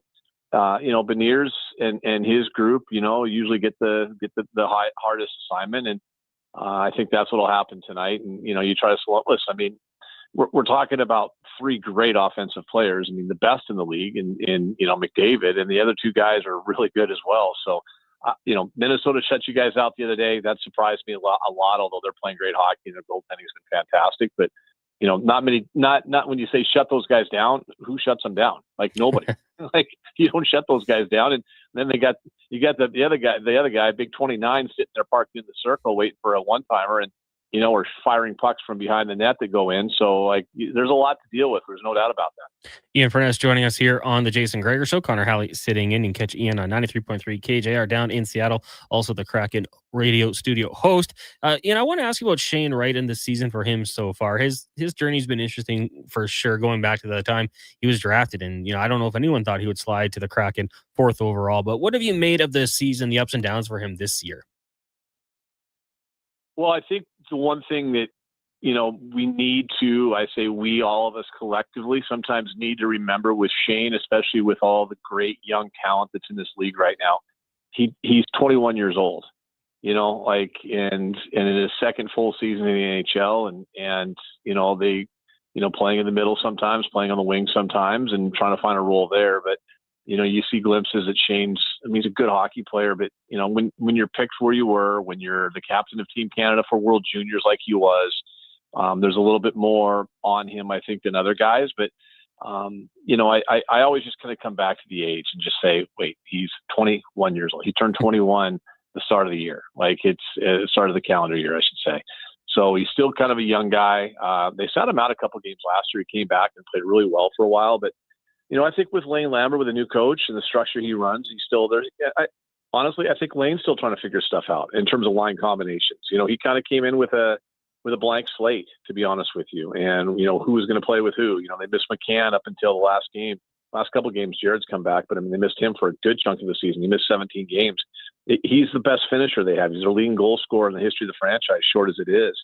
Kaapo Kakko has been basically injured the whole year. Hurt, comes back, hurt immediately afterwards, and now back in the lineup again. So they've got, Marchman out now. Marchman's been, frankly, a little bit of a disappointment. He's got a couple goals. He hasn't been good. But with Shane, I think Shane and some other guys are just trying to find the right line combinations and some chemistry. And you'll see that with Lane Lambert. He'll juggle lines. We always joke about it. Look at the line combinations to start a game and then just kind of rip them up, because that's what's going to happen. Well, hell, Knobloch does the same damn thing. The big German's going to be with McDavid at some point, right? That's going to happen. So, we all know how that works.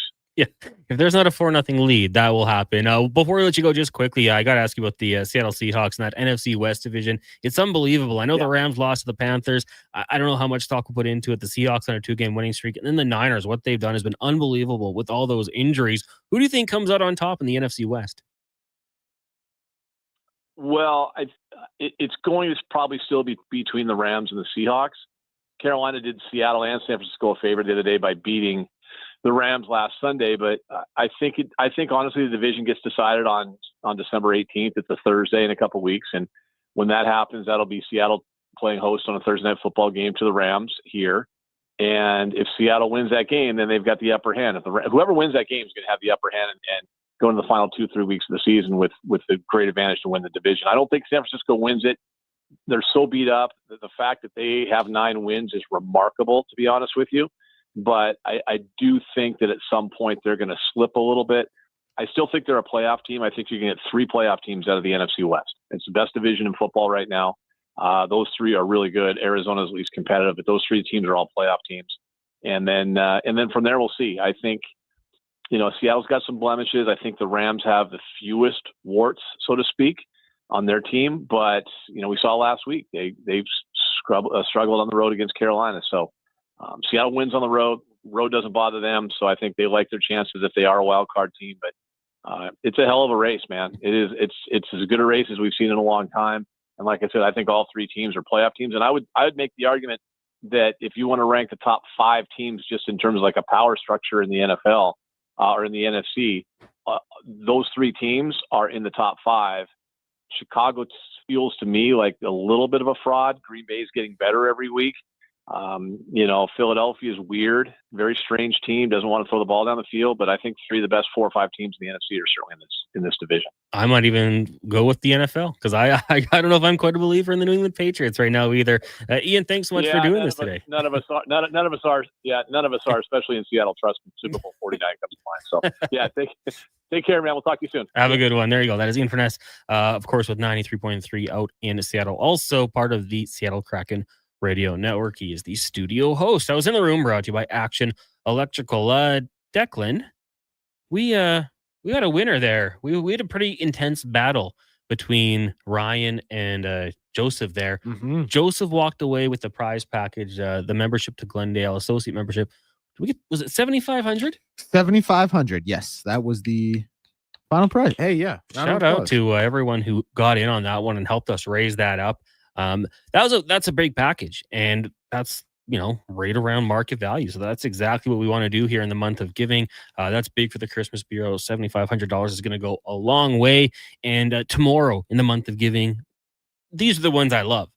You're not getting anything back. You're just doing it because you want to do something good. We're going to be doing the pyramid of giving, where 15 people donate $100, 10 people donate $200, you get 4 people to donate $500, and 2 people, maybe a company, the good look, want to donate $1,000, and all of a sudden we've raised $7,500 for the holiday hamper. So we'll do that tomorrow between 2 and 6 here on the Jason Gregor Show, Positive Friday, and we don't have to stop there. Let's say we get to it and people are like, I still would like to donate money.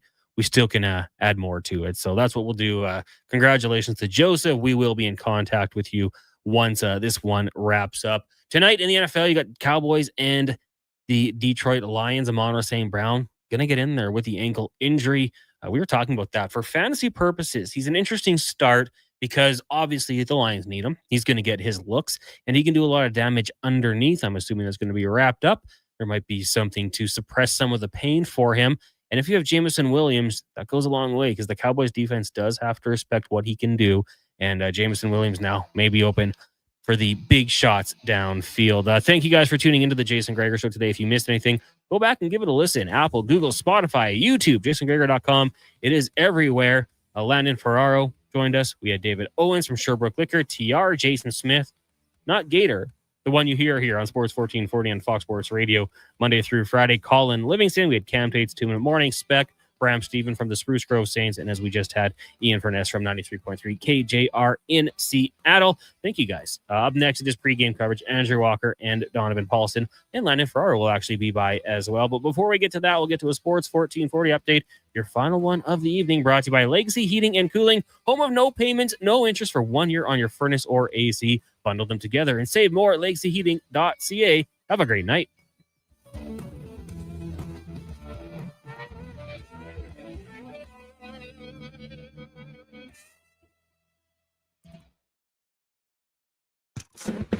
This is a Sports 1440 update.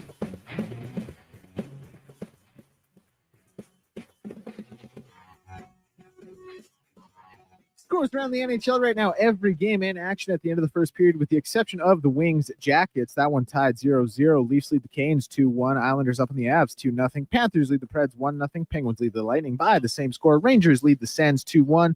And the only other game in the league right now sees the Bruins leading the Blues 2-0. In the NBA, 76ers up big on the Warriors 47-27 in the second quarter. Celtics up on the Wizards 54-37.